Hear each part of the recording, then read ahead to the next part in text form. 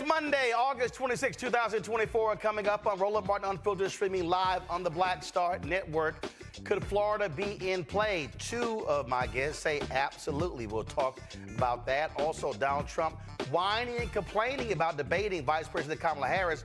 Her team fires back in a huge way. 200 former officials who work for Republican presidential candidates, they are endorsing Vice President Kamala Harris. We'll talk about that.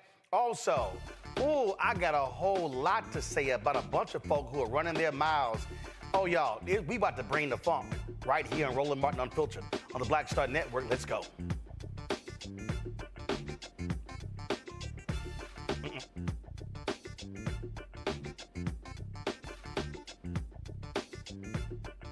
Folks, Black Star Network is here. Oh, no punch! I'm real revolutionary right now. Support this man, Black Media. He makes whatever the biz, he's on it. Whatever it is, he's got the scoop, the fact, the find. And when it breaks, he's right on time and it's rolling. Best believe he's knowing. Putting it down from sports to news to politics. With entertainment just for kicks, he's rolling. It's on go, y'all. our stories are told. Thank you for being the voice of Black America, Roland. Stay black. I love y'all. All momentum we have now, we have to keep this going. The video looks phenomenal. See, this difference between Black Star Network and black-owned media and something like CNN. You can't be black-owned media and be scared. It's time to be smart. Bring your eyeballs home. You dig?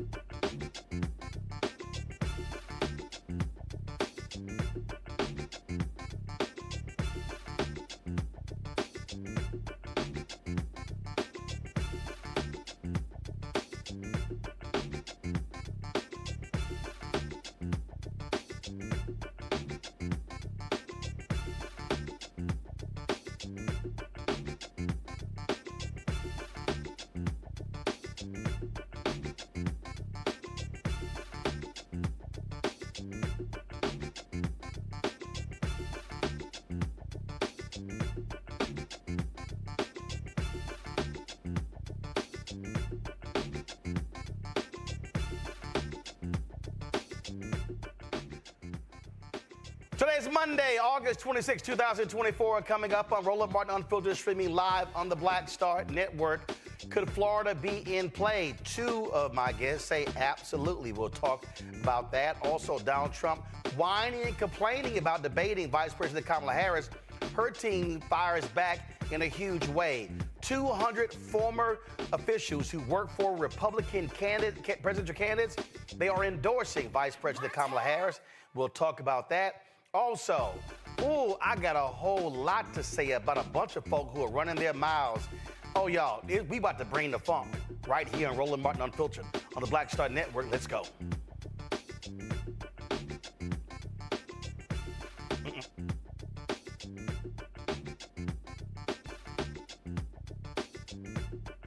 Folks, Black Star Network is here.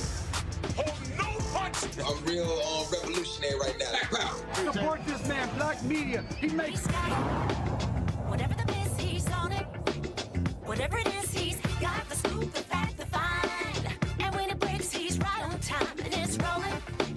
Best believe he's knowing. Putting it down from sports to news to politics. With entertainment just for kicks, he's rolling. It's on go, roll, y'all. It's Roland Martin, yeah. Rolling with Roland now. He's funky, he's fresh, he's real, the best. You know he's Roland Martin now.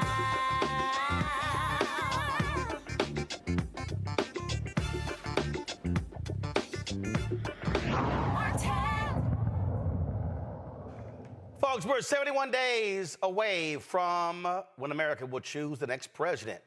Of course, swing states such as Arizona, Georgia, Michigan, Nevada, North Carolina, Pennsylvania, and Wisconsin, those 7 are what folks are focused on. But the reality is, Florida is that one of the states that could be in play. Well, Democratic chair there, Nikki Fried, says don't overlook the Sunshine State, the role they could play in this election. Now, keep in mind, over the last 3 or 4 cycles, Florida has been a red state, primarily because Democrats there have been grossly out-organized, outmaneuvered. It has been, the leadership they have had there has been utterly awful. But with Nikki Fried, who was the last Democrat elected statewide, becoming party chair, they've had successes. The other day, she talked about why Florida cannot be ignored in 2024. Nikki, Florida's been a great tease for Democrats in the last 2 presidential elections. I noticed the other day Republicans now have a huge registration advantage. You also have some pluses. You have abortion and marijuana on the ballot, which presumably would bring out some of your voters. Do you really have a shot in Florida this year? We do. We have a huge shot. And you know, even the misrepresentation of the voter registration gap. And I think most people, not only in Florida but across the country, don't understand exactly what happened. So in 2022, under the leadership of Ron DeSantis and Republicans, they passed a new law that every single year there has to be list maintenance for the supervisors of elections. And they changed the definition of an active voter.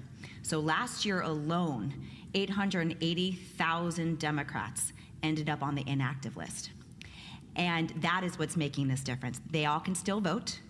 And of course, there's a disproportionate amount of African American and Hispanics that are on that list. About 40% are African American and 30% are Hispanic.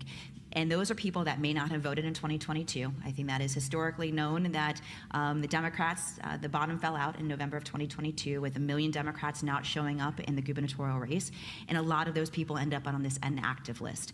So when we are able to talk to those voters who may not have been feeling touched in the last 2 election cycles, have a reason to come out this time, they all can vote. And that's how we start to make up some of those gaps. And Florida has now almost 1/3 of our electorate is independent. And they have been breaking for Democrats 65 to 70%. We saw that in the mayor's race in Jacksonville last year, flipping one of our House seats this year. And so when an energized Democratic base that is organized, that is boots on the ground, we too have about 25,000 new volunteers just in the last 3 weeks.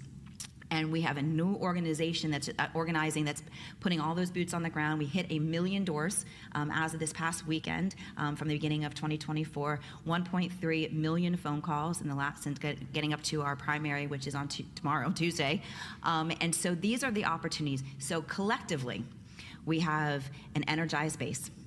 We have a state that is pissed off that Ron DeSantis has taken us into such an extreme direction in which property insurance is still the #1 issue. Property insurance under DeSantis' leadership, or lack thereof, has grown 400% since he became governor. It's the highest in the country. 6-week abortion ban, book banning, decimation of our complete education system, both from K through 12, higher ed, abortion's on the ballot, cannabis is on the ballot, and a fractured Republican Party. Ron DeSantis doesn't want Donald Trump or Rick Scott to win. It hurts his brand. He'd rather see them lose, and so he can go out in 2028 and say, see, I should have been your nominee in 24. So there's interesting dynamics that are happening in our state. On top of that, we are the second largest student population outside of California, between our state universities, our HBCUs, our colleges, and when they are energized, and we have been doing dorm storms all week and seeing just huge numbers of voter registration to that generation, all of these things are converging at the same moment of a perfect storm that don't sleep on Florida. Joining us right now is Christopher Boozy, the CEO of Spoutable, and historian Dr. Marvin Dunn. Glad to have both of them here. I'm going to start with you, Christopher. You've been on social media the last several weeks saying over and over and over again, Florida is in play. You've had the Florida Republican State Party chair sitting here just telling you you're nuts. Other people say you're crazy.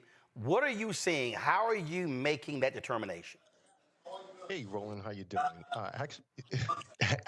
Actually, it's been months now that I've been saying this. Before Harris came in, and the reason why I'm saying this is quite a few things, but mainly what Nikki Fried said. There's a lot that's happening in Florida, and I agree with her. I would call it the perfect storm. But also on top of that, you have folks who are just fed up with Trump. To the point, that video was just a little bit old. It's now at 33,000 volunteers, and 3% or so of those people who volunteered identified as Republicans. So on top of everything Nikki Fried stated, with cannabis being on the ballot, abortion being on the ballot, women just being pissed off, 3% of Republicans who signed up are now, volunteering for VP Harris. And that number is very important because I've been saying for months, I predict that's going to be roughly 3 to 5-ish% of Republicans who are not going to support Trump this cycle. If Trump loses 3% of his support in Florida, combined with everything Nikki Fried stated in that video, Democrats will win Florida. One of the things, Dr. Marvin Dunn, the Democrats have done, you finally now have a real party. You have folks who have been focused on mobilizing, organizing. I mean, you had party leaders before who couldn't raise money, who had no message. They were all over the place. And over the last year, the work that Fried has done, along with Nikki Barnes and others, I mean, so you now have a workable party. What are you seeing?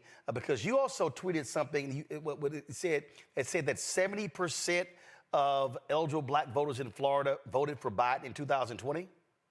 That's correct. 71% of the black vote turned out for Barack Obama. And if that number is even approached, Harris will win Florida. I'm sorry. You said 71% of the black vote in Florida turned out for Obama in 2008. Because okay, got it. Okay, go ahead. That's correct. And when a black person is head of the ticket, black people go to the polls. And when black folks perceive a racial enemy, as Trump is, all the more motivation for blacks to vote. I'm convinced that the black population of Florida will turn out in such numbers that they will elect the next president of the United States, even if Kamala Harris does not step in Florida at all. On that particular point there, Chris, and I have long been saying on this show, on radio and others, that when black people vote our numbers, when we're focused on capacity, we change the game. And I keep saying the threshold is 70% or higher. We saw even in the race with Andrew Gillum versus Ron DeSantis for governor, where in those blue counties they're not voting at 65, 70%. It was in the 54, 57% range. And so what you're looking at is with these volunteers signing up and with what we saw last week defeating Ron DeSantis candidates for the school board, that you have a perfect storm that's developing where Democrats can be extremely competitive and actually win. Yes, absolutely, and I also agree. I'm sorry with your previous guest. When you one who is black at the top of the ticket, whether it was Obama, whether it was Gillum, black folks, they come out. And if you can get that number up there, that percentage up to the 70-ish, just a little bit above that, you're in a good position. But on top of that, let's not forget enthusiasm, momentum. All of that plays a part in this. And right now, VP Harris has it. We just saw with the convention, folks are, fired up, and I've been calling it a super spreader event. And I'm not talking about COVID-19. I'm talking about the joy, the enthusiasm, all that stuff. They're bringing this stuff back to, their districts, and I do think people are fired up, and that's what she needs. So, not only do I think Florida is in play, I actually do think she's going to win Florida, because there's a difference between it being in play and actually, I believe she's going to win, and I do believe she's going to flip Florida, and I also think that that Senate seat is also going to flip as well. Marvin, there's somebody just posted this graphic on social media, and it shows announced field officers. Real revolutionary right now. Support this man, Black media. He makes sure that our stories are told. Thank you for being the voice of Black America, Roland. Stay black. I love y'all. All momentum we have now, we have to keep this going. The video looks phenomenal. See, there's a difference between Black Star Network and Black-owned media and something like CNN. You can't be Black-owned media and be scared. It's time to be smart. Bring your eyeballs home. You dig?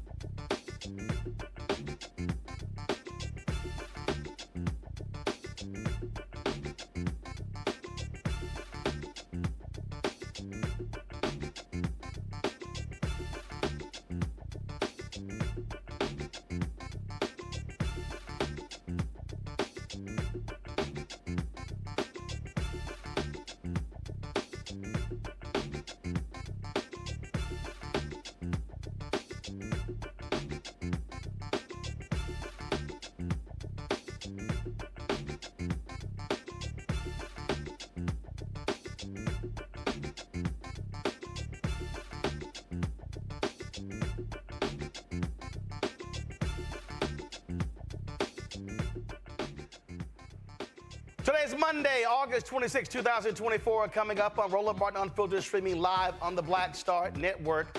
Could Florida be in play? Two of my guests say absolutely. We'll talk about that. Also, Donald Trump whining and complaining about debating Vice President Kamala Harris.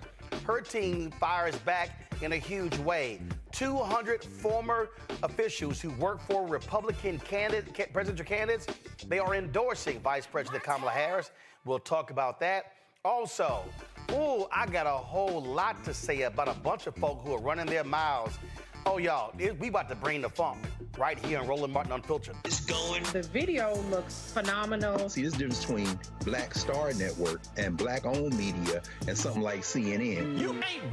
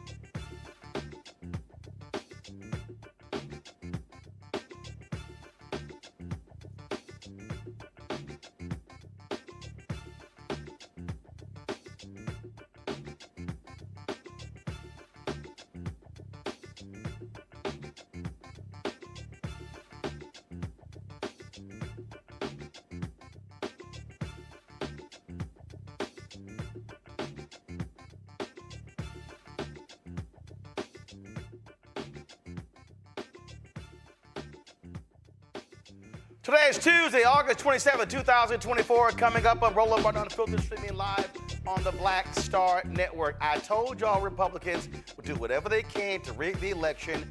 Now you have two Republican state officials in Nebraska telling the legislature the law they passed don't matter when it comes to voting rights for formerly incarcerated. Really? Yeah, we're going to talk about that. Why is Axios saying Vice President Kamala Harris is flip-flopping when it comes to securing the border? We're going to break it down for you on the show as well. Plus, Jermaine Dupri and I talk about a controversial video he dropped.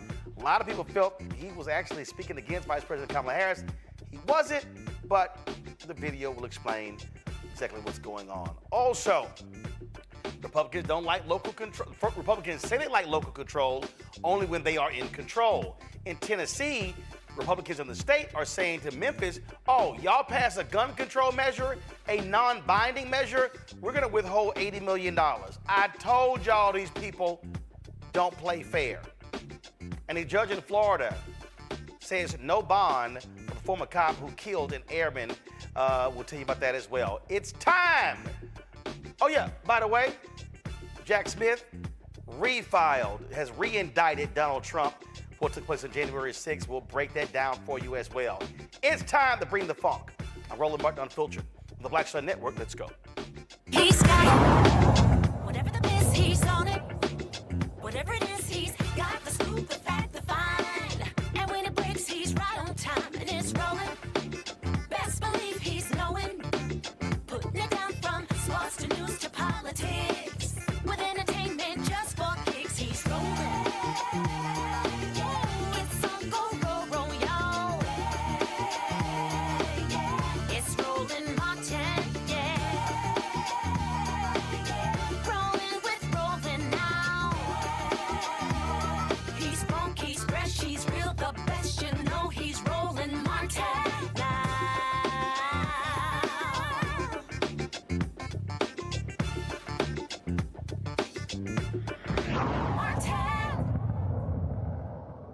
All right, folks, on July 19th, Nebraska's legislature, they had a bill that would take effect that would restore voting rights for about 7,000 people. Well, the Nebraska Attorney General and Secretary of State, they were like, yeah, those laws don't mean anything, and it really declared them unconstitutional. But I'm sorry. So how does the Attorney General, Secretary of State, tell the legislature that what they have done is unconstitutional? I want to talk about this right now with State Senator Terrell McKinney of Nebraska. He joins us. I'm confused here. So walk us through here. Last I checked, when the legislature passes a law, unless the Supreme Court of Nebraska says it's unconstitutional, how the hell does the Attorney General and the Secretary of State decide on their own?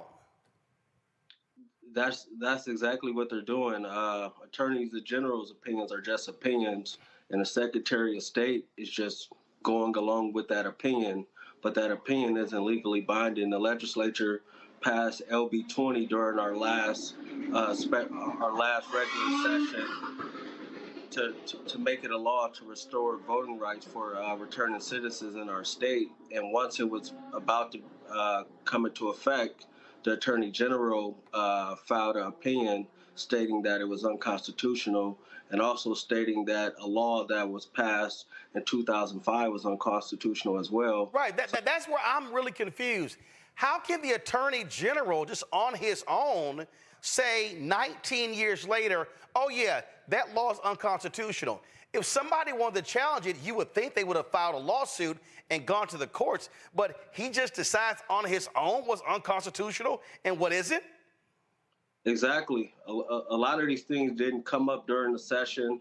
None of these claims, and especially none of the claims that the law in 2005 was unconstitutional, I had never heard it before until that opinion came out, and a lot of us were surprised of it. Are Republicans in Nebraska saying what the hell is going on? Yeah, so even some of my colleagues, because Nebraska is unique, we have a unicameral, we don't have a two-body system, and the bill had passed with bipartisan support. So even when my colleagues Looks like your signal froze. Like what is going on? Actually, hold on 1 second. Your signal froze. You said my colleagues, and you froze. Go ahead. Oh, sorry. Yeah, my colleagues, once we had got called back for a special session a few weeks ago, and talking to some of my colleagues, they were having the same concerns we were having, like what is going on here? We passed this law, and then the Attorney General and the Secretary of State just comes in and tries to tell us what to do. What happened to the separation of powers? So what's next? What's next? It's in the courts right now. There's legal challenges happening. It's up in our Supreme Court. We're hoping that the Supreme Court rules in the favor of the voters, rules in favor of the people, and rules that the law is constitutional and that those individuals can have their rights restored and they can vote in the November election.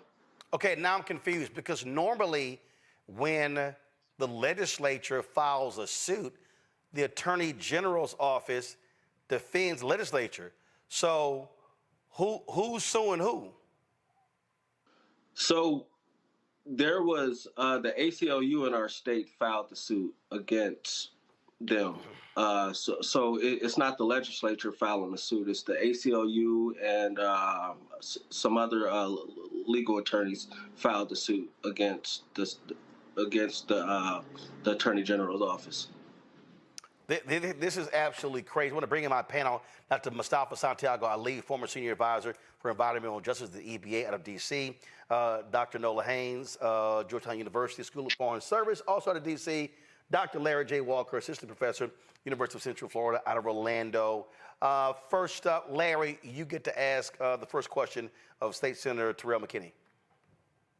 Yeah, so this is just obviously another example of, Republicans not being inconsistent about what they say they actually believe. I guess my question is, when you look at the individuals who were, this bill passed and, sort of restore, for returning citizens, restore their voting rights, do we have a breakdown in terms of the racial demographics of those individuals? I think it was 7,000 individuals or so. Do we have a racial breakdown of those individuals who maybe have the opportunity to have their voting rights restored and be able to vote? It would more than likely be disproportionately Black people. Our state's prison population is currently disproportionately. It encompasses Black individuals, mainly people from my district and the district of the only other Black senator. There's also Native Americans and Latinos as well, but disproportionately speaking, based on our prison population, I would say Black people. Nola. Thank you so much for talking about this evening. I'm really bothered by this. So my question is the ACLU filing their lawsuit? Is it a voting rights lawsuit? What type of lawsuit is it civil rights? Like what type of lawsuit is it? It's a class action suit. It's 3 individuals they're using for the suit that would have been affected by the law or were affected by what the Attorney General did. Okay, thank you. Mustafa. My question is always why. So what do they get out of this? Does it impact local races, county races, races across the state based upon where you sit and your sets of experiences? Why would they do this in this time? If you're thinking political, so Nebraska is unique. We split our electoral vote. In Omaha, we have what we call the blue dot. We have an individual running for Congress right now who could potentially flip a seat. And if you're thinking political, if we allow for more individuals who have returned home from incarceration to vote, they could potentially help in flipping that seat to a blue seat.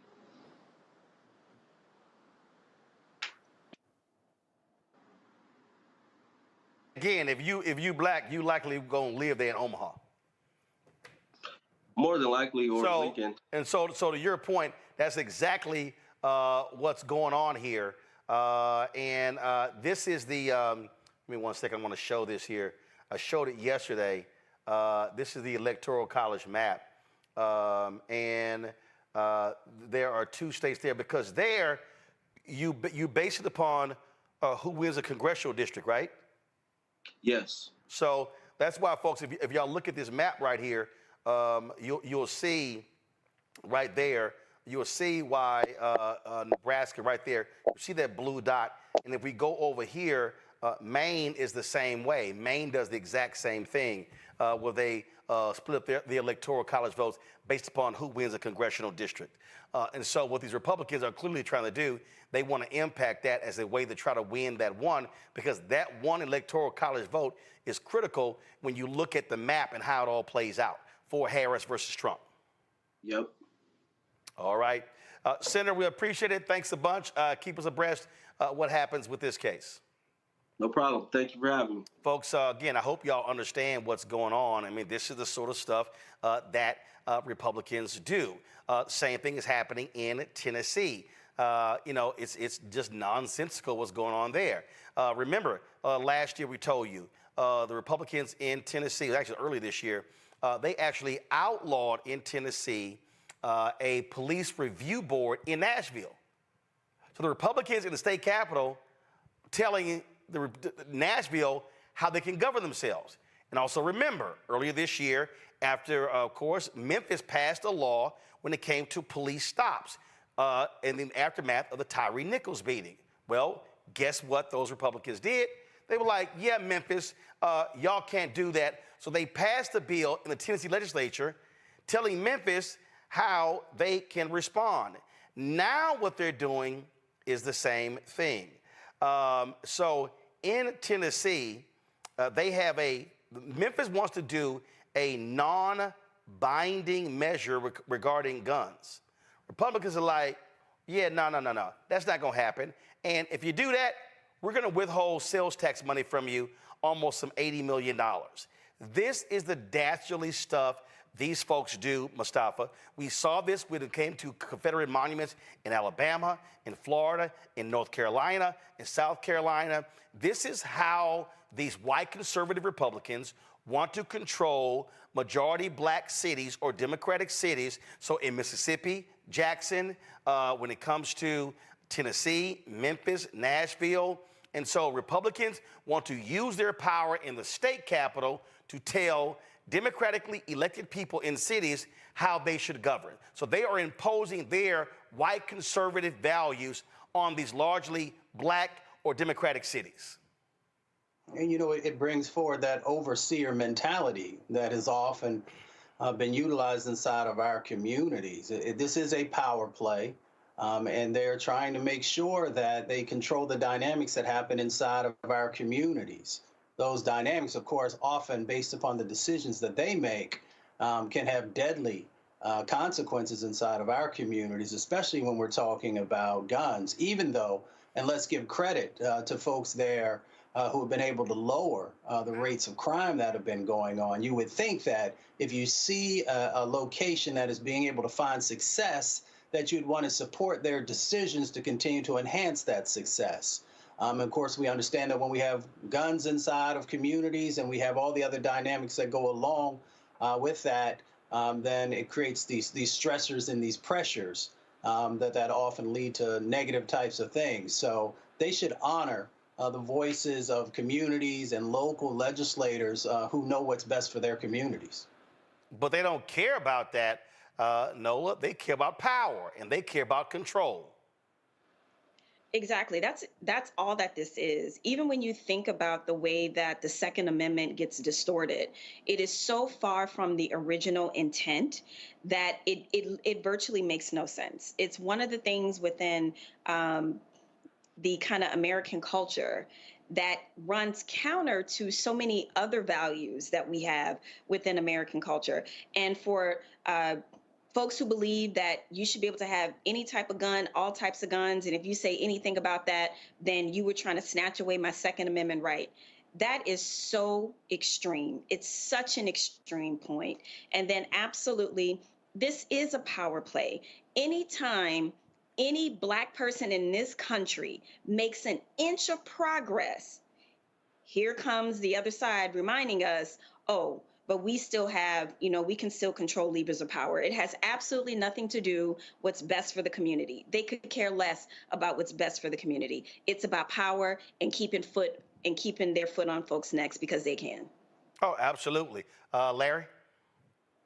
So it's really interesting, the particular issue, Roland, and you highlighted some of the challenges, just, these mostly Democratic, jurisdictions, particularly cities, are encountering throughout the country.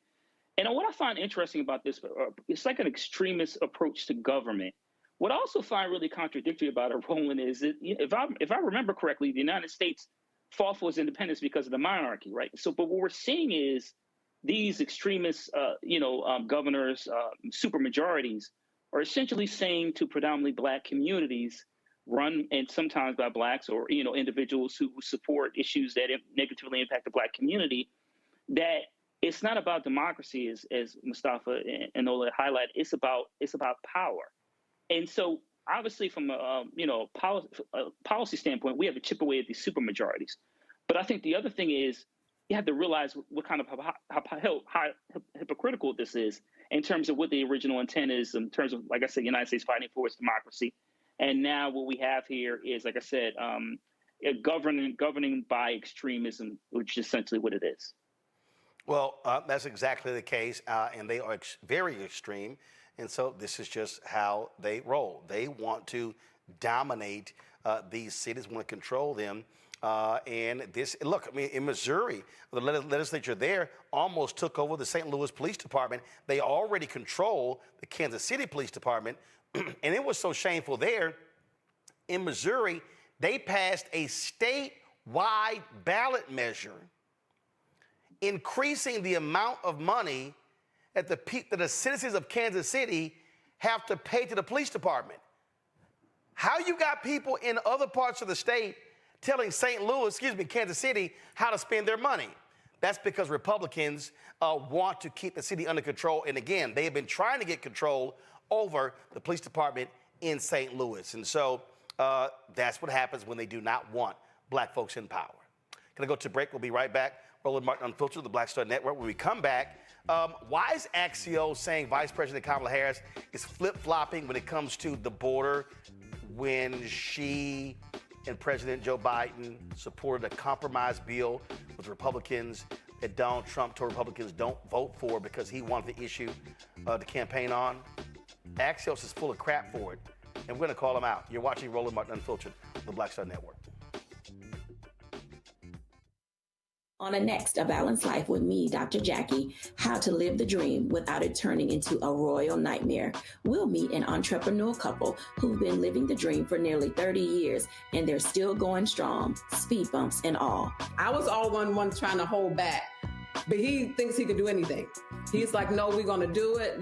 Let's do it. Let's just jump into it. And it has worked. It's a thing of beauty, literally. That's all next on A Balanced Life on Black Star Network.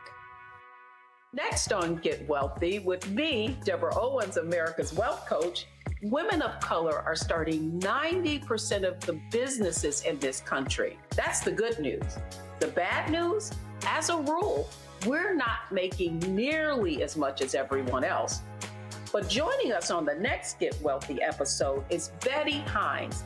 She's a business strategist, and she's showing women how to elevate other women. I don't like to say this openly, but we're getting better at it. Women struggle with collaborating with each other.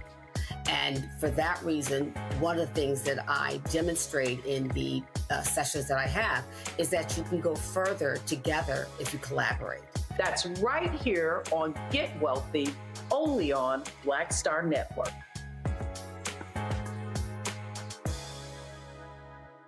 Me, Sherry Shepard, and you know what you're watching, Roland Martin Unfiltered.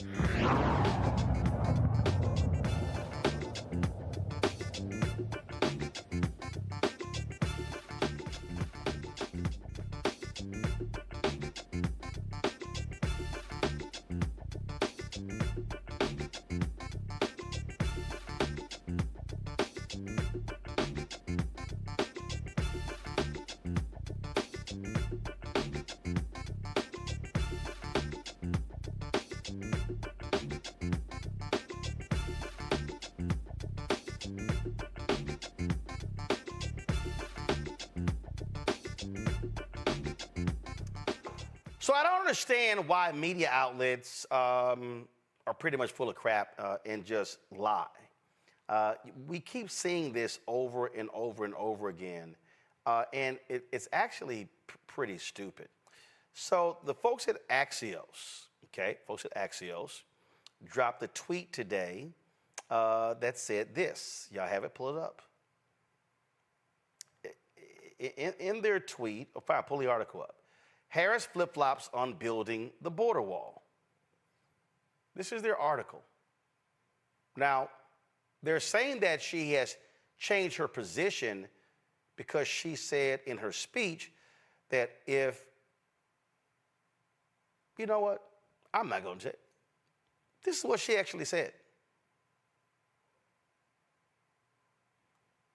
All right, so, y'all, she said in her speech, all right, she said in her speech that, well, you know what, that was a compromise bill, and Republicans backed out of it, and I'm going to reintroduce that bill, and if it's passed, I will sign it into law. It was the bill by Senator James Lankford out of Oklahoma. It would provide 22,000 new Border Patrol agents, 41,500 new detention facility beds, and again, Republicans tanked it. So I don't understand how they can say she's flip-flopping when, as vice president, she and President Joe Biden compromised on the border bill. See, Nola, these are the games we see playing with these media folks. They're playing Republican games by saying, well, she's a flip-flopper, when, as vice president, they compromised. The woman said, yo, I'll sign it into law. I'm trying to understand, where's the flip-flop?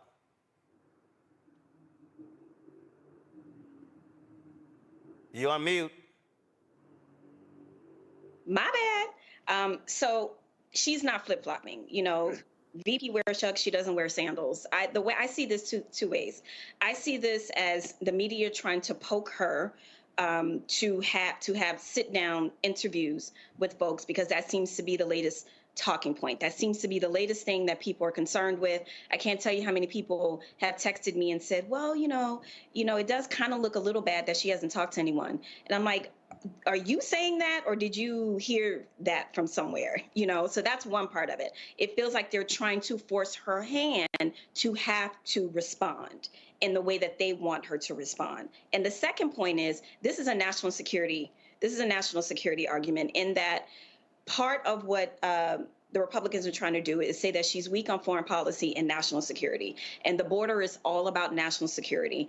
And so it's this combination of trying to force her hand to have a conversation with someone in the media to explain her position, which no one will hear anyway. Their minds are already made up. And then secondly, trying to say that she's weak on national security. So it's a twofer. And neither are true. So again, this is the games they're playing, folks, here. So they're trying to criticize this commercial that her campaign put out on the border wall. So let me just play this for you. Check it out. Kamala Harris has spent decades fighting violent crime. As a border state prosecutor, she took on drug cartels and jailed gang members for smuggling weapons and drugs across the border. As vice president, she backed the toughest border control bill in decades. And as president, she will hire thousands more border agents and crack down on fentanyl and human trafficking. Fixing the border is tough. So is Kamala Harris.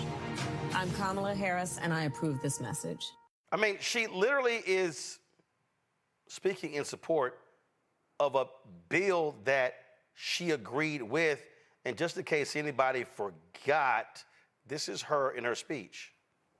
After decades in law enforcement, I know the importance of safety and security, especially at our border. Last year, Joe and I brought together Democrats and conservative Republicans to write the strongest border bill in decades. The Border Patrol endorsed it.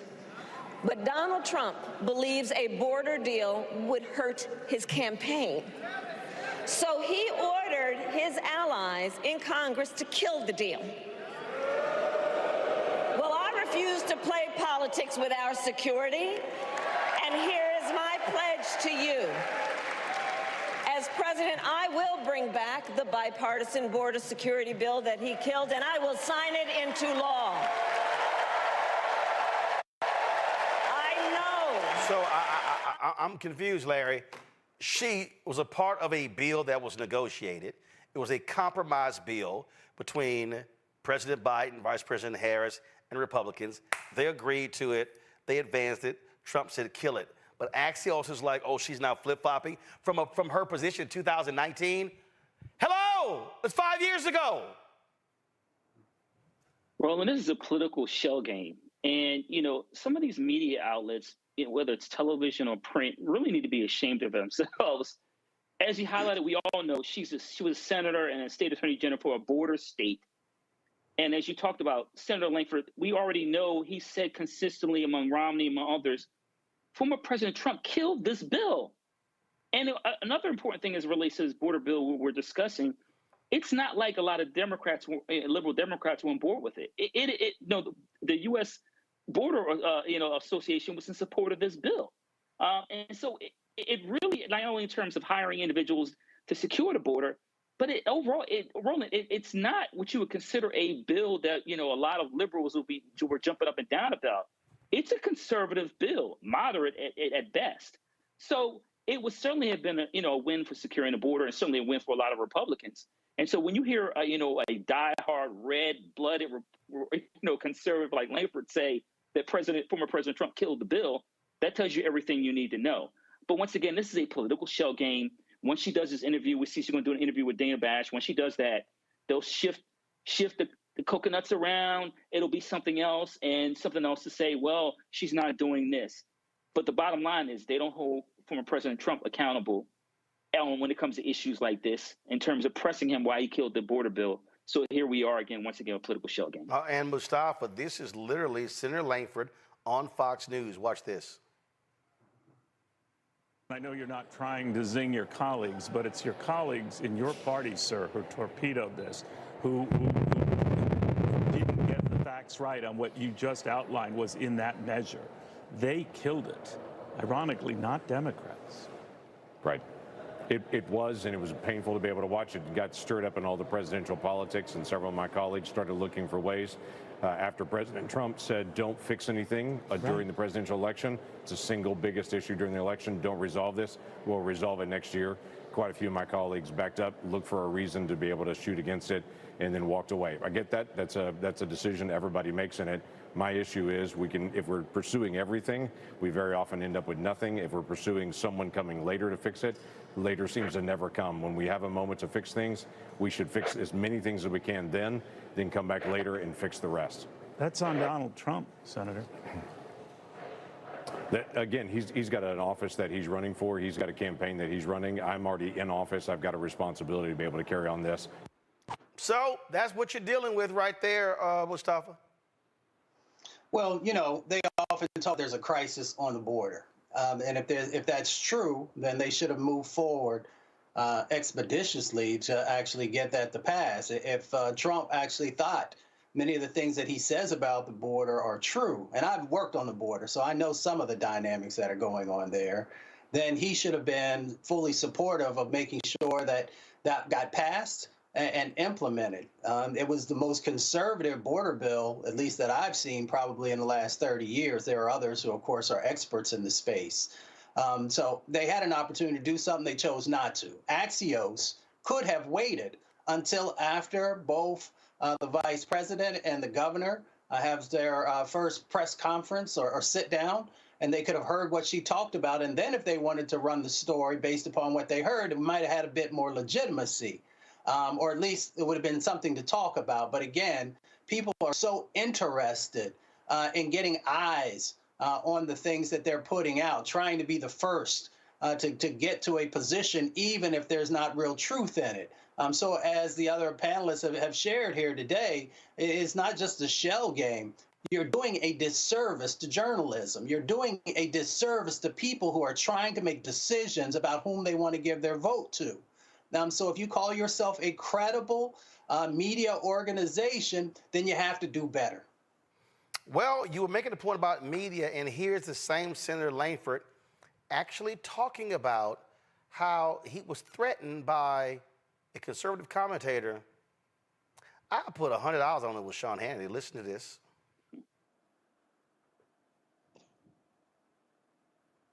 Some of them have been very clear with me. They have political differences with the bill.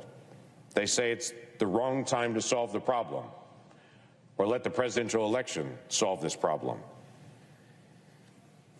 In fact, I had a popular commentator 4 weeks ago that I talked to that told me flat out, before they knew any of the contents of the bill, nothing was out at that point, that told me flat out, if you try to move a bill that solves the border crisis during this presidential year, I will do whatever I can to destroy you, because I do not want you to solve this during the presidential election. By the way, they have been faithful to their promise and have done everything they can to destroy me in the past several weeks. It's what we're dealing with. They do not want to solve this issue, Larry, at all.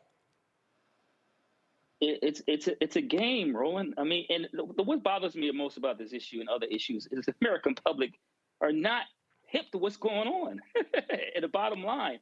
And, you know, listen, once again, you know, Langford, he's a red-blooded conservative, right? It's not a moderate. He votes, you know, former President Trump probably 99.9% of the time. So this idea that he's being attacked and trying to solve an issue we know was an issue we need to solve for decades speaks volumes about in terms of where some of the media outlets are and how much power they have as it relates to influencing policy. Absolutely. Kamala Harris, Vice President Kamala Harris and Minnesota Governor Tim Walz have announced that they're going to do their first sit-down interview with CNN's Dana Bash, taking place on Thursday. A lot of media folks have been whining and complaining, oh my God, they're not doing any interviews, they're not doing any news conferences. And Mustafa, they've been whining, saying, we don't know what her policies are. Actually, we do. They kind of talk about them in speeches. They've talked about them at the convention. So I'm sort of confused by these people who are so clueless that they say, we don't know what her policies are. Are you deaf, dumb, and blind? They're just being disingenuous is what they're doing. I mean, there's no way not to know at least probably 80% of what her policies are. There may be additional things that she will share after she's had the opportunity to think more critically about them, and she's conversation with advisors that she has a part of her committee. But Vice President Harris is a brilliant politician. She is a brilliant strategist, and I'm sure that she will have policies that resonate with the vast majority of Americans. You know, we just continue to see this game, and we'll see it for the next couple of months, you know, where the media continues to take these jabs at her, but they don't have the same level of concern when it comes to former President Trump. So, you know, we know that there's disproportionality in the way that they approach things. We know that there is the you know, second set of ways that they put more pressure on her than they do on the other candidate. But I'm looking forward to hear what she has to share. And then folks will be able to make their decisions based upon that, if they want to continue to give consideration to her or to one of the other candidates. Nola? You know, I'm so happy we're talking about this because I see this as part of the larger conversation around the campaign using content creators at DNC. And I know many of them, you know, they are wonderful. The way that they deliver information to the American population is a way that I definitely can't do it, you know, a way that a lot of people in legacy media cannot do it. And I think some of this is that, you know, even with the Tulsi Gabbards and Nikki Haley's of the world, some of this we are seeing is just hating on BP, period. You know, they're hating on her non-traditional way of actually communicating with everyday regular Americans, right? It's not those of us who are glued to MSNBC all day. That is not necessarily necessarily the audience that policies are being communicated to. You know, the way that some of the content creators, the way that they talk about VP's policies are in a very relatable way. Her economic policies, her domestic policies, you know, what she's trying to do in the housing industry to, you know, to equalize it. These are in fact policies, right? Do we know, you know, like Mustafa said, do we know the entirety of her policy portfolios regarding foreign policy and everything else? We don't know everything yet. We are still 70 days out, right? And we literally just got here yesterday. So, you know, all of this definitely will take time to cultivate. And I know for a fact that VP has a lot of smart people around her that are working on these things every single day. But none of this is as it seems. It's all a smokescreen. Number one, it's about not communicating in the traditional sense. Number two, keeping in line with that, using content creators to deliver her policies and her messages, you know, bucking traditional media. And then also, she's pretty fly. Let's just keep that a buck. They're upset about that. All of it. And, you know, that's how I see a lot of these women out here who are hating on her for absolutely no reason. They just bother her. She bothers them when she wakes up and breathes in the morning. So that's just going to be there, unfortunately. But this is some of this is hate. Some of this is jealousy. It are lies. And they are really afraid of this woman. Larry? Yeah, this is, you know, like I said, I mentioned earlier in terms of a shell game. You know, it's gonna, if it's not this, it's gonna be another issue. But, you know, I'm glad she's gonna finally do an interview with Dana Bash, because I'm sick and tired of hearing. And hopefully, Roland, I know you tweeted about this. You're next on the list to ask some questions that impact the Black community. I damn sure hope so. Listen, we calling it out. If our folks are watching right now, you need to come on Black Star Network and talk to Roland, so you can ask some of the questions that people want answers to. So let's get it out there. But just overall, Roland, you know, this fascination with her doing interviews, like she's been VP for 4 years. Prior to that, she was U.S. Senator. It's not like she doesn't sit down for interviews or doesn't discuss important policy issues. Once again, it's just smoke and mirrors. And I agree with Nola. There's a lot of hate and animosity based on some of these content creators getting access. Exactly. Well, first of all, I think it's stupid. All of these people, you know, who were complaining at the convention, they were complaining about the amenities and all this sort of stuff. Man, let me tell you something, okay? We paid for our space. We paid for the internet. If y'all wanted some snacks, bring your own damn snacks in. I did. I brought my own damn water, brought my own damn snacks. I didn't expect anybody to have some seat warmers for us and all this sort of stuff. I just can't stand on these old whiny-ass media people, you know, from a lot of these other places who, oh, we got treated so much better at the Republican convention than the Democrat convention, and oh, we didn't like our seats, and we were too high up, and we couldn't go onto the floor. Oh, my gosh, shut the hell up. I mean, just the constant whining is utterly ridiculous. These people actually drive me crazy with all of this crap, as opposed to, you know what, do your jobs. And also, let's be clear, it ain't like you're getting a lot of news at a political convention. Okay? You're not. You're not. It's not happening. So I just got tired of all this sort of stuff. You know, and we're living in a totally different world, Mustafa. The fact of the matter is, there are individuals who are on TikTok, who are on Instagram, who have more influence than the rest of these people. Listen, that was a story the other day. I got a kick out of this. You know, a Mediaite did this story, and they were talking about,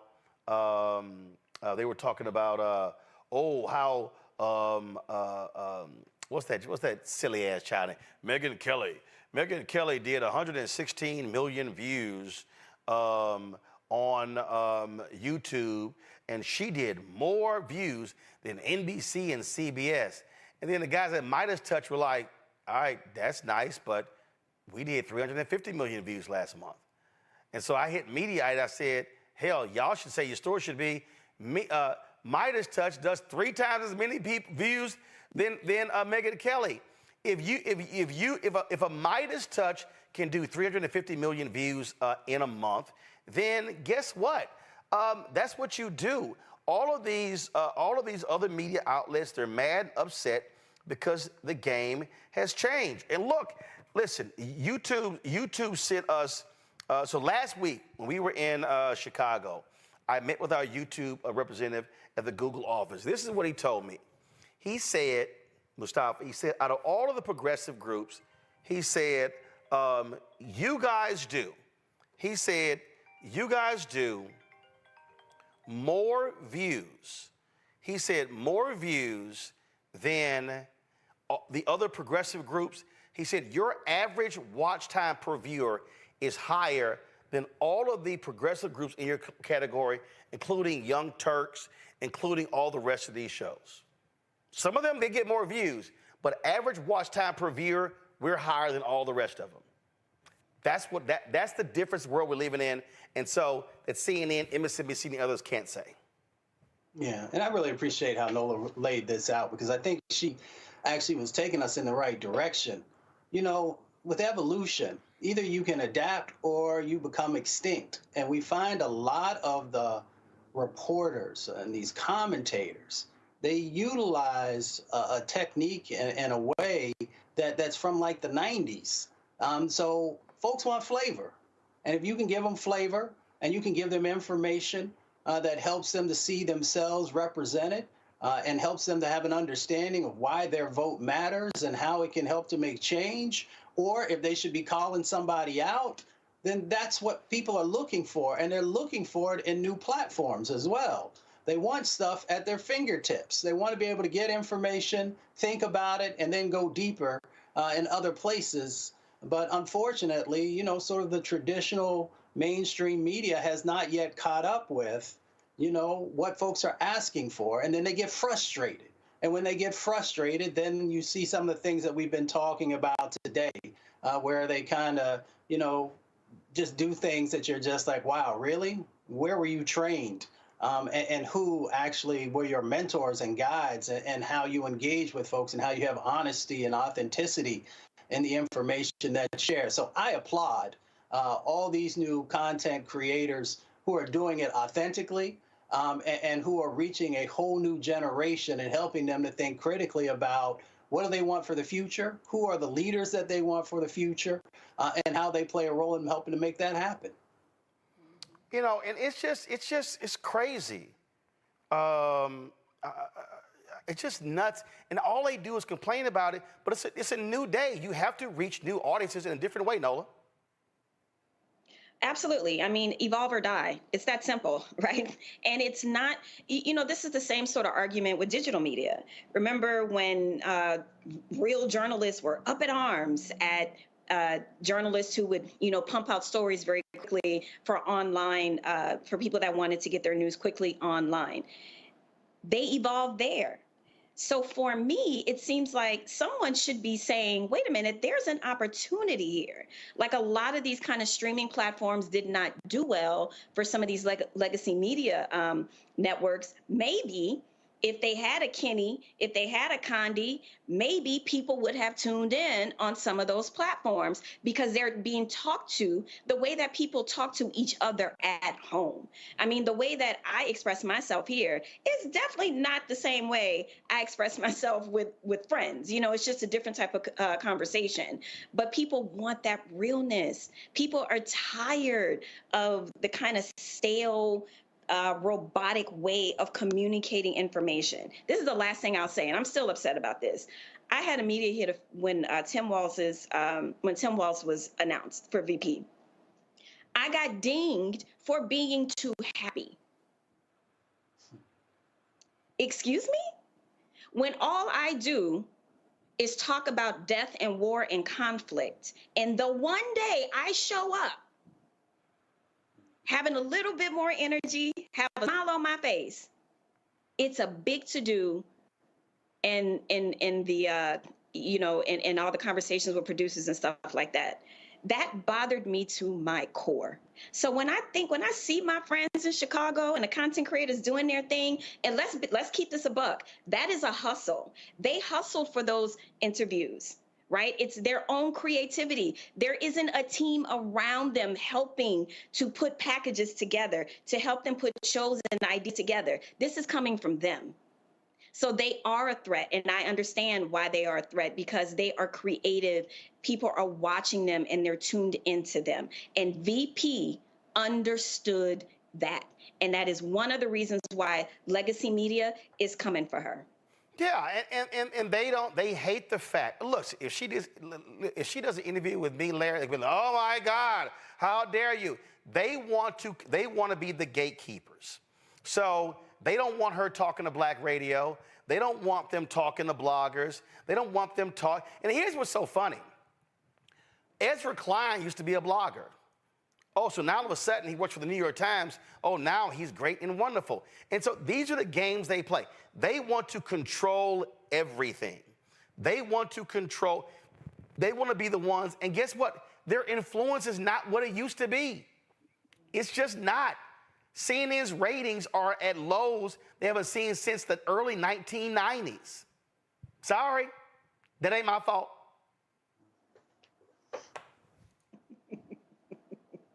A popular New Orleans saying.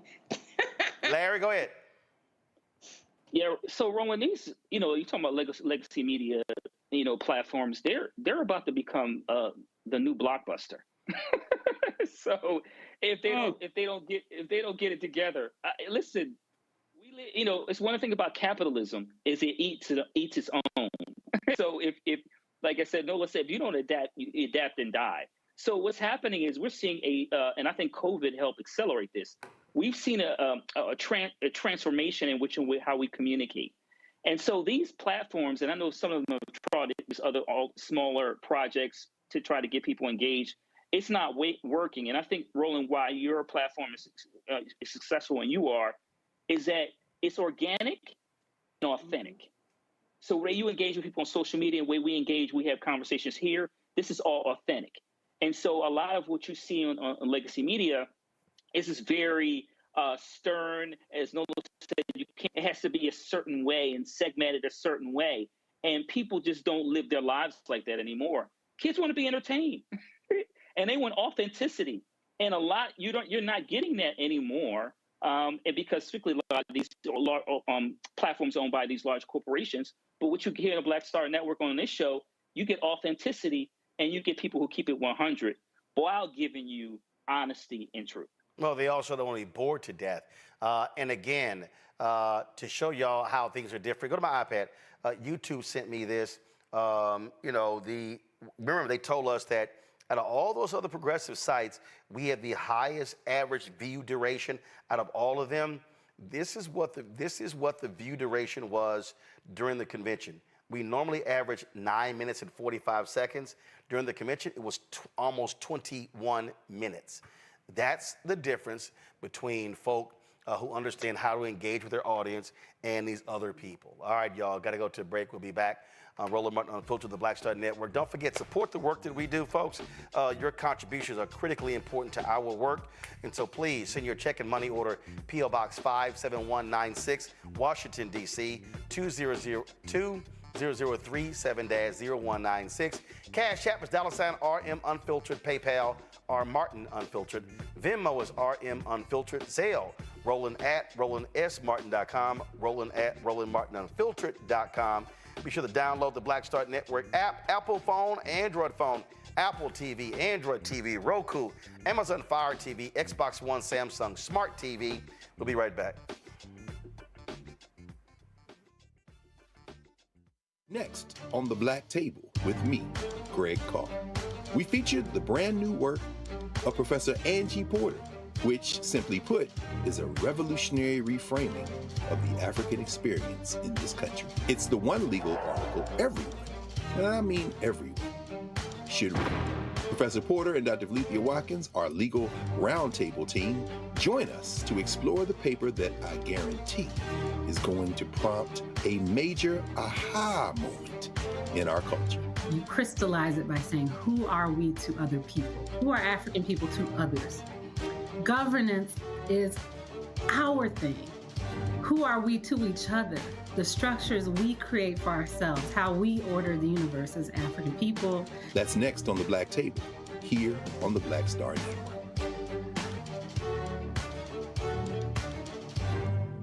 Coming soon to the Black Star Network. I still have my NFL contract in my house. I have it in a case.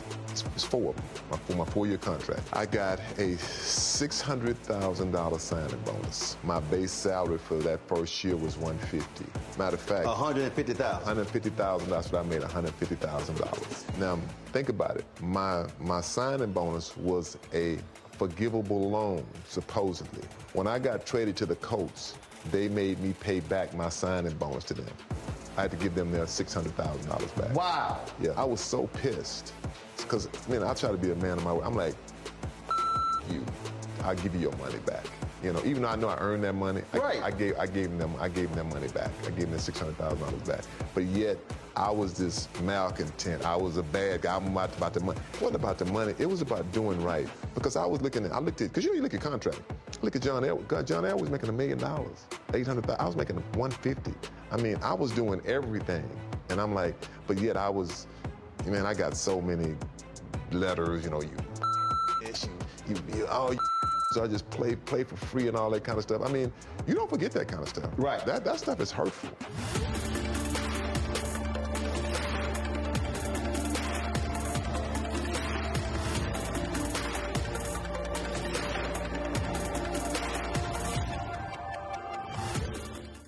Sherry Shepard with Sammy Roman. I'm Dr. Robin B., pharmacist and fitness coach, and you're watching Roland Martin Unfiltered.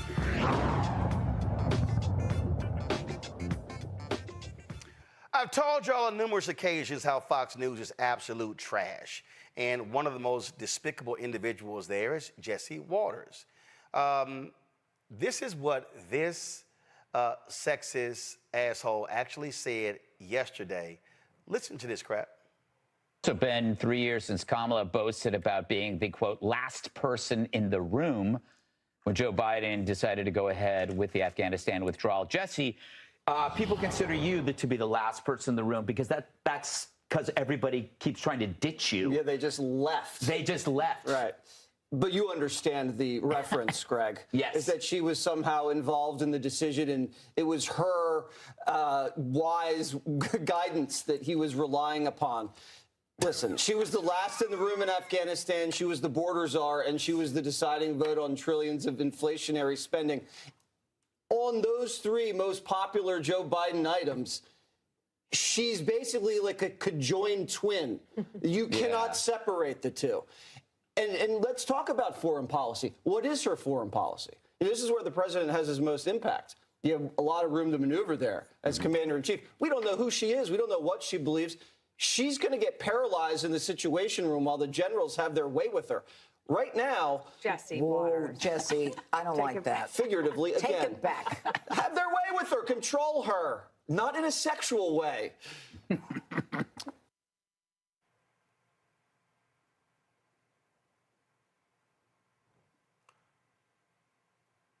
So Janine Pirro, Jesse, take it back. Dana says, Harold Ford says nothing. And then at the end there, this little, oh, I didn't mean it in a sexual way, this little smile. Oh, yes, you did. And you know what? Suzanne Scott, the CEO of Fox News, won't rebuke him, won't call him out, won't admonish him, won't take him off the air. This is the kind of stuff they encourage. Nola, here's what everybody needs to understand. And this ain't even September yet.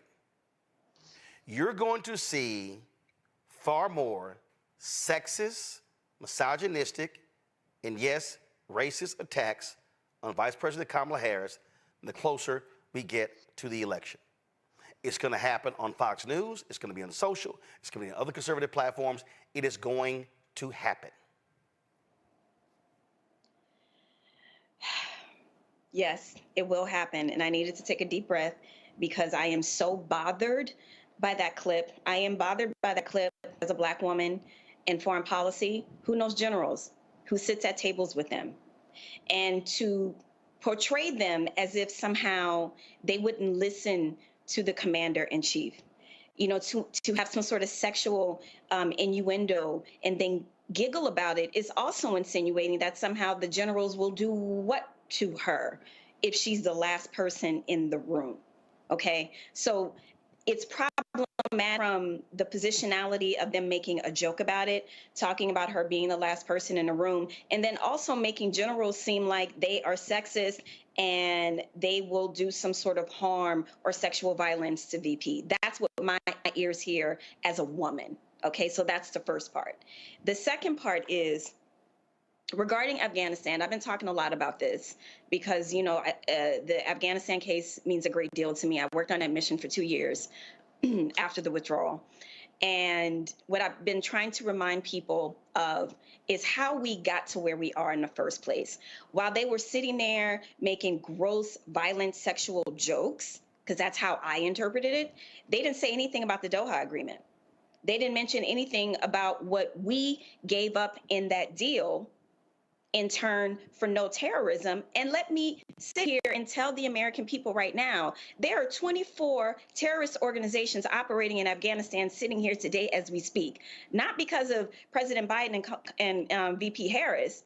It's because of the Trump administration. And I'm not saying that to be divisive. I am saying that as a policy person. I am saying that as a person who was once a global terrorism expert. This is my wheelhouse. So for them to give, you know, their viewers and their watchers part of the story, which is what they do, and then to laugh and joke about generals not, you know, respecting her and, you know, possibly wanting to do some sort of sexual harm to her, the way in which they created that visual for their viewing audience not only made her inept, you know, made her ineffective, but then you just completely demeaned her and took away all of her agency, all of her strength and intellect. And while I know that's going to continue, Roland, until the, you know, to the election and beyond, that right there was a different level of growth. And I really hope somebody at the Pentagon contact Fox News and let them know that was not okay, because it wasn't. And see, what this does is, what this does, Larry, it contributes to this notion that a woman cannot sit at the table, which is pretty stupid because you've got a woman vice president. We've had multiple women secretaries of state who have been in the Situation Room, who have been at the table. You've got women governors who have overseen the National Guard. But this is the kind of sexist, ridiculous stuff that happens in this country, and this goes to also show you why this nation has yet to elect a female president. It's just a very important point, and we should highlight that, you know, various nations throughout the country, Liberia, Germany, UK, currently Barbados, among others, have had women as leaders of the government. So the United States, as you noted, is behind the majority of other countries in the world. And that's because of sexism. Let's just call it for what it is. Also, as you played that clip, Roland, let's refresh the memories of those who are watching. That's a cultural issue with Fox, because they have a cultural problem with sexual harassment. Yep. O'Reilly was fired. They had several lawsuits. They had to file. Oh my God! Bill O'Reilly, Eric Bolling, God used to be at CNN. It was just on the tip of my Ed Henry. I mean, we can go off-air people as well. A whole lot of folks. They had to pay out a lot of money for sexual harassment at Fox News. Yeah. So this is a cultural problem that they need to address. And as Nola noted, you know, this is going to accelerate the closer we get to the election.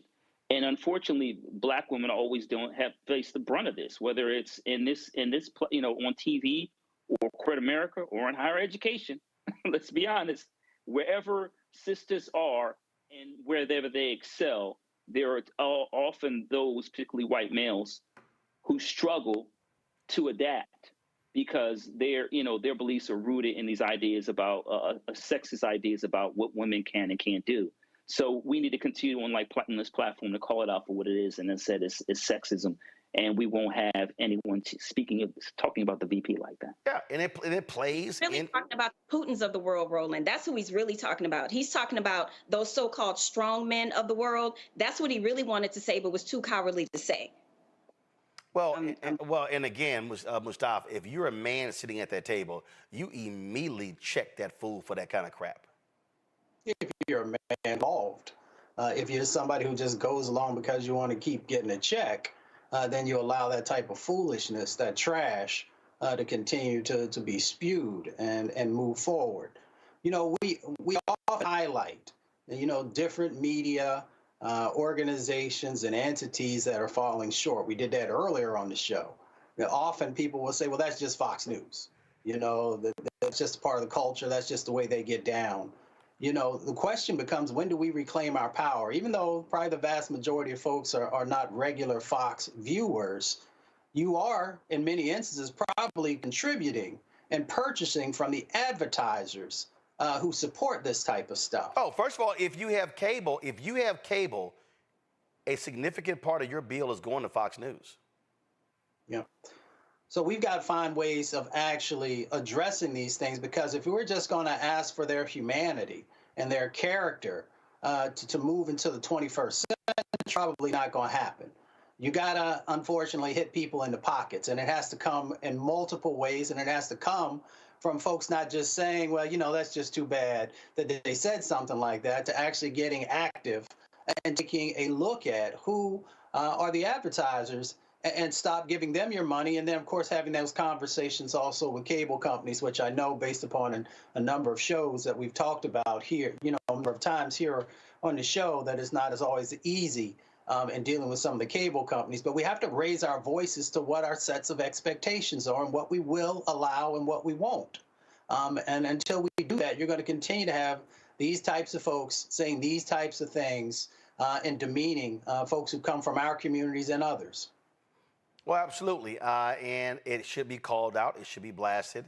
And again, executives at Fox News should have the guts to actually say something and do something about it. Unfortunately, they have yet to do so, because guess what? They consider him to be one of their stars, and so they allow this kind of crap to go on. And of course, the other male and female hosts at Fox News and don't say anything. And so you'll never, Harris Faulkner is not going to say anything. Will Cain is not going to say anything, because they are silent. They will sit here and allow that nonsense to go on. All right, y'all. When we come back, I'm going to play for you video. Jermaine Dupri, let's just say, got a lot of people hot with a video that he dropped on social media, on Twitter last week. And I saw it. I tweeted something about it. He called me. And then we actually had a live on Saturday talking about it. So I want to play that for you and talk about it with our panel as we continue our conversation, presidential politics. You're watching Roland Martin Unfiltered on the Black Star Network. And what happens in black culture. We're about covering these things that matter to us, speaking to our issues and concerns. This is a genuine people-powered movement. There's a lot of stuff that we're not getting. You get it, and you spread the word. We wish to plead our own cause. Too long have others spoken for us. We cannot tell our own story if we can't pay for it. This is about covering us. Invest in black-owned media. Your dollars matter. We don't have to keep asking them to cover our stuff. So please support us in what we do, folks. We want to hit 2,000 people, $50 this month, raise $100,000. We're behind 100,000, so we want to hit that. Y'all money makes this possible. Check some money orders. Go to P.O. Box 57196, Washington, D.C. 20037-0196. The Cash App is $RM Unfiltered. PayPal is R Martin Unfiltered. Venmo is RM Unfiltered. Zelle is Roland at RolandSMartin.com. Hey, it's John Murray, the executive producer of the new Sherry Shepherd Talk Show. And you're watching Roland Martin Unfiltered.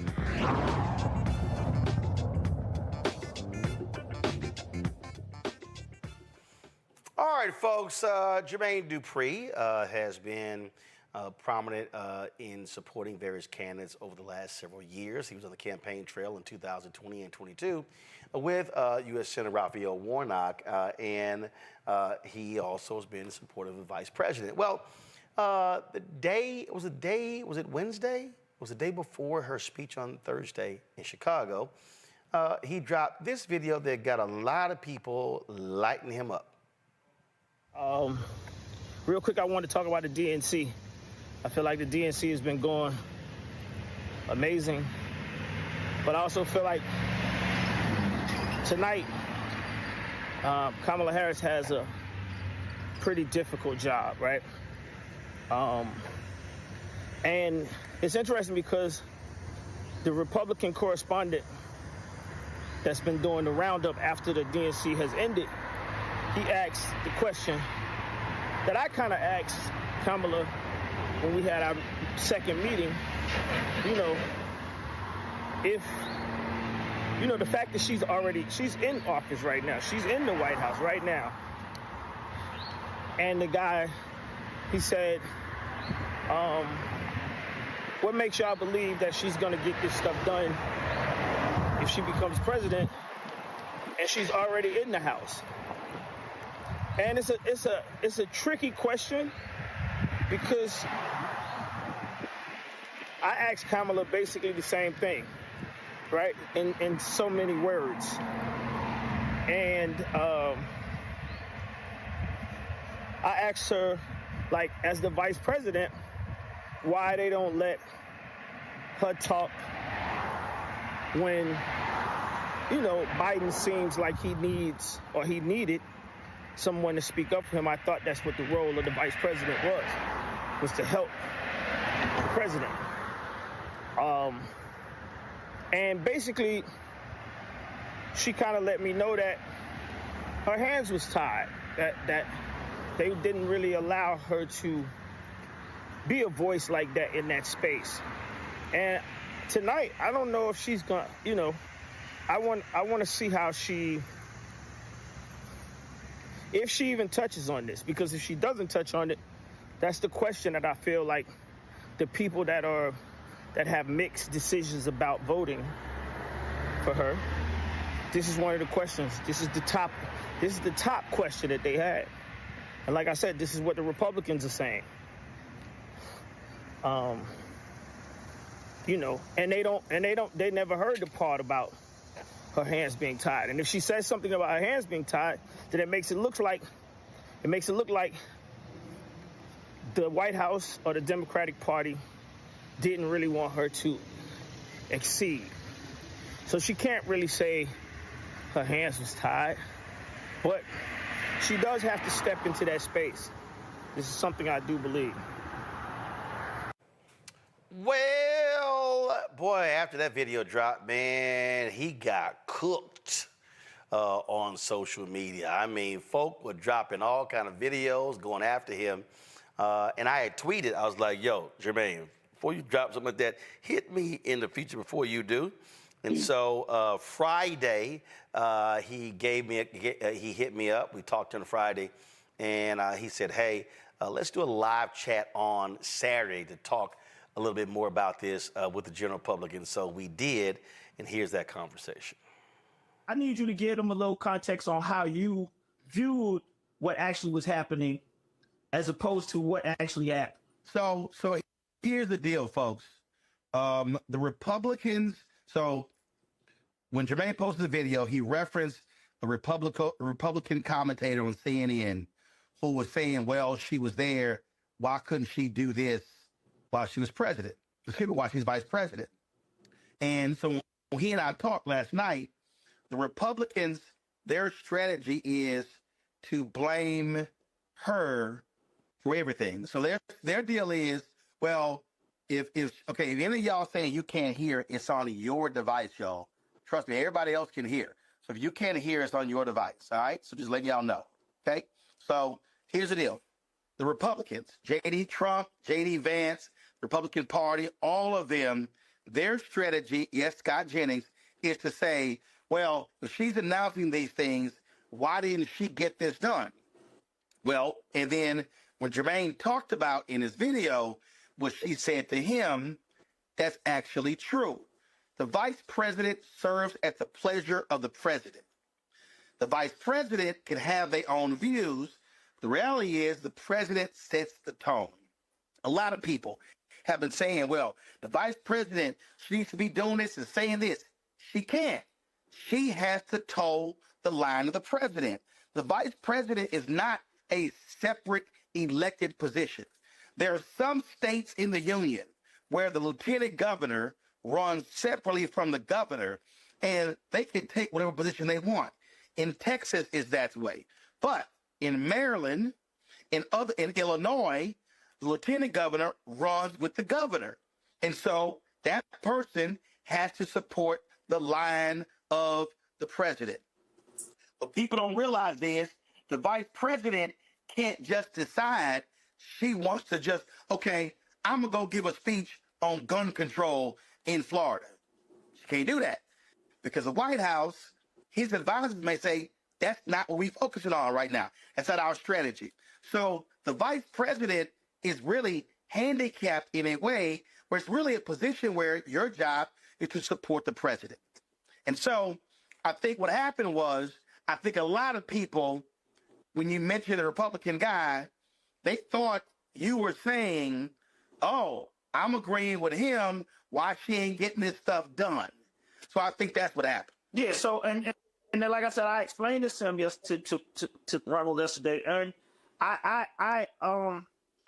it's crazy, these messages and everything that people saying. So you said they was cooking me or you woke up. And they going crazy. But, you know, one of the things I said to you last night that really shook me crazy was that as many people have so much things to say about me, it's crazy that the Dems that are voices, they're not saying this right with the public, and you told me. Right. And that's the part I want everybody to understand. Right. I'm sitting here watching TV, I'm watching CNN. I'm not sitting here saying CNN. I don't do all that. I just watch TV. You know what I'm saying? I'm watching TV. I see people who have an opportunity to say exactly what you said. Right. And they're not correcting these people that's on TV. Right. So when I was on CNN for 6 years, black people would say, man, you talk the way we talk. Man, you say what we say in the barbershop. You say what we say at home. So you're right. When you're sitting opposite of Scott Jennings, you got to jump in his ass. You got to say, you got to push back immediately. Otherwise, he is controlling the narrative and he is setting the narrative. And that's really what you're talking about. What you're talking about is you want folks to, because like when we talk, you were like, got it. Like it wasn't that hard because it's also a part of what their strategy is. And so here's the other piece. Now that she's the nominee, so she now actually has two jobs. So she's the nominee, but she's still a vice president. Biden is still president. This is the part I was saying it was tricky. When I said it's tricky in my video, this is exactly what I was talking about, people. So he's going to explain to y'all the tricky part, right? So Vice President Harris, if she has her own view on Israel-Gaza, it has to be nuanced because she's still the vice president. The president, there's only one president at one time. The president sets policy. The president sets the agenda.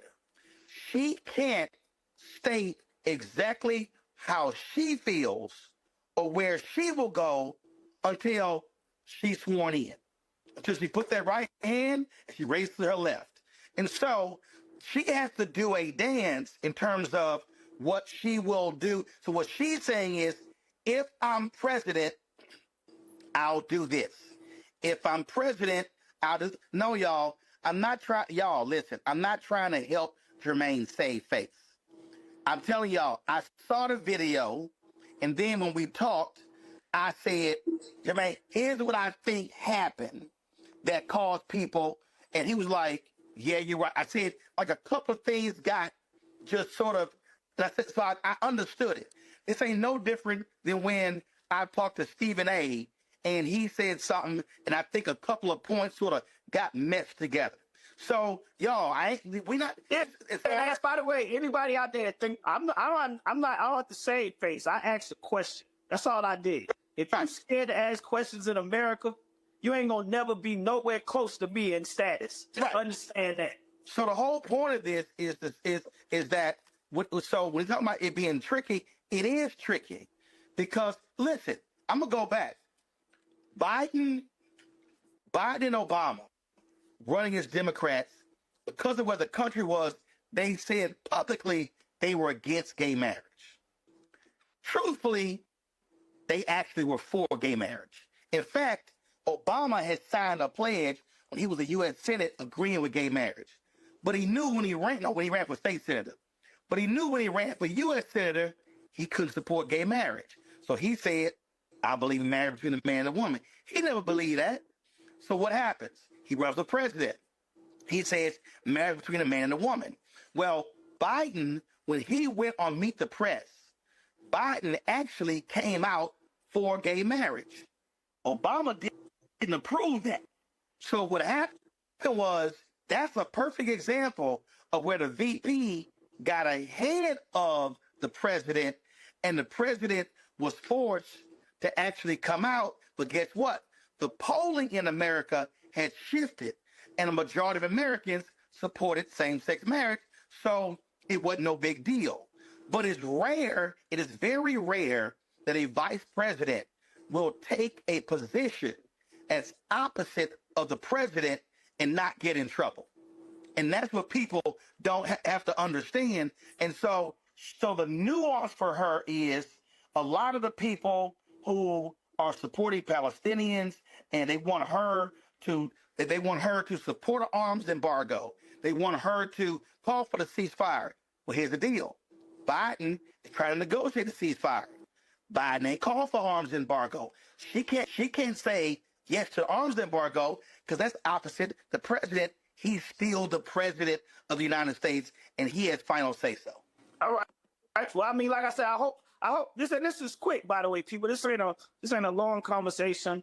He and I spoke last night. We got a clear understanding. I just want to make sure everybody hears what's happening and understand. I am not a Republican. And look, I was there in Georgia covering Warnock when Jermaine was out there, Portia Williams was out there.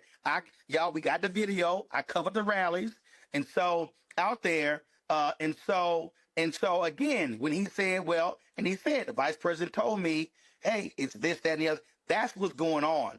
And so even when y'all heard her speech, she's saying, if I'm president, I'll do these things. But the reality, but the goal of the Republicans, they want to tag her with any failure. So that's why, and look at the talking points. Scott Jennings, Charlie Kirk, J.D. Vance, Trump, the Republican Party, they all say the same things. Well, if you won't do that, then why don't you do it? Why don't you do it? Why don't you do it for the last 3.5 years? I've heard a bunch of black people say, well, why she ain't done this? Why she ain't done that? Because she can't. She's the vice president. And in fact, here's what's crazy. And people don't even understand this. You've seen, to his credit, President Joe Biden has put her out front more than any president I can remember in American history. Let me say that again. I don't think y'all heard what I said. President Biden, in numerous cases, she'll speak, then he'll speak. That rarely happened with Obama and Biden. It didn't happen with Trump and Pence. It didn't happen with Clinton and Gore, Bush and Cheney, Reagan and H.W. Bush and Dan Quayle. It didn't happen. I mean, you can keep going back. It just doesn't happen a lot. So a lot of people, including black people, have had expectations for Vice President Harris that does not go with the job. Now, some of y'all said, well, they muzzle her. Y'all, I'm trying to tell y'all. Okay, let me just make it real. Jermaine has a company. I got a company. if somebody works for our company, they can't just run out and say, oh, yeah, we're going to sign so-and-so to Roland Martin's Black Star Network. We're going to sign so-and-so to Jermaine's company. And Jermaine like, your ass don't talk for the CEO. You are an employee of the CEO. Yeah. It's the same thing. And if they get out of line and they mess up the business, they out of line. So folks don't understand that. So they got to stop acting like, she can say whatever. In fact, you have more freedom to speak as a U.S. senator or a House member than you do as the vice president. Because you have at the pleasure of the president. Because the president could have dropped. See, people don't understand. The elite Democrats, Jermaine, went to Biden and said, take her off the ticket. She's a drag on the ticket. Find somebody else. The president can listen to everybody clearly. President Joe Biden could have said, Kamala, I'm replacing you from the ticket. And there was nothing that she could say or do because it's his choice. That's crazy. And I want to, before I get off, I want to talk about, so as I'm sitting there watching TV and the Democratic convention ended, they had 10 people that CNN claimed were, what was the name of these people? Oh no, that was a focus group. Yeah, the focus group. It was 7 or 8 undecided. Yeah, undecided people, right? So at the end, the last person was a black man. And the black man said, see, I'm still voting for Trump. And the guy said, why? What made you say this, right? And he said, she spoke well, she sounded intelligent or whatever he tried to say. He said, but she ain't really lay out no policies. And this is the part that I feel like I said, they continue to keep harping on this. And this is the part that you told me about yesterday, is that because I keep hearing people say, but she still haven't put up policies up on the website, right? This is something that I see they keep talking about. And you told me yesterday she can't write her policies as of yet because she's still under the policies of Joe Biden. That's correct, right? I'm saying that, right? Right. So here's the deal. Real quick, Vicky Dillard, you a lie. I wasn't fired by CNN. Nice try, because you ain't never been hired by CNN. So here's the whole deal here. I mean, I love people that just lie, and they just lie. Is she lying? So here's the whole deal here. When it comes to, again, so first of all, CNN screwed up. That guy, all he had to do was check his Twitter feed. He was a Trump supporter. He wasn't undecided. He got MAGA crap all over his social media feed. So that's a lie. It ain't no different than Fox News interviewing people by saying so-and-so is undecided. And there's a lie. They literally recycle people. So CNN needs to come out and admit that they screwed up by having that guy on. And then he said, well, she not ready. I'm sorry. Let me be clear. She's been a district attorney, state attorney general, a U.S. senator, and vice president for 4 years, but she ain't ready? Donald Trump had never served in public life in his life. Never. But he ready? Oh, wait a minute. J.D. Vance has only been a U.S. senator for 2 years. He was elected in 2022. So he ready? Get the fuck out of here. But see, again, this is a narrative that they're trying to frame to say, not ready, but she's absolutely ready. In fact, I'm about to hurt some of y'all feelings. Vice President Kamala Harris has more political experience right now than Obama did when he was elected. He was a state senator. He was a U.S. senator for 4 years, and then was elected president. So she's been DA, Attorney General, U.S. Senator, Vice President. That's a resume. But again, the Republican strategy is so what you heard, and what you're saying is, why don't y'all other commentators hit back? Why don't y'all listen, the position that I had when I was on CNN was I'm putting people in rhetorical body bags. I ain't letting nothing slide. We hitting everybody, every single thing. And in fact, somebody sent me this text and they right. Remember, Mike Pence refused to go along with Trump in a certification of the ballots, and Trump was going to let him get killed. Trump was going to let him get attacked. So everybody got to understand what's happening here, the political game. The right wants to frame her as being weak, ineffective, inexperienced. And what you're saying is you want to see folk on the left, progressives, fighting for her and hitting them back and pushing back on their BS. Yeah, because I seen somebody just comment, they said my comment of me saying what she told me could have hurt her. And I'm like, no, I'm not. That's a lie. God, every person, listen, people know the vice president is a limited position. I mean, it is.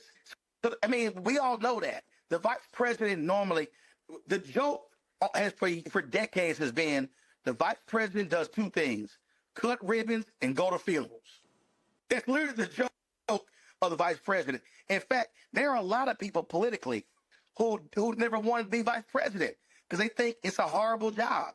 If you're a governor, you're like one of 50. You control the state. I know some people say, you know what? I'd rather be governor than be vice president. So it's a thankless job. You really don't control your staff. You really don't control your policies. And you are working at the behest of whatever the agenda of the president, his advisors decide.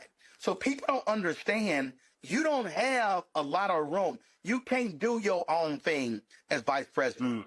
Everything that you do as vice president is under the auspices of the president. They decide in terms of what you do, where you go. If perfect example, Biden had that fundraising in Los Angeles and raised $30 million. I know for a fact, White House said, hey, VP, we need you to go to this conference in New York. She literally, I was in Detroit with her. Bruh, I think it was that trip. She came home, landed, changed bags, and went back to the airport and flew to Europe for a conference. That decision was made that quick. When the Tennessee 3 got expelled, what happened there? It was a Thursday. White House was like, yo, we need you to go to Tennessee. Next day, she in Tennessee. So you don't really control your movements or where you go. You do it in consultation, but really, the president's staff decides what the VP does. All right, well, look, I'm in Vegas. I'm going to go party. You know what I mean? It's the middle of the day. I just finished my speech in New Orleans to a group here, so give it to Dumbo. I wanted you to come on so we could get this out of the way, and people, you know what I mean, they can stop, you know what I mean, trolling me and try to drag me. What you said they was whatever you said they was doing to me on my page. You know what I mean? But I'm saying anybody out there that don't understand this conversation, from this conversation that we just had, I feel sorry for you. You just a sad individual, because it's very apparent to me by CNN or whoever else that planted that black guy that they're trying to make the world believe that black men, such as myself, Roland, any other black man out there, are not with Kamala Harris. And I think that that's what a lot of y'all reacted to me doing. Y'all thought as a black man that that's what I was doing. That's not my stance. That's not my stance. That's not where I'm at. And I'm not part of that. And that's why I brought that guy up, because they showed him last deliberately. Right. They showed him last deliberately. And I also want people out there to understand, y'all understand. When I saw it, I tweeted, Jermaine texted me, we talked last night. There are other celebrities who will hit me up, say, Ro, give me a breakdown on this here. So people need to understand, there are celebrities like Jermaine, Michael Bivins, Johnny Gill, and others who I've talked to. We communicate, we trade notes. Now, some other people out there, they just go off, like Waka Flocka hit me, was like, yo, we need to talk. I was like, yo, hit me. I ain't heard from him. So This is about, again, when I saw people's response, I saw the video, and I knew what he was saying, but I also knew how a couple of things sort of got meshed together and why people responded. So that's why I was like, yo, let's talk. So that's what this is all about. And I hope a lot of people got educated who didn't know about the stuff we just talked about. They got a better understanding of what the role is. That's right. All right, my brother. Thank you. All right, brother. All right. We'll do it again. Thank you for everybody that joined me. I hope y'all got what y'all needed to hear. I'm going to party. All right. Deuces.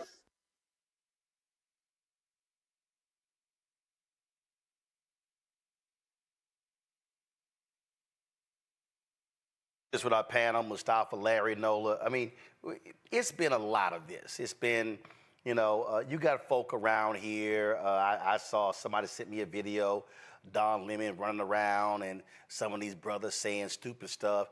And what kills me, Mustafa, you got these bros running around. Yeah, I had some dude on some, he was it was on some, I think it was on Jermaine's page. He's like, yeah, you know, we had more money in our pockets, you know, when Trump was president. Then I had to say, okay, so who fixed the economy that Bush left us in a recession? Obama, Biden. Who handed Trump a thriving economy? Obama, Biden. What did Trump, Pence leave Biden, Harris? An economy that was in the toilet. Unemployment rate 17%. Then I had to say, all y'all fools keep talking about stimulus money you got. Trump didn't give you that money. It was democratically controlled Congress that actually approved the money. And again, so you got these people who are advancing lies, who are pushing that nonsense, won't do any real research, and they're just throwing stuff out there, and it's just absolutely ridiculous. Yeah, some people just want to be contrarian, but other folks, you know, everybody knows me. I'm an optimist. I like to see the best in people, and I like to think that for some of these folks, it's just that they're not educated. They really don't understand the rules of the game, if I could say it that way. So they continue to just, you know, hear things and share them without actually thinking it through and asking the, you know, the real critical questions that are so important. You know, I like facts, and facts have shown that when Democrats are the ones that are in office, that the economy continues to thrive. And often, as you just talked about, after they had to fix the mistakes that Republicans had done. That's just the way it is. Look, Bill Clinton said in his speech that since the end of the Cold War, 51 million jobs created in America, 50 million under Democrats, 1 million under Republicans, and people came back and they were like, that's gotta be. He said in the speech, I checked 3 times. When it was over, all these different media outlets said that can't be true. It's true. So 50 million to 1. So how in the hell is Trump and Republicans better on the economy? Nonsense. Well, some of it is perception also, and because, you know, they've had individuals out there, they've had networks that continue to share this, infuse this misinformation and disinformation because they know they don't have any policy to stand on. When you look at the economy, that they can't stand on that either, so they try and reframe everything. And unfortunately, you know, we live in a society where people don't read. And because they don't read, if they hear something, then they assume that it must be true, and then it just continues, you know, to build. So we've got to change that dynamic. The other part of it is our educational system. You know, at one time in this country, civics was a part, you know, of the curricula in a significant way. And now, you know, people have no idea how their local governments work, their county governments, the state governments, or the federal governments. So therefore, they have these ideas about, as we just went through in this previous session, you know, about what the vice president can and cannot do. So we really need to make sure that we have all the information that's necessary for us to make the best decisions for our community and stop relying on others to share with us their information, because a lot of the times that information is tainted. Sometimes it's unintentional, but more times than not, it is intentional. There's real intentionality in planting false information inside of our communities. Yeah, and the thing here, Nola, I've had to encounter black women and black men, and I've seen folk throw out some absolute BS. When I listen to some of these fools say, you ain't getting nothing for your vote, That's a lie. First of all, if you sit your ass on your couch at home and you don't vote, you absolutely ain't getting nothing for your vote. But the reality is, when we talk about what do you get for a vote, that also means that after the election, you must stay engaged and then begin to demand change. That's what folks don't seem to understand. Ooh, that is definitely one part of it. And I think it's not so much that, well, no, I think it's very accurate that they don't want to understand it because the information is out there. And I think this points to a larger problem. So on the Republican side, you don't have a coalition that's going to hold them accountable for anything. It really is a cult mentality. It really is whatever the dictator, whatever the king says, then that must be true. And then you have a lot of sycophants to go out there and be surrogates and to forcefully push these narratives through. And, you know, part of the conversation you were having with Jermaine, which I thought was very kind of you and very diplomatic, the first part of that video, he was parroting, he may not want to admit it or not, but he was parroting a Republican talking point. And why was he doing that? Because they are very forceful in the way that they say things, in a way that you're like, oh, that's a very good point, and completely distract you from reality, right? So we've had this conversation many times about how Republicans, their forceful and aggressive way of messaging has a way of penetrating through all the noise. And I'll just say one last time, this is something where the content creators, where they cut through that noise. They absolutely do. You do it, Roland. Reese does it. Clay Kane, Karen, there are some folks out there who are doing it, but the aggressiveness is what the people are asking for. When a Democratic surrogate says, no, this is actually the truth, they don't want that person saying that to be sitting there all prim and proper and should I say demure. They want somebody, like you said, that's going to dig in that behind. They're going to keep that foot on your neck and not relent. That is what the people want. So in terms of people not wanting to understand, you're absolutely right. But the moment they are entertained, you best believe they are going to sit up and listen. So if that's the game we have to play, guess what?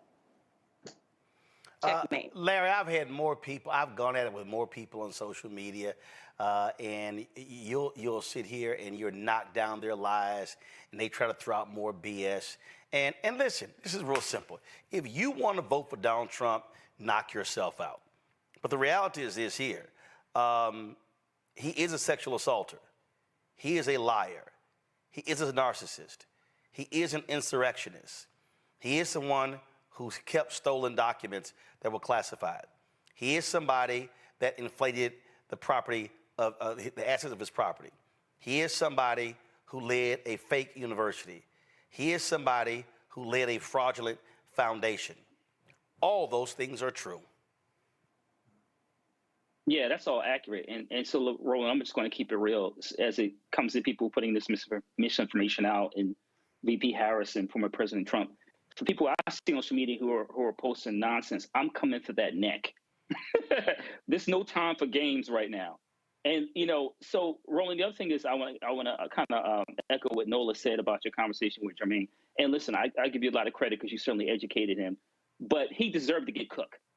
And because I think that what's happening is, in terms of, once again, we have a decision about misinformation, and particularly as it relates to Black men, what I'm seeing disproportionately is I'm seeing brothers, as Nola said, echoing these talking points that have nothing to do with making sure we continue to make sure that Black people have the political, social, economic resources to be successful. So we have to, and we're going to have to continue to critique individuals who are putting information out there with large platforms. I think this is the really big difference between the past and today. And the people may have posed questions, but when you pose them to 500,000, million, 2 million people, that could make a difference in the election, literally, in a couple of months. So I implore anyone who's watching this, Roland, I know a lot of people who are actors, et cetera, who are watching this show. If you have questions, like if you in ATL, go to the House, Spelman, Clark, Atlanta, and speak to a political scientist or history professor or somebody. Don't post things on social media that may be inaccurate and may prevent someone from registering to vote or voting if they're registered to vote, because we cannot afford it. But Roland, shout out to you once again to kind of coming together, giving an opportunity, a platform to discuss these issues. But we don't have time to be putting any information out there that might be destructive. And here's also what's interesting. Jermaine also had posted, that this video here was his most least viewed video. So it also goes to show you about how political content is being suppressed on the platforms, but it also goes to show you how folk will quickly look at mess, look at gossip, look at entertainment, before they look at factual information. And so, I mean, that's just what we're dealing with, and we just have to understand, what's going on here and recognize it. And so people need to understand why we have to give legitimate, truthful information. And again, if I'm debating somebody, and if you say, I don't care, I'm voting for Trump, that's fine. But I'm going to give all of the factual, relevant information about how much of a thug he is and how awful he was in the Oval Office. And so you're going to have to deal with it on your own, but I'm going to still give it to you. Going to a break. We'll be back. Roland Martin Unfiltered on the Black Star Network. Support the work that we do. Join the Brina Funk fan club. Send your check and money order. P.O. Box 57196, Washington, D.C., 20037-0196. Cash App is $RM Unfiltered. PayPal, R Martin Unfiltered. Venmo is RM Unfiltered. Zelle, Roland at RolandSMartin.com. Roland at RolandMartinUnfiltered.com. We'll be right back. Hatred on the streets, a horrific scene, a white nationalist rally that descended into deadly violence. White people are losing their damn minds. As an angry pro-Trump mob storms the U.S. Capitol, we've seen We're about to see the rise of what I call white minority resistance. We have seen white folks in this country who simply cannot tolerate black folks voting. I think what we're seeing is the inevitable result of violent denial. This is part of American history. Every time that people of color have made progress, whether real or symbolic, there has been what Carol Anderson at Emory University calls white rage as a backlash. This is the rise of the Proud Boys and the Boogaloo Boys. America, there's going to be more of this. Here's all the Proud Boys, guys. This country is getting increasingly racist in its behaviors and its attitudes because of the fear of white people. The fear that they're taking our jobs, they're taking our resources, they're taking our women. This is white fear.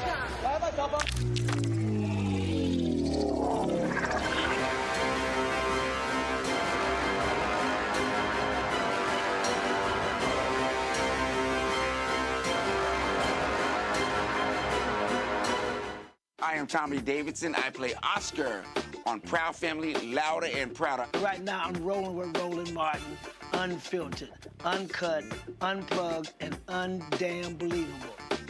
You hear me?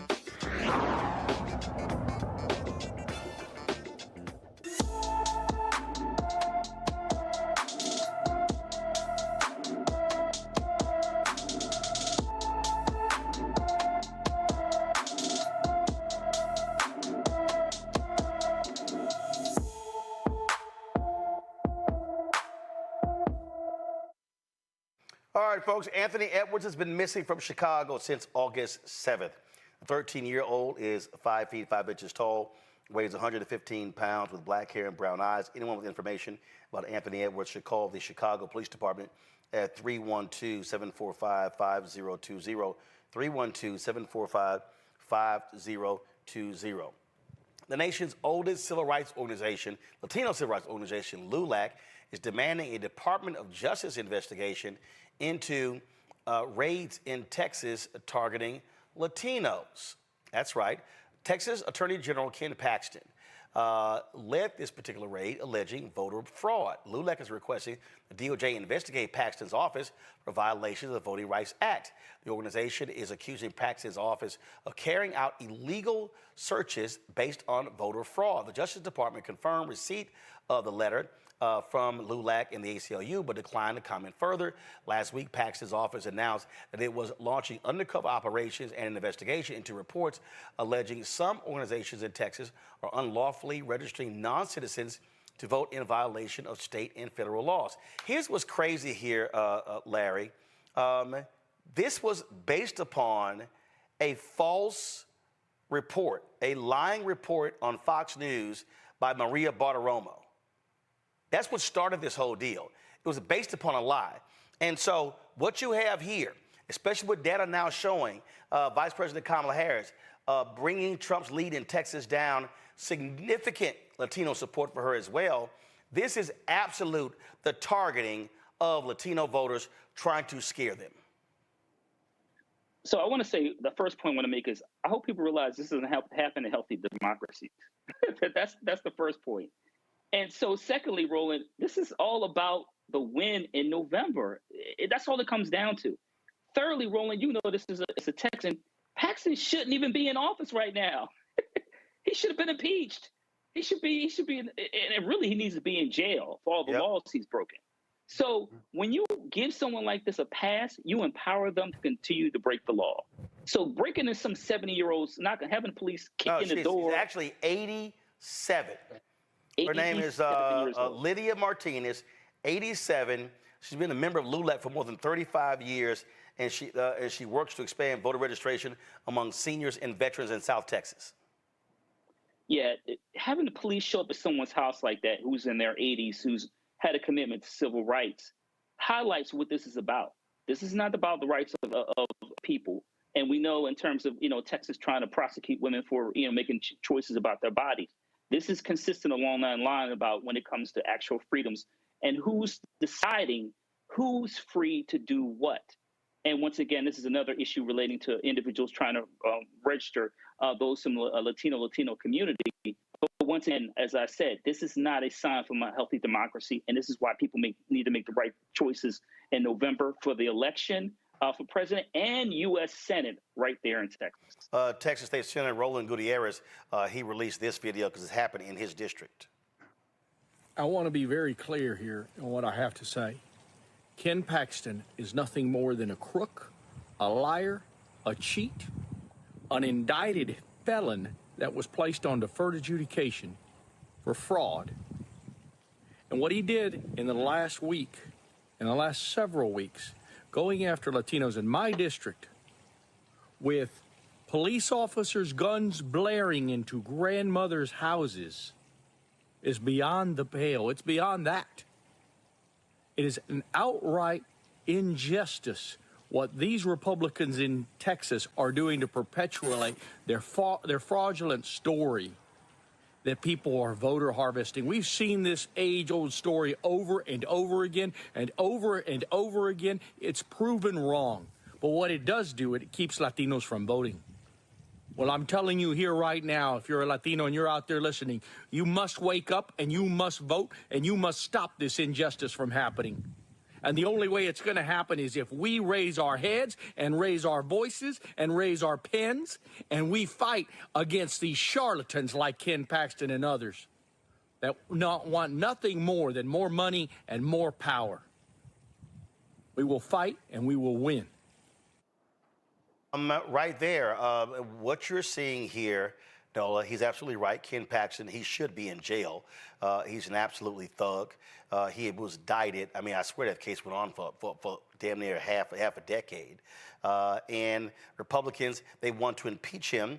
But folks got bought off, like Lieutenant Governor Dan Patrick, who got a $3 million donation from Paxton's biggest donor as well. And he was like, oh, no, that didn't impact my view on this. You're right. And then Paxton and Republicans targeted the people who voted against him for impeachment and took several of them out. This is the kind of crap you have going on in Texas. The Republicans there, led by Greg Abbott, Dan Patrick, are running a corrupt thug political operation. First of all, si se puede, honey, I am with Roland. You better go, first of all. Second, what did Ply say today? You either going to vote for the KKK or AKA? I mean, we have seen these thuggish tactics before. Like none of this is new. None of these scare tactics are new, which is why my response to all of this is, Roland, I am tired. And the only course of action cannot just be voting. Some things in laws have to change. The way that rural communities are constantly targeted over and over and over every single election cycle. How is this okay? That's where I'm at with all of this. I think we will get through 24 just fine. I think that we will. But the tactics that are happening in these states and on the ground, that needs to be a different type of mediation. Something needs to happen where our communities are not constantly under threat. And, you know, while I know that the visualization of the KKK versus the AKA might be offensive to some people, when you think about the long history of nation and violence and the type of tactics that are used to keep people from voting, there was a certain group in this country that participated in those types of activities. They don't want to be branded that way. Maybe they shouldn't act that way. Well, but what you have here is you have a media entity that is behind this. Here's ready. Go to my iPad. It was Maria Bartiromo who, it says right here, Fox News, Maria Bartiromo admitted she did no reporting for spouting lies about illegal voting. Her lies on Fox News launched this action by Ken Paxton, and she is still on the air. Fox News allows this blatant lying to happen, and guess what? There's nothing that happens to these people. They just lie with impunity on Fox News. Yeah, we've known that that's not a real news service for decades now. Again, for me, it goes back to what are you going to do about it? And that means that you got to get engaged. So yes, we got to make sure that we're voting. Yes, we got to make sure that we have a strong Department of Justice. But we also got to make sure that economically, that when we have individuals, entities that continue to attack our communities, that continue to try and destabilize our opportunities to fully participate in the civic process, then we got to hit them in the pockets. And we've got to make sure that we understand what that looks like. And you've got to make sure that you're also, you know, it's not an overnight thing. It's not one day where you say, we're going to do X. It has to be a part of a strategy. Yep. And when we don't do that, then we leave ourselves continue to be vulnerable. And just understand that this is what Ken Paxton said on Steve Bannon's podcast. If you want to understand how these people are using their power to steal and rig elections, listen to this. It's certainly critical to my state, and that's why we fought off these 12 lawsuits. We had them in Houston, we had them in San Antonio, we had them in Austin, we had them in the counties where you'd have the most liberal judges. And it was a concerted effort nationally with lots of money going into it. And just knowing that we had 12 lawsuits that we had to win. And if we had lost one of them, like if we lost Harris County, Trump won by 620,000 votes in Texas. Harris County mail-in ballots that they wanted to send out were 2.5 million. Those were all illegal, and we were able to stop every one of them. Had we not done that, we would have been in the very same situation. We would have been on election night. I was watching election night, and I knew when I saw what was happening in these other states that would have been Texas. We would have been in the same boat. We would have been one of those battleground states that they were counting votes in Harris County for 3 days, and Donald Trump would have lost the election. Raleigh, North Carolina. So what he is saying right there is real simple. If people are allowed to vote freely and fairly, Republicans lose. So they can't make an argument. Their way to winning is to suppress votes. Texas has put 1 million people on a suspended list. We keep telling people to check your status. Florida, same thing. They need to cheat to win. We're seeing this in Georgia, in Florida. We're seeing this in Arizona. We're seeing it in Texas. They cannot win if people vote freely. This is the game that they always play over and over and over and over and over again. Tomorrow, we're going to start doing something every single day. We're going to be showing you first of all, be giving you the voter registration deadlines in every single state. So you have that information with you. Now, the last day to register in Texas is October 7th. October 7th. So we're going to be giving you voter registration deadlines, telling you when early voting starts, all of that important information so you can be fully armed. Let me thank Larry, Nola, and Mustafa for being on today's show. Y'all see me rocking my shirt, Vote Like Your Ancestors Died for It. Again, y'all, we see what they're doing. They do not want as many of us to vote as possible. and black people, we cannot be sitting on the sidelines. We cannot be sitting on the couch. We cannot be offering excuses and making excuses. No, yeah, I'm not going to vote. Because you know what? The other person, they're going to vote. And if you're one of those people and you say, oh, you want police reform, understand Donald Trump has said he is going to give cops 100% immunity. That former cop who shot the Air Force senior airman in Florida, still sitting in jail because the judge like, nah, you're not getting out after he was charged with manslaughter. Again, a cop like that, Trump is like, yeah, you're good. The cop who killed Sonia Massey, yep, you're good. So y'all go ahead and play around if you want to. Play around with civil rights if you want to. Play around with redlining if you want to. But I'm telling y'all, this is real. Project 2025, real. This is no joke. And I don't care what Waka Flocka got to say. I don't care what MIA or any of these other so-called rappers got to say. They don't mean jack. Because you know what? They got money. They ain't going to be impacted. But when you look at bread and butter issues that impact our community, I'm telling you right now, this election, it's for the whole ball game. And not just president. U.S. Senate races, congressional House races, gubernatorial races, state representatives, state senators, county commissioners, city council, school board, DAs, district judges, municipal judges, everybody's on the ballot. And I'm telling you right now, we cannot play games when it comes to voting. And I'm not saying vote is the be-all to end-all, but it is a part of the process, and you better be engaged. Folks, that is it. I will see y'all tomorrow right here, Roland Martin Unfiltered on the Black Star Network. Tomorrow also, second hour, tomorrow's show, we will be live with the Win with Black Men call. So that's happening tomorrow as well. We got a huge call tomorrow. It'll be our largest since we met about a month ago. And so that's going to be in the second hour of tomorrow's show. So be sure to check that out. If you're a brother, go to winwithblackmen.org to register for tomorrow's call. We really want you to do that. Again, folks, support us in what we do. Your contributions are huge. I cannot tell you. I mean, we fight the battle every single day for advertising money, political money, all of that. Well, I see these ads running on all these other networks. You don't see them here, so we're fighting the battle every single day. So your dollars really play a huge part. We want to be on the road in the battleground states. We want to go to Florida. We want to go to Georgia. We want to go to North Carolina. We want to go to Michigan, go to Pennsylvania. But it requires your support. So please, again, assist us. Send your check and money order to P.O. Box 57196, Washington, D.C., 20037-0196. Cash App is $RM Unfiltered. PayPal, R Martin Unfiltered. Venmo, RM Unfiltered. Zelle, Roland at RolandSMartin.com. Roland at RolandMartinUnfiltered.com.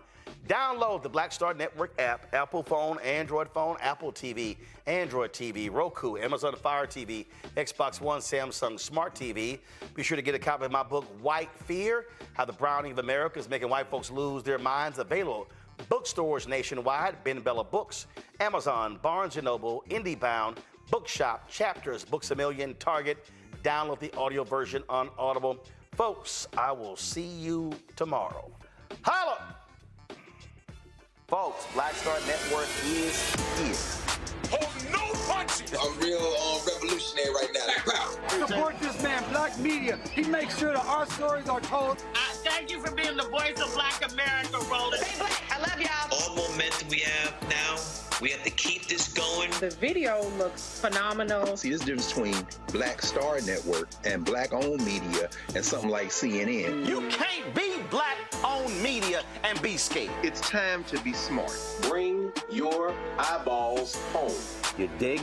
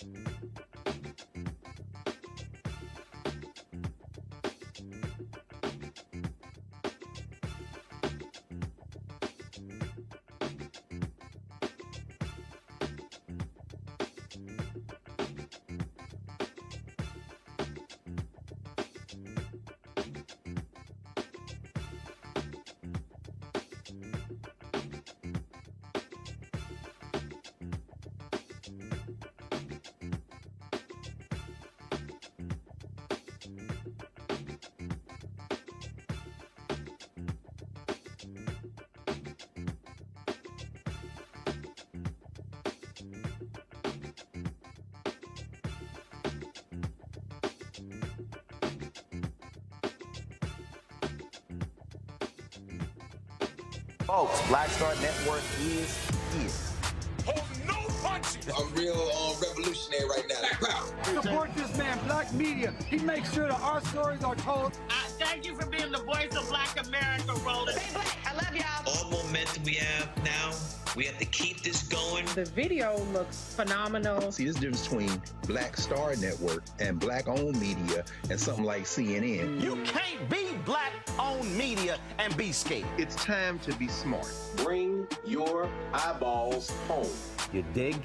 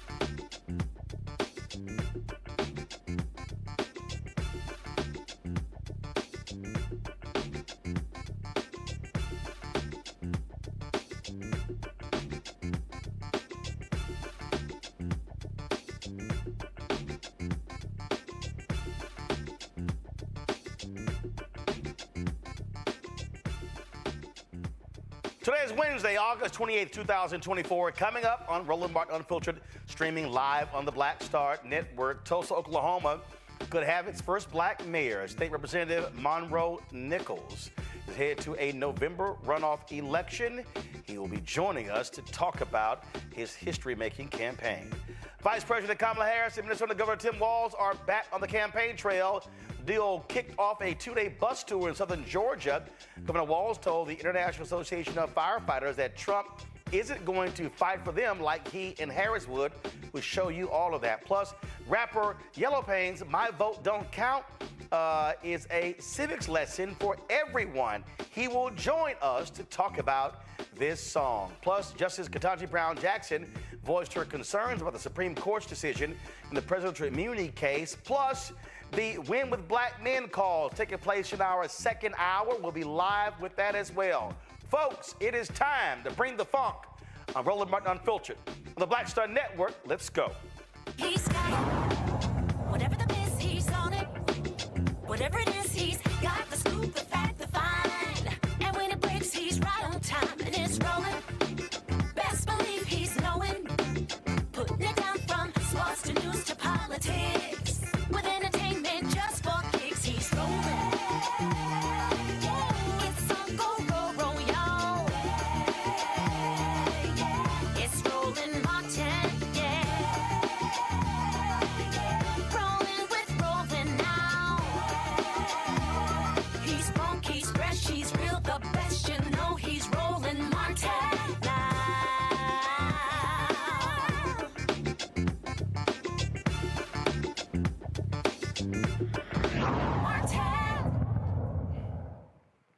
Folks, in 2016, he became the first African-American elected to represent House District 72 in the Oklahoma House of Representatives. Well, last night, Monroe Nichols came in second place and putting himself in a runoff to become mayor of Tulsa. Last night, a multiple number of candidates ran, but it came down to Karen Keith and Monroe Nichols. In the top two positions, they will advance to a November runoff. He is the current chair of the Oklahoma Legislative Black Caucus, again, facing off with Tulsa County Commissioner Karen Keith. Joining us right now is Monroe Nichols. Glad to have you here. When we were in Tulsa in June, you spoke on stage there. You said to the audience there, if they turn out, this could actually happen. Well, now it's down to 2. What is your message between now and November to all of Tulsa, but specifically to African Americans about being able to make history on the same ballot that Vice President Kamala Harris is going to be on? I think first of all, thank you for having me on, and you just said it. And only one correction, Roland. We placed first last night. Okay. Well, when I went to sleep, you were second, and so they were still counting ballots. So there you go. Hey, the race is not given to the swift or the strong, but the one that endures. Well, you got to stay up, baby. You got to stay up. Hey, but I think going into November, it's really about problem solving.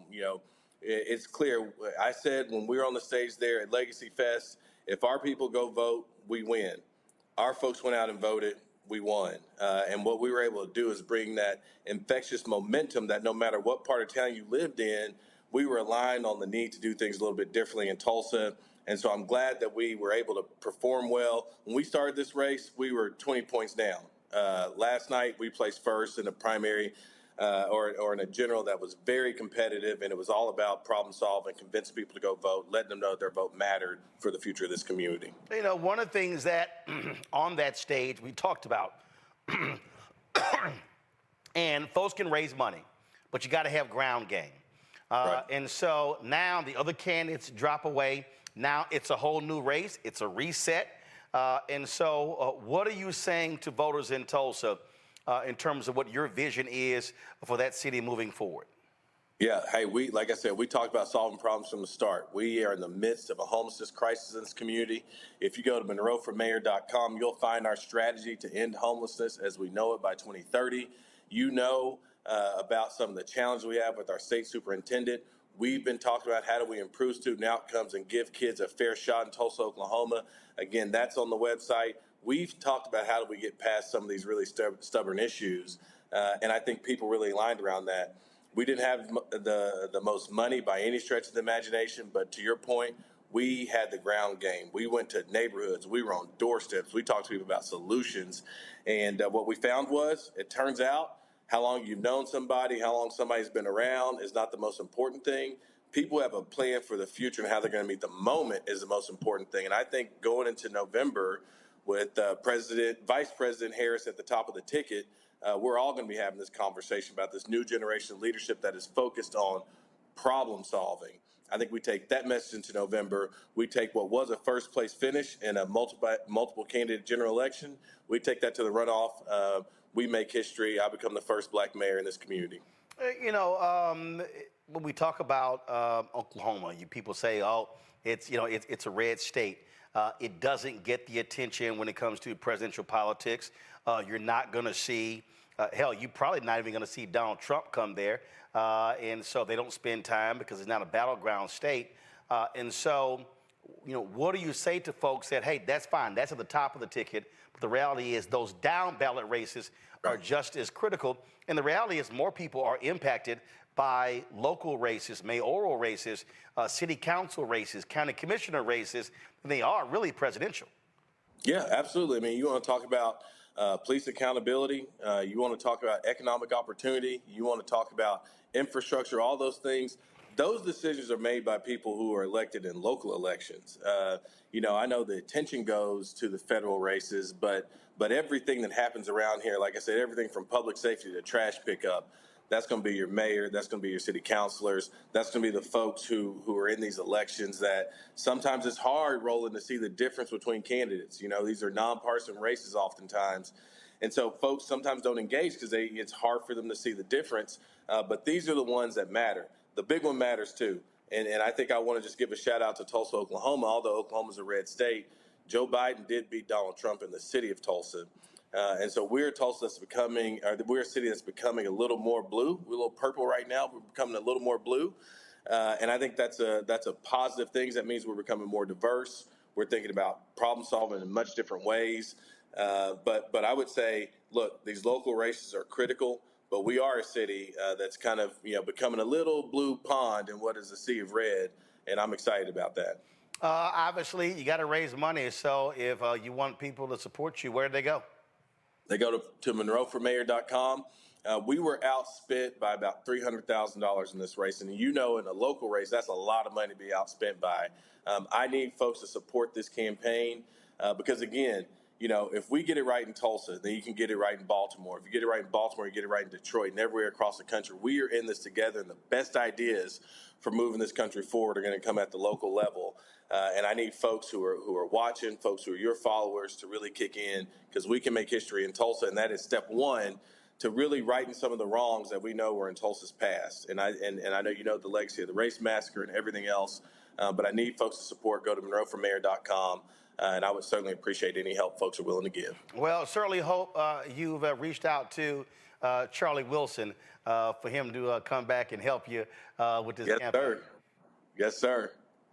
So, again, Uncle Charlie, I'm going to send you a text message so you can weigh in on this one. So, Monroe, we appreciate it. Roland, I say if there's a Roland Martin that came in to headline a fundraiser, I think that would do so. I'm just saying. Well, I don't do fundraisers, but I do take my show on the road and broadcast from the city. So, there we go. So we'll see what the schedule looks like. Because you got folks that are trying to get me to come to Georgia, North Carolina, Michigan, Pennsylvania. Everybody goes to those places, Roland. Everybody goes there. I got you. So, but it's only a finite number of days. But we're working on it. So we'll see. We'll see what we can make happen. All right. I appreciate you. All right. Appreciate it. Thanks a lot. Yes, sir. Folks, got to go to break. We come back. We'll talk more politics. We'll talk about a new poll also showing increasing Latino support for Vice President Kamala Harris. What will it take for her to win North Carolina and Georgia? We'll talk about that as well. Folks, you're watching Roland Martin Unfiltered on the Black Star Network. Now streaming on the Black Star Network. I still have my NFL contract in my house, having a case. It's for my 4-year contract. I got a $600,000 signing bonus. My base salary for that first year was $150,000. Matter of fact, $150,000. $150,000. That's what I made, $150,000. Now think about it. My signing bonus was a forgivable loan, supposedly. When I got traded to the Colts, they made me pay back my signing bonus to them. I had to give them their $600,000 back. Wow. Yeah, I was so pissed. Because, I try to be a man of my word. I'm like, you, I'll give you your money back. Even though I know I earned that money, right. I gave them their money back. I gave them $600,000 back. But yet, I was this malcontent. I was a bad guy. I'm about the money. It wasn't about the money. It was about doing right. Because I looked at, because you look at contract. Look at John Elway. John Elway was making $1 million, $800,000. I was making $150,000. I was doing everything. And I'm like, but yet I was, I got so many letters, so I just play for free and all that kind of stuff. You don't forget that kind of stuff. Right. That stuff is hurtful.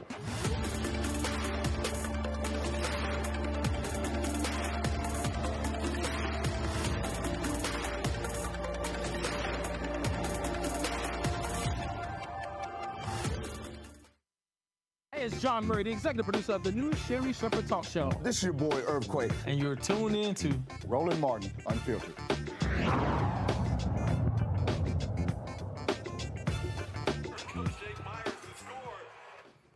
All right, folks, let's bring in our panel right now. Rob Patillo, host, People, Passion, Politics, News and Talk 1380 WALK out of Atlanta. Rebecca Carruthers, Vice President of Fair Election Center out of D.C. Kevin Reynolds, contributor with The Root, former speechwriter to Vice President Kamala Harris. And he finally got some rest because he was part of the speechwriting team of the DNC. Kevin, I heard y'all were locked into a room. Y'all couldn't go anywhere. They wouldn't let y'all use the bathroom, wouldn't let y'all eat. So y'all were a little busy there. It wasn't that bad, Roland, but I will say it was probably the most exhilarating and exhausting week of my life. Totally understand. All right, folks. Vice President Kamala Harris, Governor Tim Walz, they have touched down in Georgia. This is a little bit earlier today where she began her bus tour. And she was meeting with various folks today in the Savannah area. They've got a rally there tomorrow. When I look back on 2020, Robert, 2022, we spent a lot of time in Georgia. I mean, first of all, 2022 for the runoff, we damn near moved to Georgia, spent 5 weeks there, living in the Airbnb, traveling all over the place. And the thing that was important is that as we were working with the Warnock campaign, is that we were not just locked into the Atlanta area. We literally went all over the state. We traveled all over doing the show in 2022, in 2022 from different locations, from Jonesboro, from Statesboro, in Athens, in Savannah, in all of those places.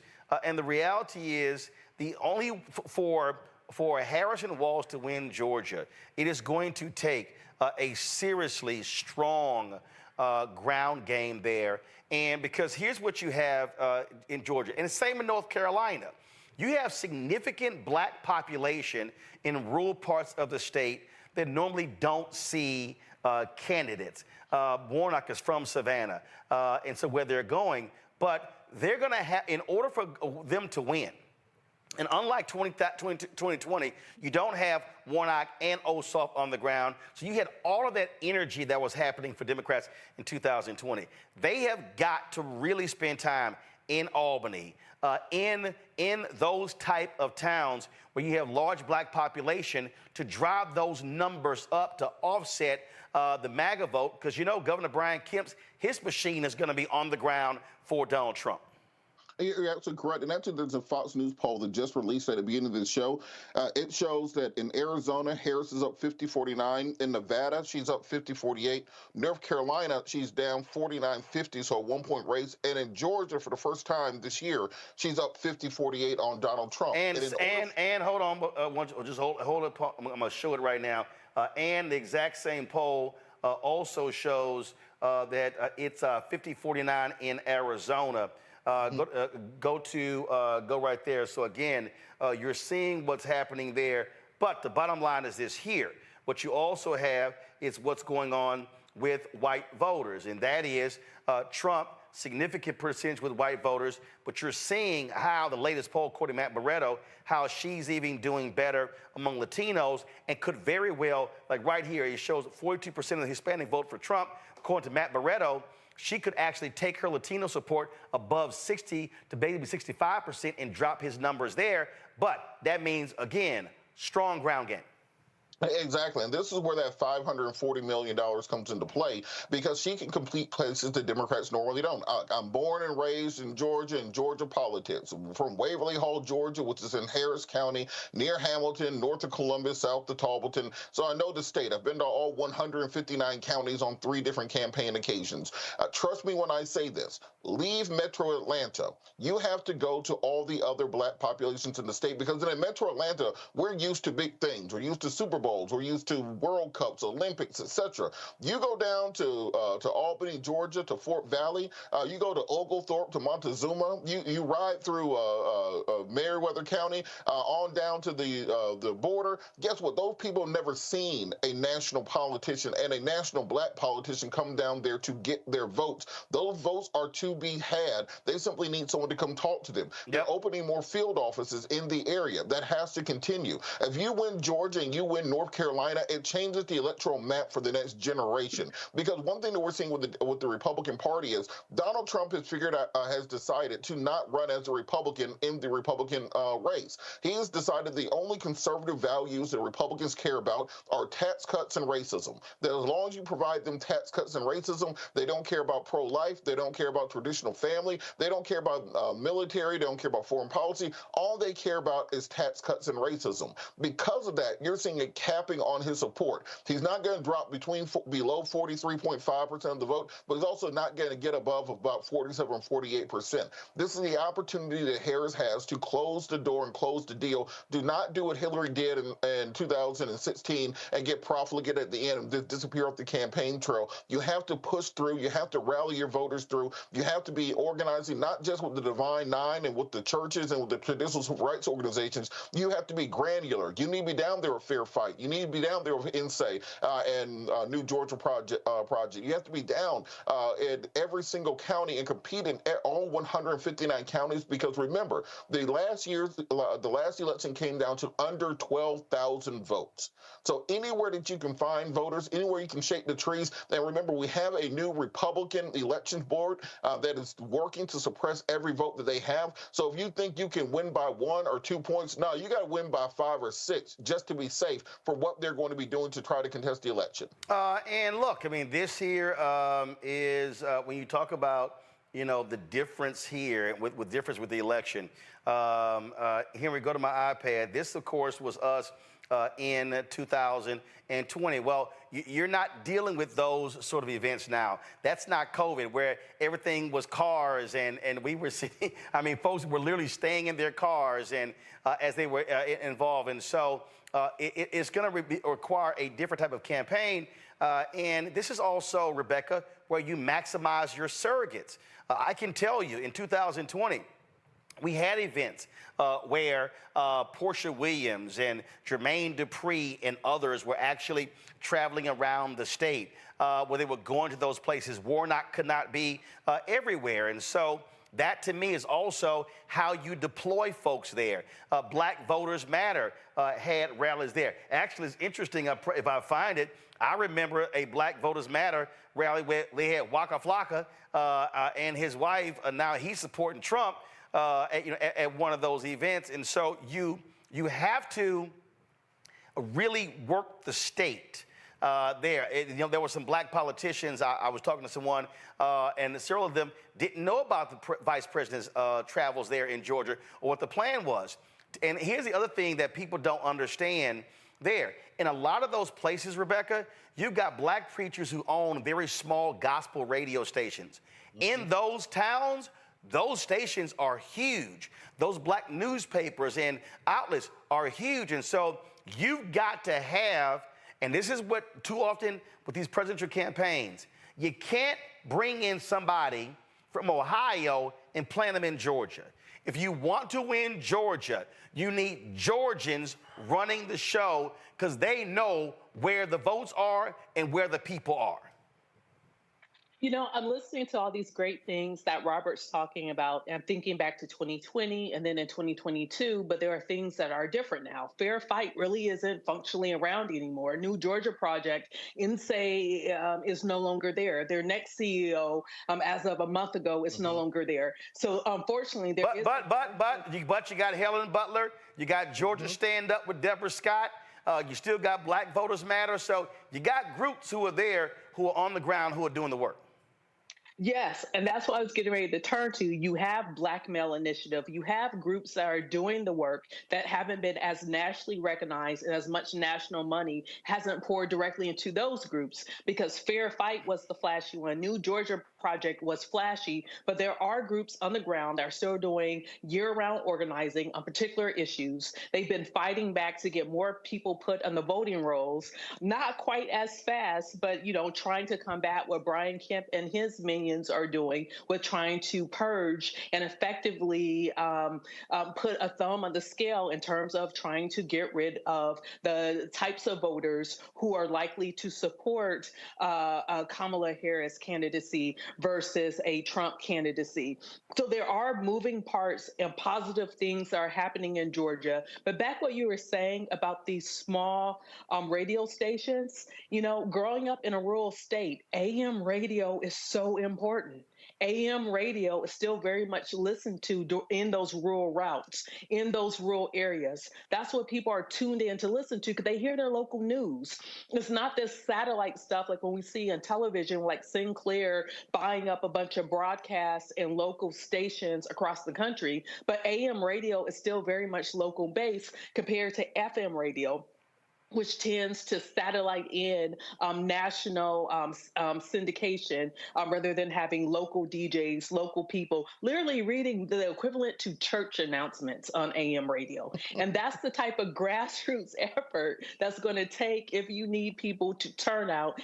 And finally, Robert, I've said this before, I get Atlanta. Atlanta's not a real place. I think all of us will say on this panel tonight, stay out of Atlanta, go everywhere else to campaign in Georgia. Well, Gavin, here's the deal. First of all, you still need massive turnout in Atlanta. Let's be real clear. You need Atlanta, you need Marietta, you need those places. And so here's the piece. You need massive turnout there. You need black turnout to be 70 of eligible voters, 70% or higher in those places. That establishes your strong foundation. The reason I'm talking about the rural places are critically important because you cut into the margins. So you look at North Carolina. Then Senator Obama wins North Carolina by 14,100 votes. How did that happen? Massive turnout in rural North Carolina. And the Republicans were not running up in even Republican counties 70-30, 80-20, 90-10. Obama lost in several Republican counties by single digits. That's what you have to do. So yes, you must lock down your base, black voters, lock down Latino voters. If you're the Harris campaign, you want to be hitting 62, 65% of Latino votes, pushing Trump under 40. You want black turnout. You want to be at 85, 86, 90, but you want to cut into the white margins so he's not building up leads of 5,000, 4,000, 6,000. You want to shrink that to be able to give your chance Georgia and North Carolina.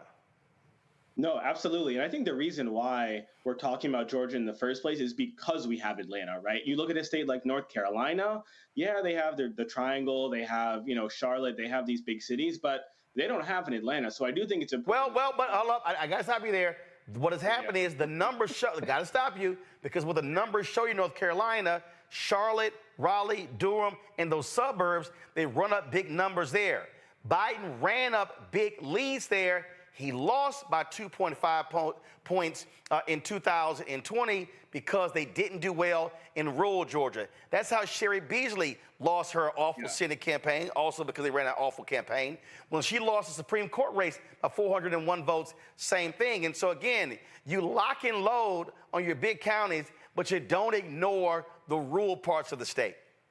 Definitely. And I think someone like Roy Cooper is someone who shows us the importance of being able to win rural voters. He is someone who can win as a Democrat in North Carolina when Democrats lose at other levels of the ballot, because he's from Nashville County, Nashville County, North Carolina. And when he goes up there and speaks in his, Roy Cooper sort of folksy twang, he's able to connect with rural voters in ways that a lot of other politicians from, big cities in North Carolina just haven't been able to in recent memory. So I agree with you, Roland. And I think Roy Cooper is a model, someone who shows us the importance of being able to connect with rural voters in states like North Carolina and in states like Georgia. Robert said this a minute ago.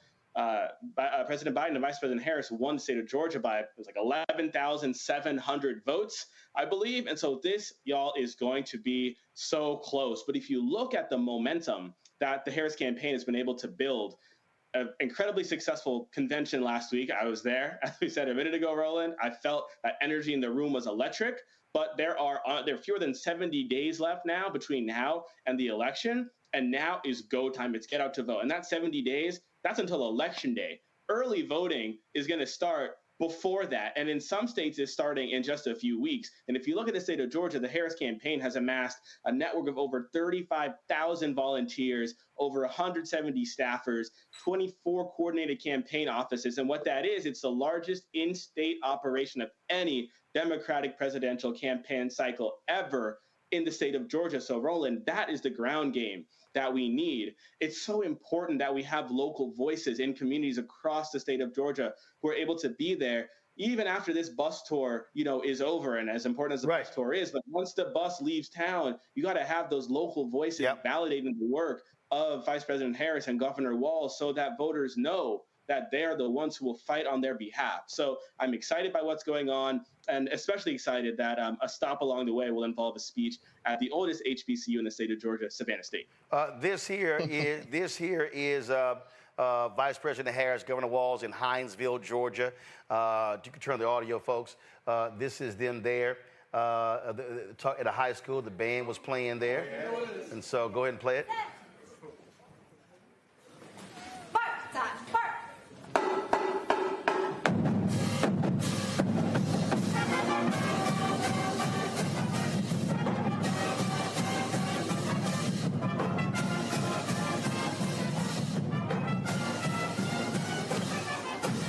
For folks who are watching, they may say, oh man, you're going to high school, the band is playing, but understand you're picking up local media attention in those particular places. You're getting, and trust me, when you see those young folks taking pictures with them, Robert, when they go home, they show their parents and grandparents, stuff along those lines, that kind of stuff means a whole lot.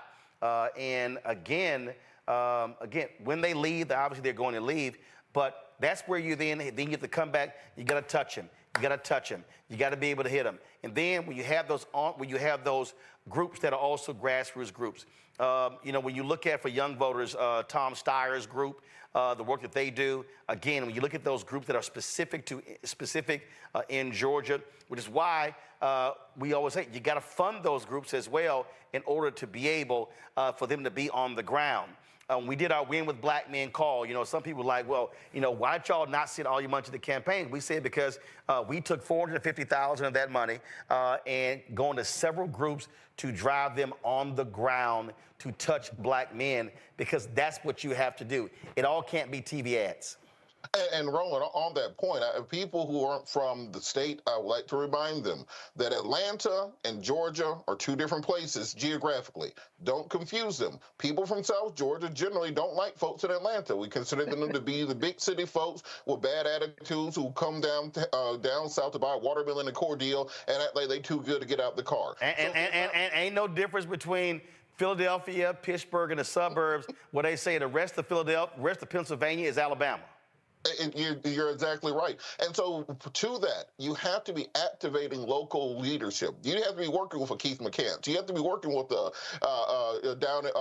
in Savannah and down in Brunswick, etc. You need to be bringing those people directly in instead of, as you said, one of the big mistakes that was made back in 2008 on the Obama campaign was they were bringing in like these well-meaning white guys from D.C. and New York and San Francisco, and they would come down in their Prius and they have like the MSNBC glasses on, and you let them off in at a bar in the middle of Troup County, Georgia, and then they get run out of there the first time they see somebody in camo with a shotgun because they don't know how to talk to those people. You got to get people who are local there and talk about the issues that matter to them. Talk about the $2.2 billion the Biden administration just allocated for black farmers and how it could have been $11 billion if it wasn't for Donald Trump and Stephen Miller getting in the way of that. Talk about the money that they put into the infrastructure bill. They'll bring high-speed internet and broadband to areas where we still use antennas on the top of our house where we don't have access to cable a lot of the times. Talk about how you're going to make sure that you're putting the right types of investments into those HBCUs that will help them to not just stay alive, but to reopen places that have closed down previously and bring them to parity with other institutions while the state of Georgia is trying to take over those colleges and merge them with white colleges. You have to set out a very clear rural agenda that will work, and those people will come around. Well, I'll give you an example. There was a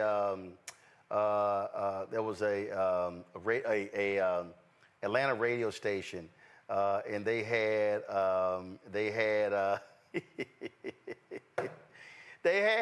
so the sister, the black girl, the sister who was supporting Trump at Chick-fil-A. So so they had her on. And she was touting Trump's platinum plan. She was touting, how great it was and what he was going to do. And to that particular point that you made, so I saw the video on Instagram last night, and I was like, man, let me weigh in on this. And so she was sitting here, you know, talking about what he did. And I said, oh, really? His platinum plan was so great? Go to my iPad. He's a perfect example. In his plan, he said he was going to invest almost $20 billion towards broadband and internet access to create job opportunities. Well, here's the reality. He got none of that done. He didn't accomplish anything. And the reality is, what did Biden-Harris do? Well, they actually got an infrastructure bill plan. They actually got it done. And I had to remind her last night, sorry, boo, while you sitting here touting Trump's $20 billion broadband plan, this is what Biden-Harris did. They actually got $40 billion for broadband. And Rebecca, you go to those rural places and you say, hey, we're putting it in place. Now you're going to be able to access high-speed internet, and you're able to say that happened because we made it possible. He promised, we did it. You know, absolutely. Like, just like we've been talking about Georgia, but then also North Carolina, especially the eastern part of North Carolina. You know, if I was advising the campaign, I would tell them to put a campaign office in Wilmington and then fan out. And the reason why is those are areas, All America Vote, led by Tamar Mokhtar, one of the things that they've been focusing on is looking at counties that have at least 9,000 Black folks in these rural counties and trying to work and figure out the best ways to organize them. Because once again, you know, the mainstream media would have you thinking that Black people only live in urban areas and we don't live on farms, on ranches, that we don't live in small towns, and we do. And so, you know, going into those areas in eastern North Carolina is Black, it's brown, and it's indigenous. There are a lot of Hispanic voters there and Hispanic speakers. There are a lot of Black folks there. And then there are a lot of Native Americans and active Native American tribes that are there. And if you're able to work that, we know that there has been some ongoing organizing happening even before North Carolina became considered competitive by national pundits. But we know that there are people there. And so as we're talking about close margins, if you're going into these counties and you're picking up 5,000 votes here, 2,000 votes here, 7,000 votes here, it really starts to add up. And like we talked about the triangle, but also understanding that triangle going beyond, really dig into Greensboro. That's where North Carolina A&T is. That's where Bennett is. So there's definitely room. There's definitely a lot of people who are hungry and they want to hear joy. I know the New York Times today, they had commentary talking about joy is not a campaign. Joy is not a policy position. But one thing that we've seen historically is that in the fight against fascism, joy and hope actually wins. We can look at Augusto Pinochet. There was literally a joy rally going into voting down in Chile, and what we saw is Augusto Pinochet was removed from office. So we know through human nature, if you go out, talk to people where they are, if you're giving them a positive message, that wins every day over just doing television ads and then just preaching gloom and doom to them. So we know that there is room. This race is going to be very competitive. But even with the Fox, polling that you all referenced, we still know that Harris is going to have to significantly outperform Trump in order to build up a huge margin. If there's one thing that's really getting on my damn nerves is all of these media people, and they're whining and complaining about, Harris doing interviews and bypassing media. I saw this clip earlier, and this brother, he's with the New York Times, and he was on CNN. I mean, let me play this for y'all, because I'm sorry, I just think he's dead wrong. Watch this. Instead, why do you think they're doing it together and not by herself? Well, I don't think it's a secret. Democrats over the last couple of years have increasingly thought that they can go directly to their voters, and I think have frankly been fairly slow to coming around to doing mainstream traditional interviews. We've heard the Biden campaign now turn the Harris campaign complain repeatedly about reporters trying to ask those type of questions, have stayed away from more traditional media interviews as they've tried to go to influencers, tried to go to podcasts that are more friendly venues for them, and they found real success with that. I think what is happening now, though, is there's an onus on Harris and Walz to differentiate themselves from the Biden ticket. There's open questions about what their vision would be, what their legislative priorities would be. And while the Democratic Convention was an advertisement for the party writ large, a lot of the things people were saying on stage could have been just the same if it was President Biden as the nominee rather than Kamala Harris. What an interview does is put the onus on her, not just for the mastery of issues and kind of command of issues, but to lay out a vision. That is something that Kamala Harris has been fairly uncomfortable with. Speaking as someone who has interviewed her, that's not necessarily where she likes to be. She often says, I'm not someone who's good at speeches. I'm someone who gets things done. Now, we know as president, that's a big core part of the job is to lay out that kind of vision. Obviously, when you have a two-person interview, you know, and you have a limited amount of time, it does limit the interviewer's ability. I don't think this is going to be the last we hear of her, though. This is going to be the first, but I do think that question of can she do it alone will loom, and they will have to be able to put her out in spaces where she is answering confrontational questions and laying out her vision by herself. If this is all we get in terms of her along with Walz, I do think those questions will ring out further. Scott, in terms of the debate.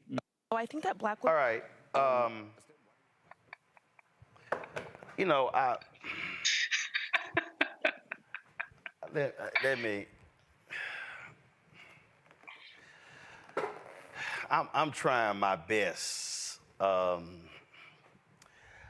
trying my best not to cuss. I'm trying, y'all. I'm trying my best not to cuss right now. I might end up throwing something. I'm trying not to throw nothing. So let me just rearrange stuff on the desk so I don't sit here and throw something. Because I don't like throwing stuff because then you got to clean up the stuff. So, okay, so this is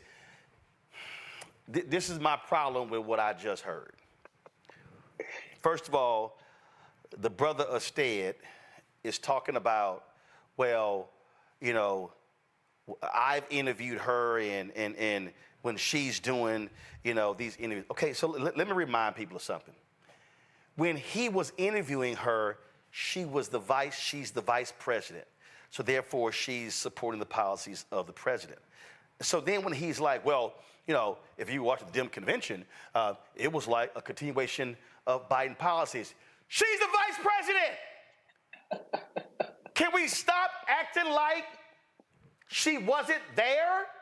Can we stop acting like the policies of Biden-Harris have not been successful?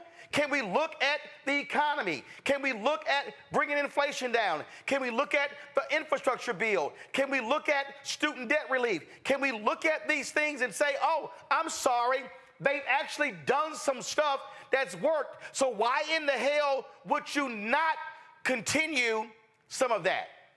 But here's the other thing that's really pissing me off. And let me show y'all, and it's pissing me off because if y'all want to understand why Vice President Kamala Harris and her campaign are sick and tired of all of these whiny-ass media people, here's the bullshit right here.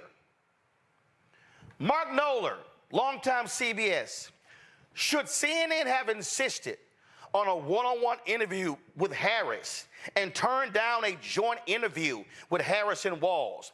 Too tough to walk away from, but first question to Harris ought to be, why couldn't she appear solo? Okay, let me show y'all this one here. This is Ari Fleischer, okay, whining and complaining, and here it is. Why is Walz there? Is Harris afraid to stand on her own 2 feet? Does she need Walz to take half the questions so she talk less? After refusing to do any interviews and hiding for a month, Harris still won't sit for a one-on-one interview. She is weak and not ready for the job. Okay, so y'all, this is all that they have been talking about. Okay, how about this here? Let me see here. Y'all just hold on. I just want to show y'all something.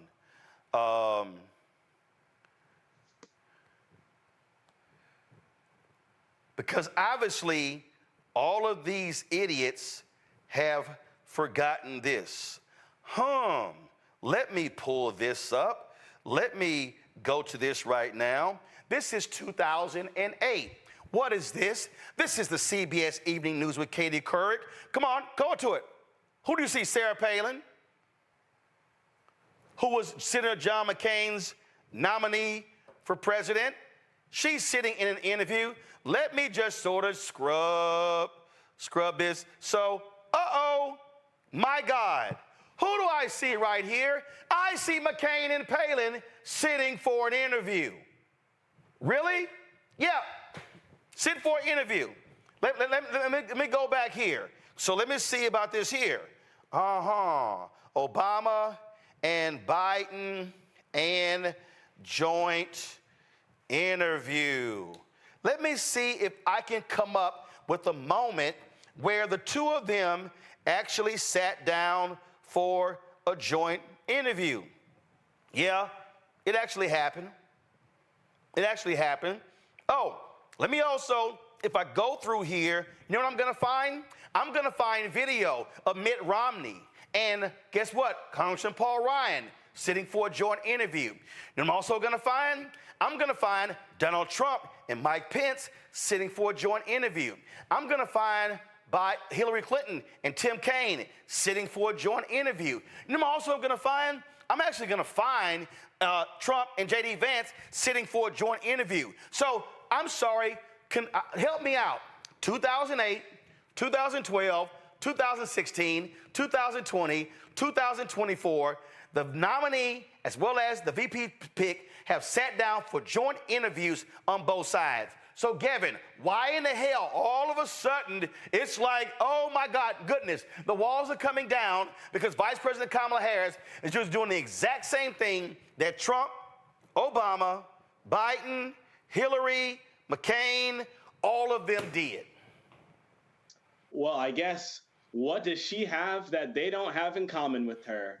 I wonder what. Maybe it's that she's a black woman. And maybe it's that the level of scrutiny that we've seen for Vice President Kamala Harris since before she was even picked by President Joe Biden to be his running mate has been unparalleled. You really think that the reporters would be saying, oh, this, Mitt Romney, John McCain, not up to the job, not ready for the job. Guess what? Hold on, you keep talking, go to my iPad while you're talking, and I want to show y'all, here we go. Here we go. There it is. Hold up, here we go.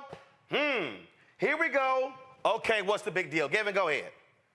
The thing is, I don't know if people realize it, but Kamala Harris has been in public service since, well, I won't give a year, but Kamala Harris has been in public service for longer than John F. Kennedy was by the time he became president. Kamala Harris has had one employer throughout her whole entire career, and that's been the American people.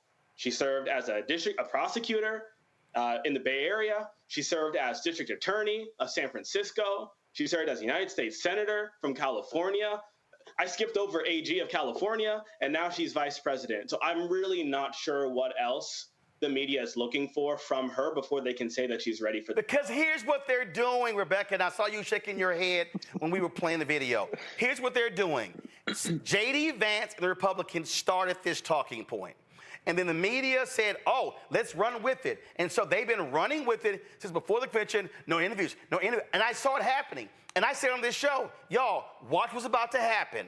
And so they seized on it because they needed something else. The whole deal was we need to create tension. We need to create drama. Oh, my God, she's not talking to us. Then they bitched and moaned in Chicago. Why we got all these content creators here? Why do they got better access than us? Because they want to be coddled. And here's a deal to the New York Times and all the rest of them.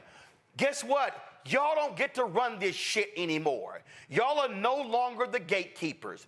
In New York Times and the Washington Post and CNN and the Wall Street Journal and USA Today, y'all no longer get to control how people get access. To everybody who's watching, let me explain to y'all the real secret in media. All of these outlets, national newscasts, local newscasts, they actually had their stories and their lineups determined by what was in the New York Times and the Washington Post and the big outlets and the daily newspapers. Well, guess what? You don't have to do that now. You now can actually reach millions of people via podcasts, via blogs, via social media, via Instagram and TikTok. And why they're angry? Because they no longer get to control access. They no longer control the information. So that's why when the New York Times writes a bullshit headline, they get called out. Because folks like, that's trash. That's why the New York Times has been pissed off of, Rebecca, for 4 years because President Joe Biden hasn't given them a one-on-one interview. Joe Biden has basically says, New York Times, kiss my ass. So is it a Stead or a Steed Wesley? A Stead Wesley? Yeah, a Stead. I don't know what the hell. Stead something. Yeah, so here's the thing. It's really rich with what came out first. His first issue saying, oh, they're talking directly to voters, as if that's a problem. That's the job of a candidate, is to talk directly to voters. The other thing is the interview that he did and the article that he referenced, I actually read that article, and it was extremely bad. It was very poor journalism, and it read like a... Oh, yeah, I saw that article as well, and yeah, it was awful. In search of Kamala Harris. Yes, in search of Kamala Harris. So what these people are doing are letting you know who has been backstabbing and planting these fake stories in the media that has been bad-mouthing her for the last 3.5 years. We saw her first year. We saw her second year. If you notice, all the Beltway and the Inside and the Access Journalism journalists have been the ones who have been the sources, in my opinion, for some of these stories. They didn't even name names where they were getting information. They were just quoting each other. And so Steed is part of that class. New York Times peddles an anti-Blackness, and Steed is showing that he buys into some of that anti-Blackness too. So it's very laughable hearing him complain on CNN, oh, we're not getting access. I was also in Chicago last week. 15,000 media credentials was passed out. There were only 200 content creators. So for people to complain that, oh, we only got 15,000 passes, but then these other people got 200 passes, well, guess what? I saw how hungry a lot of those content creators were. They were everywhere. They were bird-dogging stories. They were going after sources and talking to people to introduce their audiences to all of the principals that were in Chicago last week. I didn't see a lot of the traditional media doing that. I saw them talking to the same 3 types of people and chasing the 3 types of stories. So you get what you get. They got what they got by the New York Times being a part of this. Let's pull Biden off the ticket. Great, you got it. But what you didn't plan on was that Kamala Harris was then going to rise to the top of the ticket, and that she, for all means, looks like that she's going to be victorious in November. That's not what the New York Times planned on. Well, they thought they were going to get Gavin Newsom. Well, and I'm just like, they're driving me crazy. And what was also driving me crazy are these people who want to weigh in, who clearly never took a civics class, who don't understand government. I saw a tweet today by comedian Lil Duval, who said, all the politicians are pandering, anybody pandering to black men. And I actually had to send him a text, and I tweeted, Vice President Kamala Harris has been meeting with black men for the last 3.5 years. What the hell y'all talking about? This ain't nothing new. I'm like, so it's on our Instagram page, it's on Twitter page. But what really gets me are the people who are asking questions, who literally don't understand the basics of civics. My next guest dropped a video where he laid that out. And I love the video, and he did it in the previous election cycle because it's real basic. And, and I love it because by putting it to a hip hop beat, hopefully folk begin to understand it. Y'all go ahead and roll it.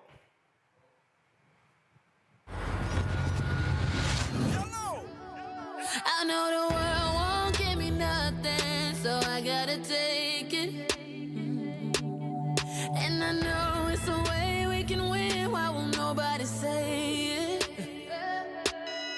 It don't matter where we from, suburbs or the slums. They don't wanna see us winning, they'd rather keep us down. Could have a war, but we don't know how. Don't let them tell you that your vote don't count. Well, he was in office for 8 years, bro. Still ain't getting nothing done for it. Bro, you and me done worked at this barbershop them whole 8 years, bro. They don't care about us, bro. No, that's fact, though. I really don't even remember the last time a president did something for us, to be honest. Yeah, I ain't trying to go out in that sun and vote. Bro. You literally don't know what you're talking about, man. First thing first, back in middle school when they taught us it was 3 branches of the government. We forgot it when we got older. It's the judicial, the legislative, and executive. But all we know is the executive. That's the mayor or the governor and the president. Now, none of them 3 people make no laws. They just be checking them. The laws come to their desk and all they do is say no or yes to it. So when the news station tried to tell us that Barack Obama couldn't put us on, we was all salty at Obama when it was the Congress members all along. We gotta focus on the the legislative branch, yeah, they the ones that make the laws. Yeah, they the ones write how much food stamp money you get on the card.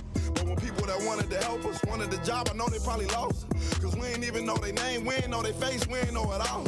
So the Congress or the State House, that's legislative, they make laws. So what we want from the president is what they do, okay, y'all? See, they election every 2 years, but we don't never even go to those. The Congress, they can raise minimum wage, but we ain't even really know it, though. So you know how back in 08, when we all voted for Obama, we was all supposed to go back in 2010 and vote for the Congress. Cause they the ones make child support laws. They the ones choose if your kids at school get to eat steak or corn dogs. The State House make the court costs. So if the country failed, then you can't say it's them, it's your fault. Cause y'all ain't know to vote for Congress members that was for y'all.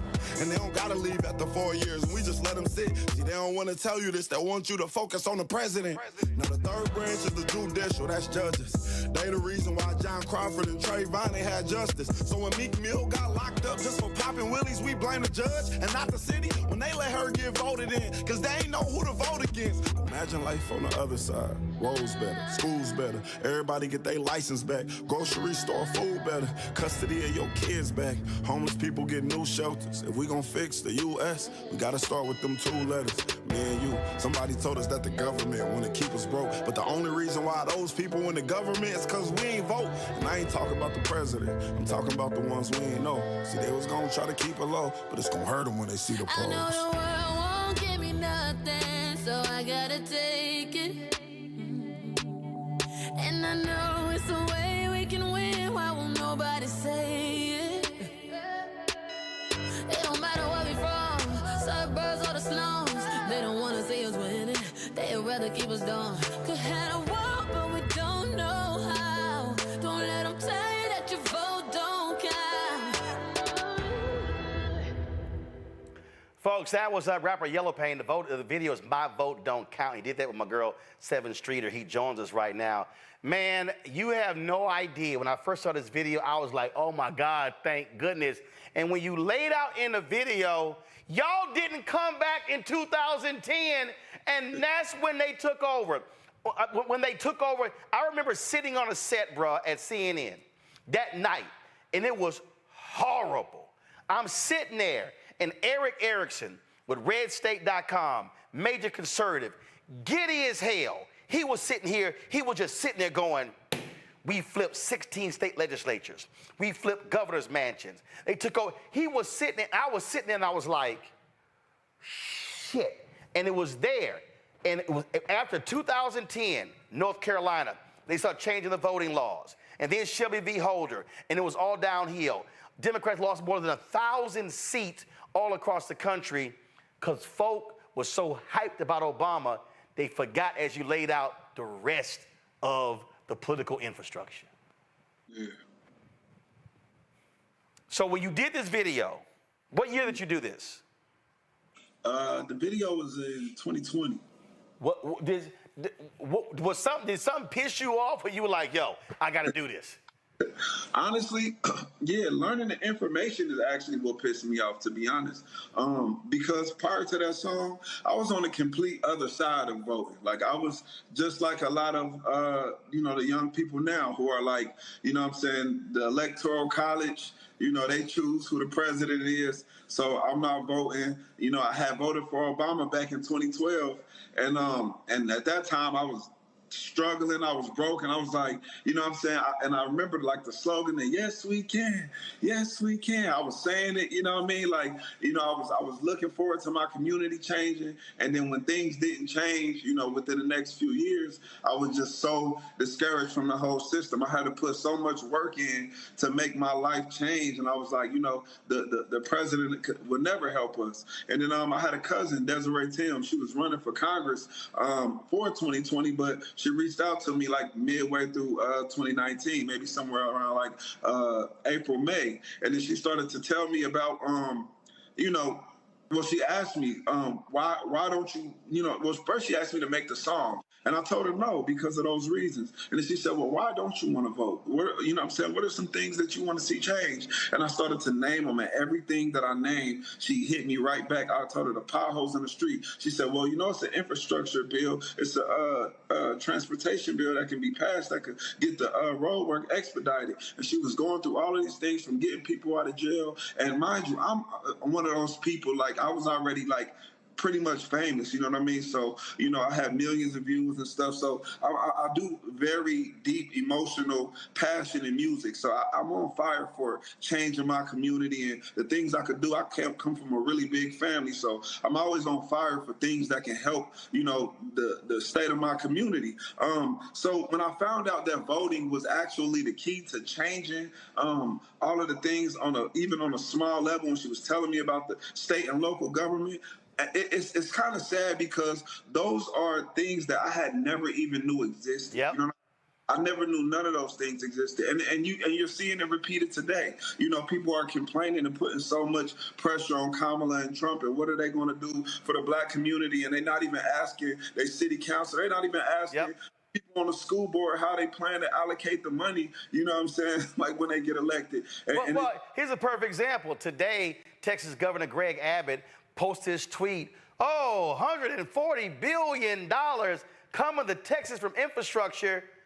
His punk ass didn't say, thank you, Joe, thank you, Kamala, because it was the infrastructure bill that they passed that money comes to Texas. And you people say, well, man, look at Abbott doing a great job. No, that money didn't come from him, came from the federal government. And so it's so important, because, listen, my parents were founders of a civic club. So I literally saw this stuff up close and personal when I was 8, 9, 10, 11, 12. So I lived it my whole life, on the ground, basic community-based stuff. And you're right, so many people just have no clue, and then they look at you like you're crazy, like, what you talking about? The president controls everything. I'm like, no, they don't.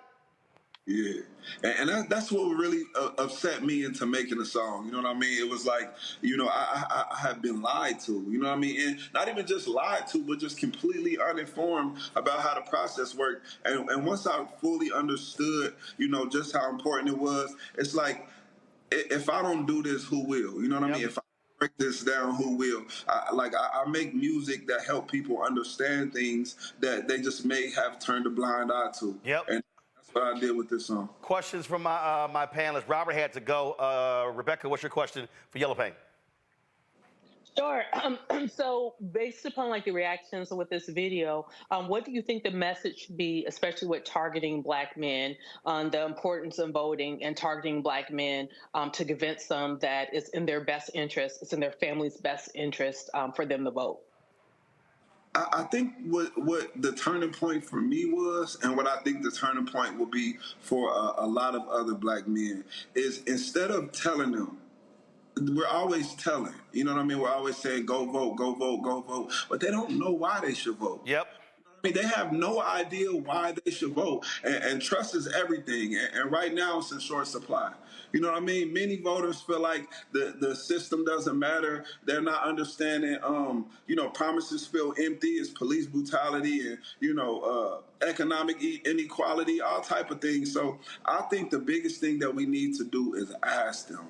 That's what we need to do. Ask them individually. What are some things that you want to see change? You got people who got friends that's incarcerated for crimes that are nonviolent, that happened 20 years ago, and there are people on a state level and on a local level who can change certain things. And if we're not, and even presidential, but a lot of times we don't know where these individual issues are allocated. And if they don't know, they'll always be discouraged. They'll never know how it can directly affect their lives. There are things in people's lives that can be changed almost immediately after an election, depending on who's elected or who's not elected. But if the whole focus is on the president, things may never change.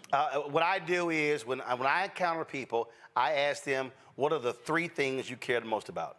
Yeah. The 3 things I tell them, and then I say, now, let me explain to you on that particular issue, who's primarily responsible. Yeah, school board, city council, county government, state or federal government, and walk people through that way. Gavin. Hey, man, no, thank you for using your platform to speak up on these issues. And I think this is the work that'll really make a difference in November, but way beyond that. So I guess the question I have for you is, what advice would you have to candidates up and down the ballot who are trying to build trust with, Black men, let's say? Do you have any tips for how they can actually, make meaningful relationships and build trust so that, our people are receptive to the messages that they're being told? Well, I think the first thing is to stop running a fire drill. You know what I mean? But we don't see candidates until every 4 years, and like I feel like years ago, like prior to social media, it was a lot easier to kind of like trick people a little bit. But now people not dumb. You know what I'm saying? We're not seeing you for years, and then out of nowhere, this is the most important election of our life. I've heard that every single election. There has not been an election in my lifetime that I didn't hear a candidate out of their mouth say this is the most important election of your lifetime. So first off, I think it's not a short term game. You know what I mean? It's not about trying to hurry up and convert these people for votes. What should we do to talk to the Black men? First off, we have to start younger, because a lot of people right now, they're so like into their own like ideologies of how things work, and we're trying to convert these people, that we got a whole group of people that are 14, 15, 16, 17 that'll be able to vote soon, and we're not even targeting them. No, we're not teaching educating them. So I think we need to A, start younger, B, do what we said, and ask them, what they need, the things that they want to see change. And I think we have to start education. We have to educate them on how the system works. You know what I mean? Without education, we're going to always play a blame game. You know what I mean? And we need to let them know one thing for sure is that not voting is still voting. You know what I mean? You are making a conscious choice, and let them know that there are people that have your life in their hands, and people that are controlling everything about your life, from the water you drink to the air you breathe to the trash pickup to what your kids eat in school. We got to make it practical. We got to bring it to their front door and let them know. Teach them the system, because honestly, if I was never taught the system, I would be the same person I was in 2019 when I was telling my cousin, listen, I don't want to hear all that. Everything I got on my own. I got it out the mud. No presidential candidate, nobody in the office ever helped me. I did this. This is my, you know what I mean? And at the end of the day, it's not all economic. I think that's another big thing, is that we put so much energy into the economic things. Right. Secure the bag. Secure the bag.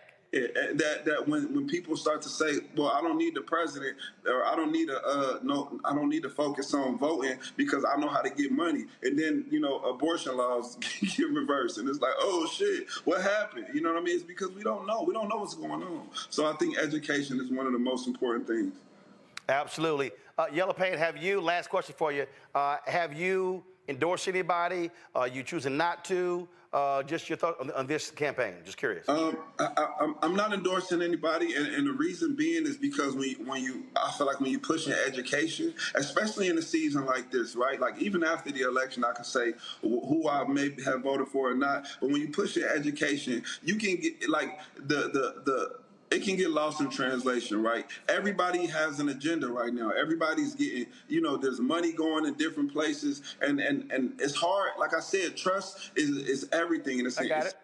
Right now, you know what I mean? Well, it's sort of like, look, this implies he's supportive of Vice President Kamala Harris, but he's made it clear he's not doing anything with the campaign. He's like, he said his position is, I'm stronger by being independent, not tied to anybody, just standing on my position and helping folks out, educating them. So totally understand that. But man, look, I appreciate it. Great job with the video. Don't be surprised if we run it again, because I think more people need to see it and hear it, because listen, you're right.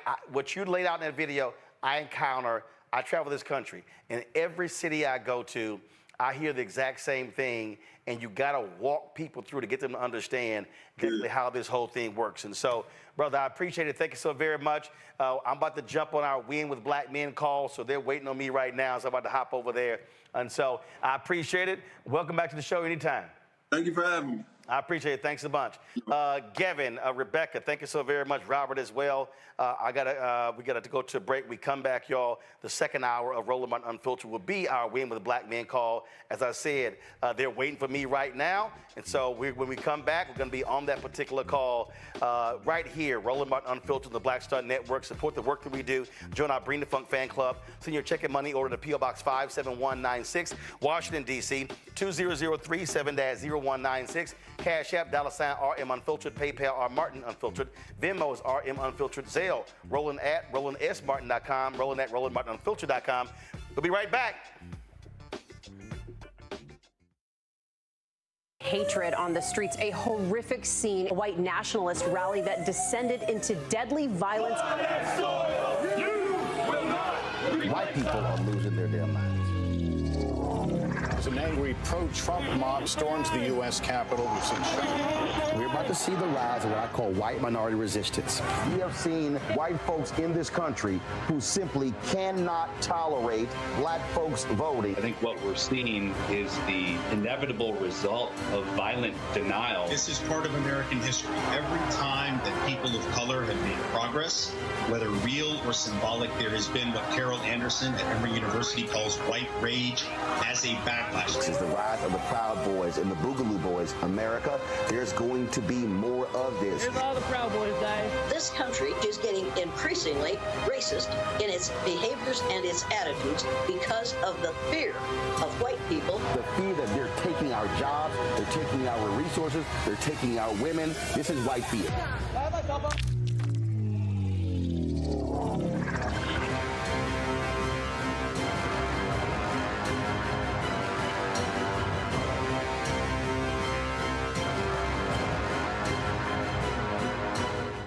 Talk about blackness and what happens in black culture. We're about covering these things that matter to us, speaking to our issues and concerns. This is a genuine people-powered movement. There's a lot of stuff that we're not getting. You get it, and you spread the word. We wish to plead our own cause. Too long have others spoken for us. We cannot tell our own story if we can't pay for it. This is about covering us. Invest in black-owned media. Your dollars matter. We don't have to keep asking them to cover our stuff. So please support us in what we do, folks. We want to hit 2,000 people, $50 this month, raise $100,000. We're behind 100,000, so we want to hit that. Y'all money makes this possible. Checks and money orders go to P.O. Box 57196, Washington, D.C., 20037-0196. The Cash App is $RM Unfiltered. PayPal is R Martin Unfiltered. Venmo is RM Unfiltered. Zelle is Roland at RolandSMartin.com. Next on The Black Table with me, Greg Carr, we featured the brand new work of Professor Angie Porter, which, simply put, is a revolutionary reframing of the African experience in this country. It's the one legal article everyone, and I mean everyone, should read. Professor Porter and Dr. Valencia Watkins, our legal roundtable team, join us to explore the paper that I guarantee is going to prompt a major aha moment in our culture. You crystallize it by saying, who are we to other people? Who are African people to others? Governance is our thing. Who are we to each other? The structures we create for ourselves, how we order the universe as African people. That's next on The Black Table, here on the Black Star Network. Now streaming on the Black Star Network. I still have my NFL contract in my house. I have it in a case. It's 4 of them, for my 4-year contract. I got a $600,000 signing bonus. My base salary for that first year was $150,000. Matter of fact, $150,000. $150,000. That's what I made, $150,000. Now think about it. My signing bonus was a forgivable loan, supposedly. When I got traded to the Colts, they made me pay back my signing bonus to them. I had to give them their $600,000 back. Wow. Yeah, I was so pissed. Because, man, I try to be a man of my word. I'm like, you, I'll give you your money back. You know, even though I know I earned that money, right. I gave them money back. I gave them $600,000 back. But yet, I was this malcontent. I was a bad guy. I'm about the money. It wasn't about the money. It was about doing right. Because I looked at, because you look at contract. Look at John Edwards. God, John Edwards was making $1 million, 800,000. I was making 150. I mean, I was doing everything. And I'm like, but yet I was, man, I got so many letters, you know, so I just play for free and all that kind of stuff. I mean, you don't forget that kind of stuff. Right. That stuff is hurtful.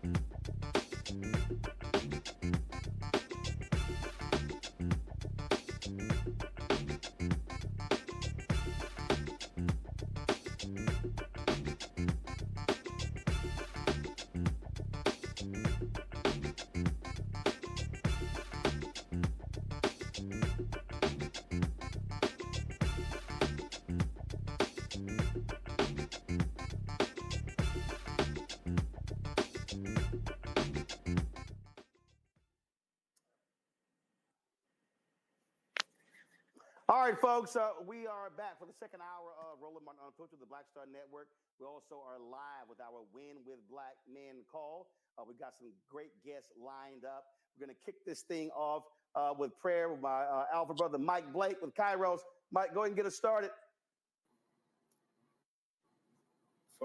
Father God, we come to you at this hour to say thank you. Thank you for allowing us to be here once again. Thank you for the ability to be in your space.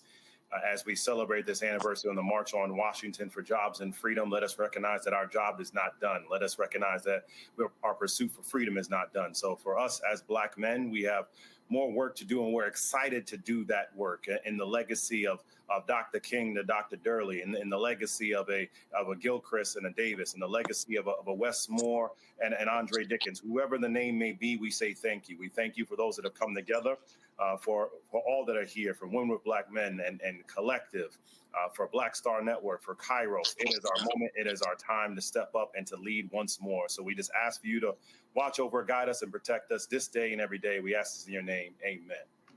All right, then, Reverend Dr. Mike Blake, we appreciate that. Thank you so very much.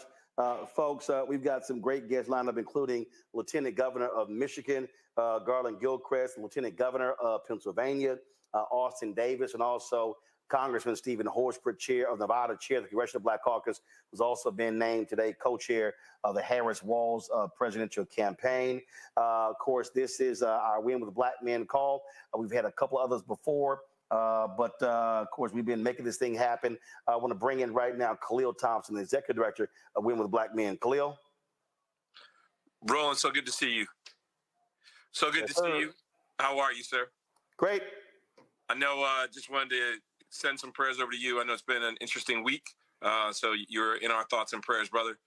I want to start this call off by letting everybody know this is a monumentous occasion in history. Today, on August 28, 1963, was the March on Washington. We are all here gathered on this call tonight because we believe in the power of our voice and our vote. We know that this is a performance review for all of those who are running to be elected officials. But even more so, we believe we have the greatest and best candidate in Kamala Harris to be our next president of these United States. Tonight, we're going to hear, as our host and moderator, Roland Martin, said, some dynamic speakers from Lieutenant Governor Garland Gilchrist, Lieutenant Governor Austin Davis of Pennsylvania, and Gilchrist from Michigan. I know we have Jevin Hodge and CBC Chairman Congressman Horsford's going to be on shortly. Again, just excited for everyone to be here. But want them to be on the lookout. Today, we sent our resource email out, the top 5 things that you should know about Kamala Harris and the Walz campaign. We're going to be hearing from voter protection from that campaign and what we need to do to protect our vote going into this election cycle. But again, I'm really excited for all to be here. My team member, Mike McQuarrie on Win with Black Men, is going to take this conversation over for the rest of the night. But excited with my co-hosts, Michael Blake, Quentin James, Bakari Sellers, and Roland Martin to be in this work with each and every one of you. All right, appreciate it. And so, what Khalil was representing Thursday, my sister, Kenya Martin Williams, passed away at the age of 49, and so I'll be headed to Houston tomorrow for her funeral on Saturday. So I certainly appreciate all the thoughts and prayers as well. Let me go to Quentin James, president of Collective PAC, as well as the Vote to Live Action Fund. Quentin. Hey, Roland, everybody. Thank you all so much for being here tonight. As Khalil mentioned, this is a historic day, and we are on a historic march towards this election. The biggest thing I want people to know is we are now entering election season. While election day is November 5th for most Americans, folks start receiving ballots next week in North Carolina. People requested absentee ballots by mail. Early voting starts in Pennsylvania on September 16th. And so we are literally 10, 20, 30 days away from people casting ballots in some of the most important swing states. And so over the next few days and weeks, you will be getting text messages, emails about volunteer opportunities. We will need you all to help us make tens of thousands, if not hundreds of thousands of phone calls, text messages, and even knocking on doors to target the right Black voters to turn out and vote for Kamala Harris. And so we'll have more information about that in the next few days. But again, thank you all for having me. Thanks for being here. We'll get a little bit more into the conversation throughout the evening.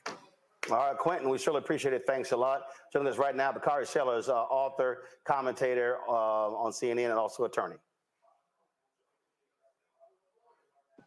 Yeah, what's going on, guys? Bakari Sellers here.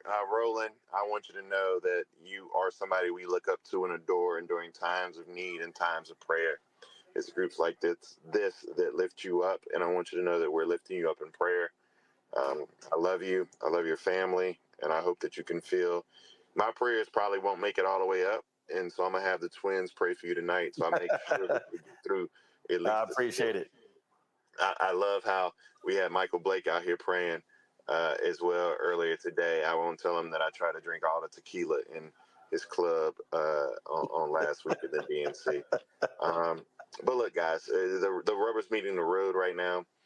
These calls have gone from, kind of kumbaya, this is our candidate, let's mobilize, let me tell you the reasons why, to activation. There are action items we must take. We must realize the deadlines to register people to vote. We must understand the early voting deadlines. We must gas up the buses, the church buses, the D9 buses, the showing up at the high school football games, the homecoming games, our alumni associations, all of those things. Now is the time where we must turn it up.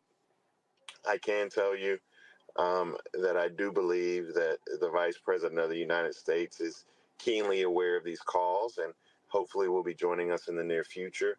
But regardless of what is happening on the campaign, we must continue to lift. I'll share one little nugget with you.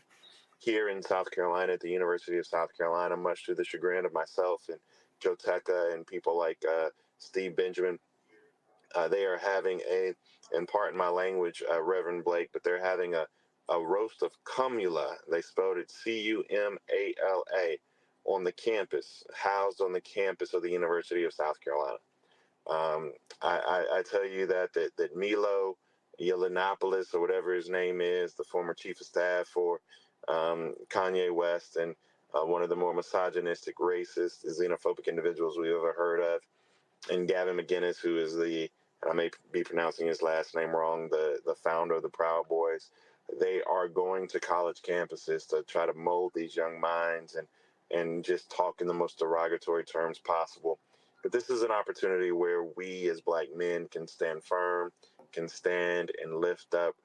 These young folk can be in a position, and I will send information out, particularly through Quentin and Michael, about how we can help mobilize these younger groups. The NAACP at the University of South Carolina is doing great work there, but it's just, if you think it's bad, like I've always told people in South Carolina, one of the things that we say is that when they go low, we go to hell. And so we're going to have to meet them there just to fight for our sister Kamala Harris. I love all of you all. I'm very appreciative of all the love and support. Let's just keep this going. Roland, my prayers are out with you. I love you probably more than you know. So I appreciate your work, your words. And as your family goes through this time, remember that only when it's darkest can you see the stars. I appreciate it, my brother. Thank you so very much. Thanks a bunch. We've got a couple lieutenant governors who we want to get on very quickly. Michigan is a critical state for Vice President Kamala Harris. Governor Tim Walz joining us right now. He's been on two of our previous calls. He's Lieutenant Governor of Michigan, Roland. We want to go to him right now. Roland, my brother, thank you so much. Thank you to Bakari, to Quentin, to Michael, to everybody who came together to host this, Blake. Thank y'all so much for the leadership you showed, for bringing Black men together for this important movement at this important moment in our present and in our history and in our future. I'm Garland Gilchrist, Lieutenant Governor of the great state of Michigan. I wanted to give you a quick update on, I'm a little bit biased, but I think this is a state that will be pivotal to deciding this election. And so I want to let folks know a couple of things. The energy continues to be really incredible in Michigan, coming off of when the vice president and the governor came here a couple weeks before the convention. People are riding high coming off of the convention in Chicago. But now, as we wake up here on another day in Michigan, there's more voters to contact and more work to do.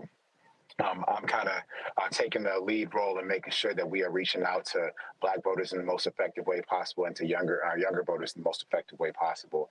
Michigan has made some big changes in the last 2 years with the Democratic trifecta that we have alongside me and Governor Gretchen Whitmer that I think are going to make a difference for voter turnout that we have to take advantage of.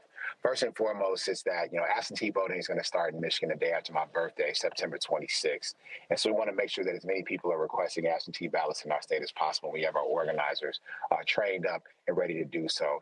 The second thing is that we implemented early voting here in the state of Michigan. We have 9 days of early voting. So we're encouraging people, for those who may not vote absentee, but to go and vote early so that votes can be already cast and ready to be counted quickly on election day. Because it's important that we really leave no doubt about this Michigan victory. And the bigger that it is, the less susceptible it will be to the inevitable legal challenges that are going to come from it. But the third thing that really inspires me about what we're seeing in Michigan is this unprecedented energy from young voters. So we passed a pre-registration law so that 17-year-olds could get registered to vote ahead of their 18th birthday. And Michigan actually has now almost 80% of our 18-year-olds registered to vote. A bunch of them have signed up to register to vote just in the last 5 weeks since the vice president ascended to the top of the ticket.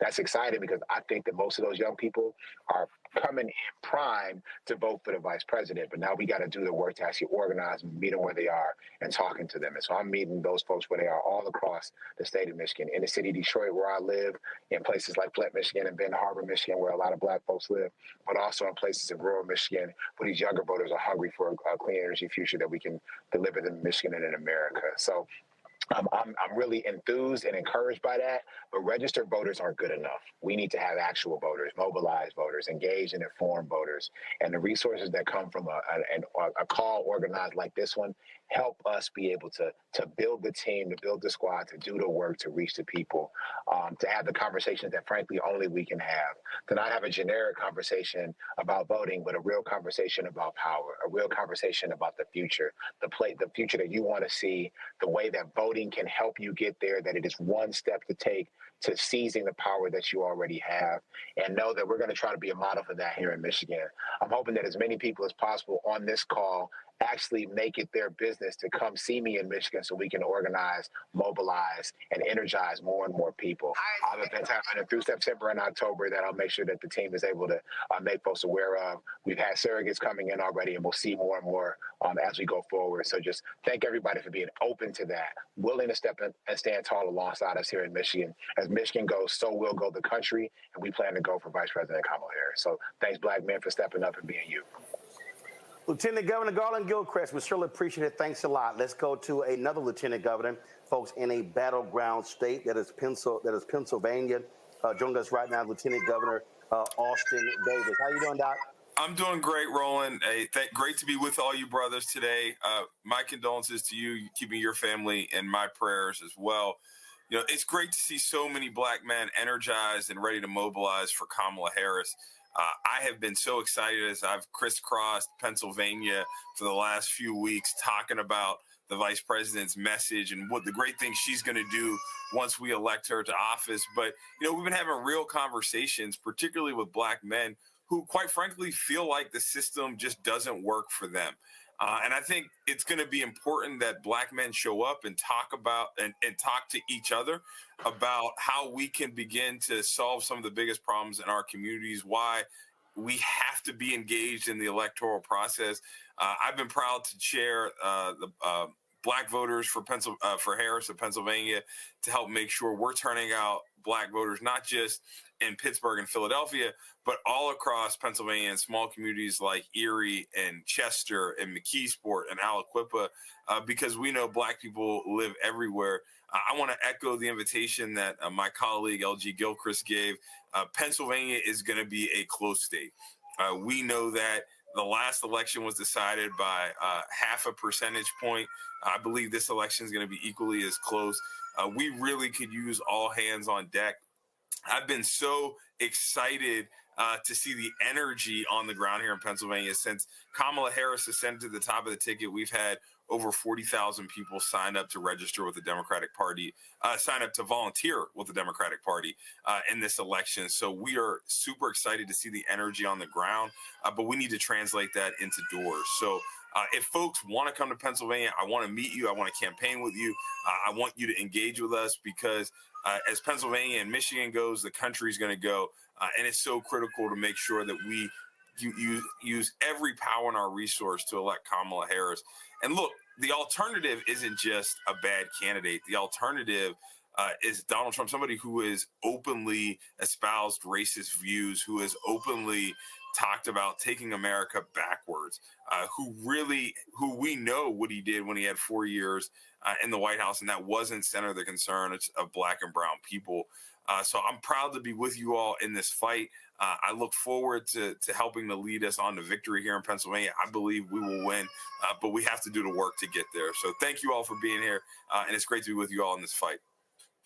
All right, then, Lieutenant Governor Austin Davis of Pennsylvania, we certainly appreciate you joining us on this call. Just to give some folks perspective in terms of how we see these things changing. Polling data comes out all the time, and let me be real clear. When you look at this polling data, and we keep saying this over and over and over again, don't just get focused on polling data. Vice President Kamala Harris keeps saying, run as if we are behind. Run as if we're operating as underdogs. Fox News polling comes out, shows her up 2 points in Georgia, 2 points in Nevada, Arizona, showing down in North Carolina. Polls are going to change every single day. Not a single poll has ever won an election. What wins elections are when people show up, turn up, and turn out. And so those things have to happen.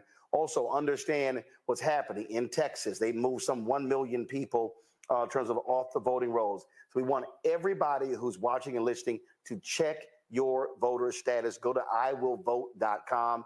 Check your voter status. We see these shenanigans happening in Georgia, in Florida, and other places. And so we want you to always protect yourself when it comes to voting. And when I say, folks, why our voting matters, I'm going to use the example of Wisconsin. I'm going to bring up former Lieutenant Governor Mandela Barnes of Wisconsin.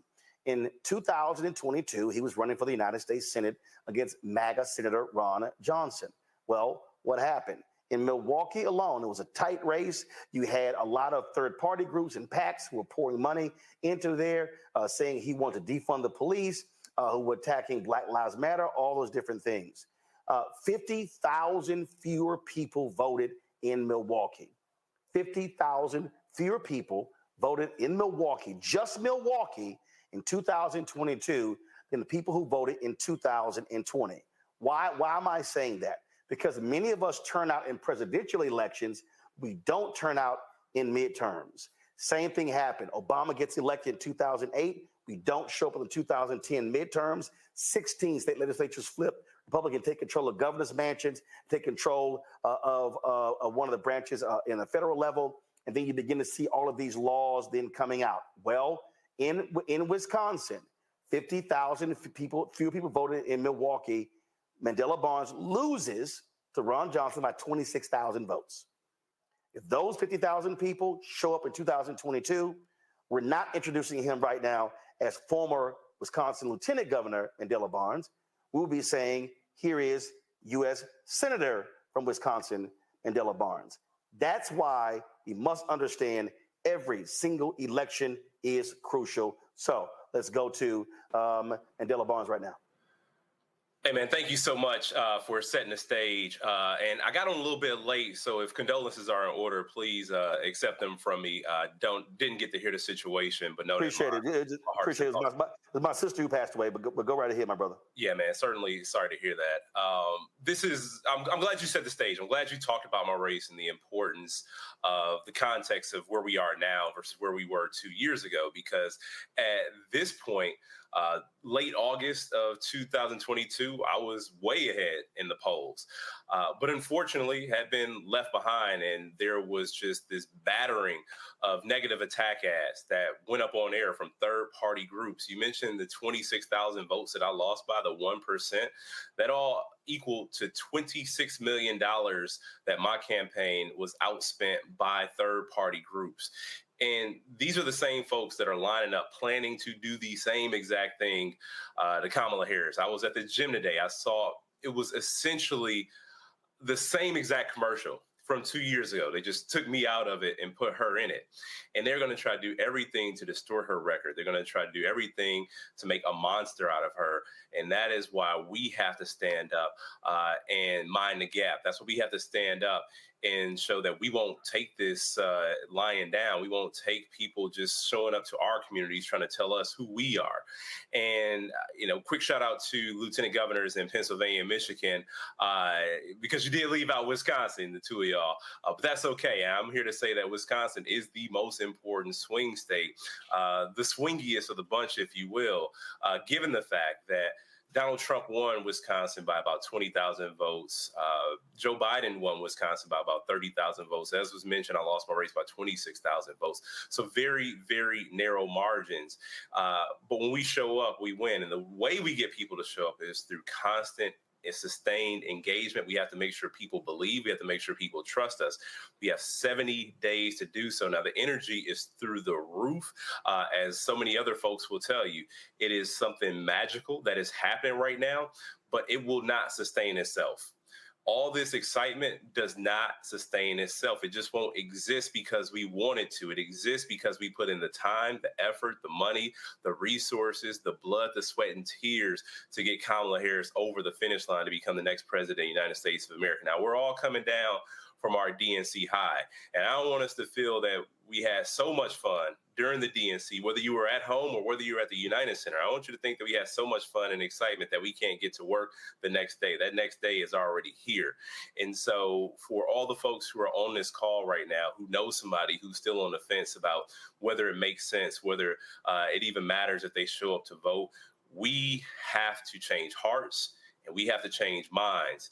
And the way that we do that is through organizing. That's how I got my foot into this arena, is through grassroots organizing. And I got elected to state representative in 2012, lieutenant governor in 2018, the honor of my life. But I can tell you it was the power of the people behind me that got me to either of those offices. And we are the people that have to show up with the power to elect Kamala Harris. So just want to say thanks so much for having me. I know we have iwillvote.com for more information to get folks involved and engaged.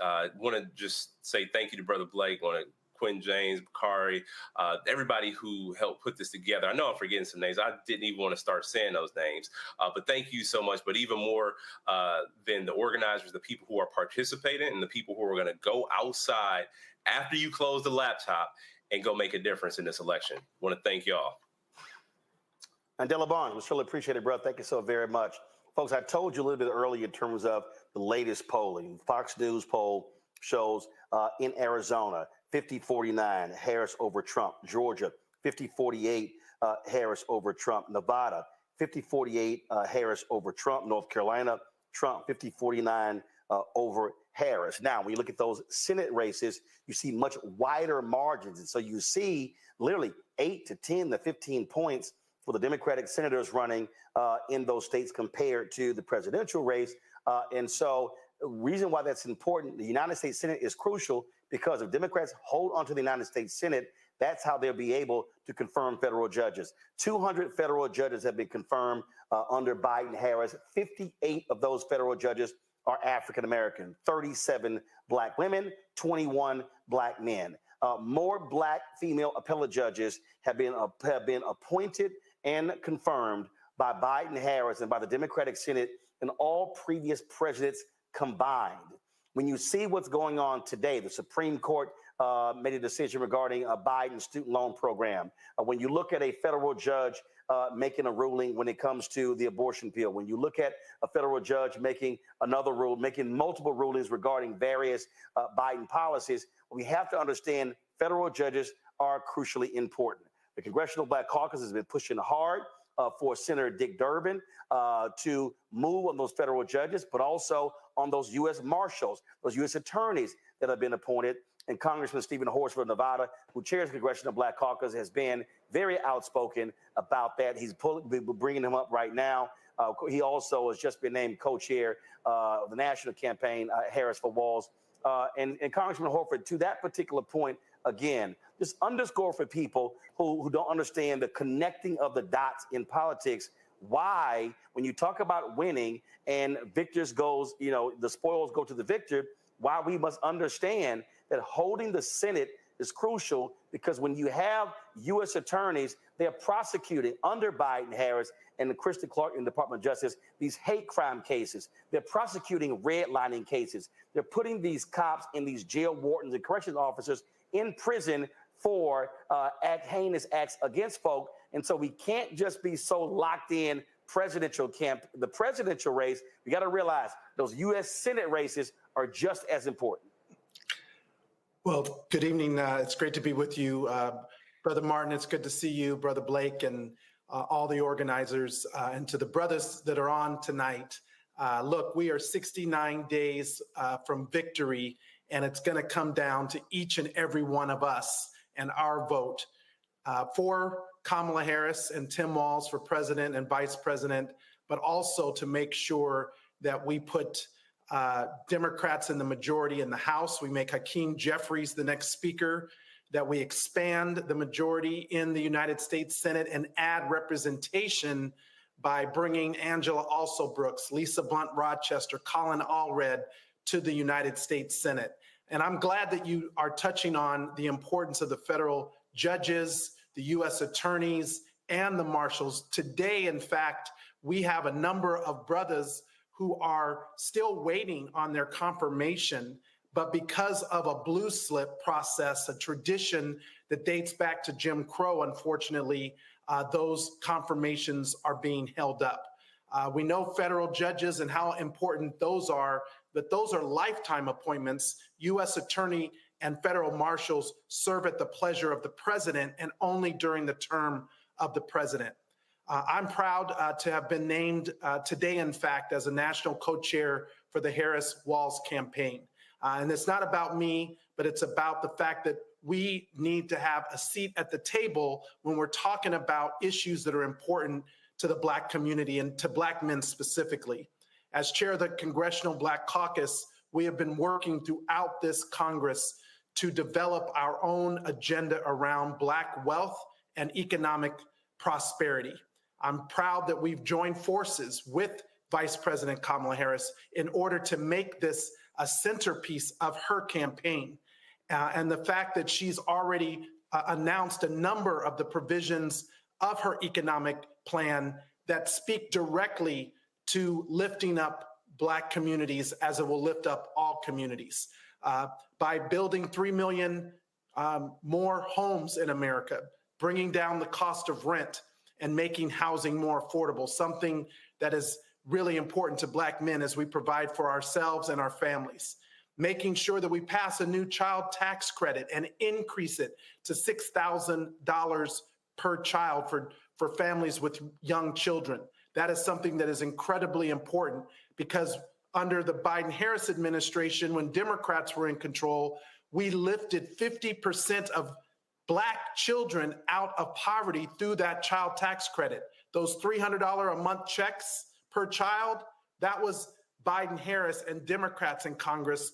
And under Kamala Harris, she has already proposed to increase that to $6,000 per child for young children. Also, her focus on entrepreneurship and making sure that we protect the tools of opportunity, particularly for business owners who are trying to grow their business by pursuing more contracts, by getting more access to capital at a time when Trump's Project 2025 would defund the Minority Business Development Administration, defund programs under the SBA, defund venture capital firms like the Fearless Fund. Kamala Harris and Tim Walz are committed to expanding those tools of opportunity and making sure that we have access to capital and contracts both in the private and the public sector. So I know we have more work to do, but we have to get across this finish line this November. I am one of 4 what we call frontline members in the Congressional Black Caucus. It's me, Don Davis from North Carolina, Amelia Sykes from Ohio, and Johanna Hayes from Connecticut. We also have 4 additional what we call red to blue candidates, Janelle Bynum out in Oregon, Shamari Figures in Alabama, and of course, Mondaire Jones in New York. These are opportunities for us to win what are currently red districts, turning them blue, making the majority in the House, which will mean Hakeem Jeffries becomes the next speaker, the first Black Speaker of the House of Representatives, and we return 5 CBC members to full committee chairs over a number of key important committees, including financial services, homeland security, education and labor, foreign affairs, and of course, agriculture. But in addition to that, 30 members of the Congressional Black Caucus become chairs of subcommittees over every major jurisdiction. Now, why is this important? Because when we want the president to get something done, you've got to have members in the House who have power of the gavel to bring those bills up, to pass them out of the subcommittees or the full committees, to bring them to the floor where Hakeem Jeffries will be the speaker, to get them to the Senate so that we can get them across the finish line and to the president's desk. None of that happens unless we turn out and vote. So I'm encouraging all the brothers out there to make sure that we're not only registered to vote, that we've checked our registration, that we make sure that it's active. You can do that by going to iwillvote.com, making sure that everyone in our family, in our businesses, in our place of work, and our place of worship are registered to vote. And then we mobilize people to get out to vote. Finally, let me just say that it's not only about voting, but it's also about holding those of us who are elected accountable once we are in office to move the agenda. And I do understand the importance of having a Black wealth agenda. That is what the Congressional Black Caucus has been working on, and we'll be ready on day one with Democrats in the majority and Kamala Harris in the White House to move that agenda forward. So let's get out there. Let's make sure that we win this and then win for our people going forward. So thank you all for allowing me to jump on. Please visit me at StephenHorsford.com. I'm one of the battleground districts that we also have to win out in Nevada. We're going to do that with all of your support. All right, then. So we certainly appreciate that, Congressman Stephen Horsford, my alpha brother, chair of the Congressional Black Caucus. Thanks a bunch. Folks, joining us right now is Darius Brown, Delaware State Senator. Also, keep in mind, happening there as well, we are likely going to get a sister back into the United States Senate, and that is Congresswoman Lisa Blunt Rochester. She is running for United States Senate there in Delaware. And so we can't wait to support her in that effort. So if y'all in Delaware, make sure you cast your ballot for her. Let's go right to State Senator Darius Brown. You there? I am. Good to see you, Brother Roland, and all the brothers that are here tonight on tonight's call. I want to talk a little bit about our politics and why our politics are local and the impact that it has when we elect African Americans in state legislatures, when we show up to vote as Black men, and how that enhances what's going to happen with Vice President Harris, but also the majority in the United States Senate and House. And what that was allowing us to do here in the state of Delaware, where we were able to appoint the first African-American Supreme Court justice recently.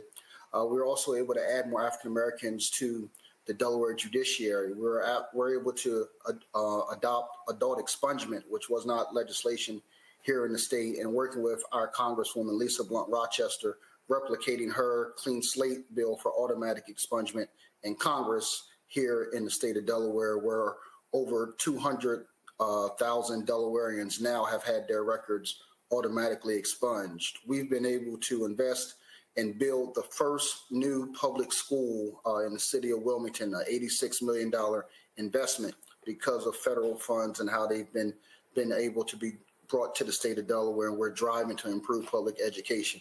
So for the brothers that are on this call, as we are going to make sure that we show up in November and vote for Vice President Harris, we're going to show up and make sure that we can get that Senate majority here in Delaware by electing our Congresswoman Lisa Blunt Rochester to United States Senate. We want to make sure that we also increase Democratic representation in the House of Representatives so that Brother Hakeem Jeffries can be the Speaker of the House. But locally also, when we show up to vote, it is the trickle-down effect. It is the effect of not only those that are going to be elected at the national level, but for a brother like myself, who's the only African-American man that serves in the Delaware State Senate. It's about electing more African-Americans to the state legislature and how we're able to invest and improve our communities because of that. So whether it's in our barbershop or in our churches or in our Masonic halls, or even within our neighborhoods, at our neighborhood bars or clubs, to engage our friends, particularly African-American men, around registering to vote, about getting active and participating in this election process and showing up to vote in November and throughout this early voting, absentee voting process that exists in many states. So for us in Delaware, we're going to show up blue, but we also want to make sure that African-American men are working with Brother Austin and friends of mine like Representative Jordan Harris and others in Pennsylvania, so that Pennsylvania shows up and is blue as well, so that we can have that victory in states like that as well. So again, I want to thank you all for allowing me to be on tonight's call, and for all of the brothers that are here. Just want to reemphasize that to this election, we're going to make sure that we elect Kamala Harris as the next president of the United States, but also we're going to ensure that we have representation at the local and congressional level as well, which is so important to us. All right, then. State Senator Darius Brown, we surely appreciate it. Thanks a lot. Folks, let's go to Arizona. Former Arizona State Representative Jevin Hodge, he joins us right now. That, again, is another one of those battleground states on the presidential side, but also on the U.S. Senate side as well. Jevin, go right ahead. Roland, thank you so much for having me here today, and it is a great honor to be here with you. I want to start by saying I'm giving you my love and my condolences. We're with you, brother. We're uplifting you, and we're wrapping you in love and prayer. Just know that we got your back, as you have always had our back. My name is Jevin Hodge, former state representative from the great state 48, Arizona, where I have served as the former vice chairman of the Arizona Democratic Party. And in 2022, my congressional seat in Scottsdale, Arizona was the 6th closest seat in the country. Like my brother, Mandela Barnes, my seat was decided 8 days after the election, and it was decided by 3,197 votes, which is less than 1%. So when you believe that your vote doesn't matter, when you think that your vote doesn't matter, I, Mandela Barnes, we are living proof that every vote matters. And here, let me break it down for you here in Arizona. Just recently, you might have seen on TV, Vice President Kamala Harris and Governor Tim Walz hosted the largest political rally in Arizona history, clocking in over 15,000 people. They tried to say it was fake news. No, I was there. The energy was popping. It was live. And let me just express that importance. In 2020, President Biden won Arizona by a margin of 0.03%. And let me just tell you this, that was 10,457 votes.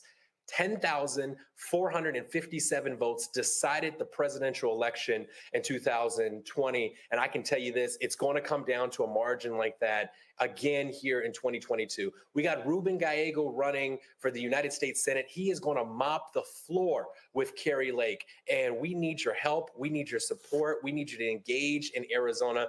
To give you an idea what the landscape looks like here, in the state legislature, it is a 1-seat divide in the House and the Senate, 29-31 split in the House, 14-16 split in the Senate. We can flip both chambers. We can give Governor Katie Hobbs the governing majority so we can fight back for some pro-Arizona, pro-people solutions here. And with that, Black people in Arizona make up about 5% of the population. So when you look at that, about 4.1 million registered voters in Arizona, Black people make up about 20 to 25%. We alone will decide this election in 2024. And so we got to get out there. If you're in a blue state, consider making some calls in Arizona. Consider donating a few dollars to Arizona candidates and the infrastructure here that we're building in Arizona. And here's the cherry on top. We have a remarkable Black woman who is running to be the Maricopa County Attorney, Tamika Wooten, who will be the first ever Black county official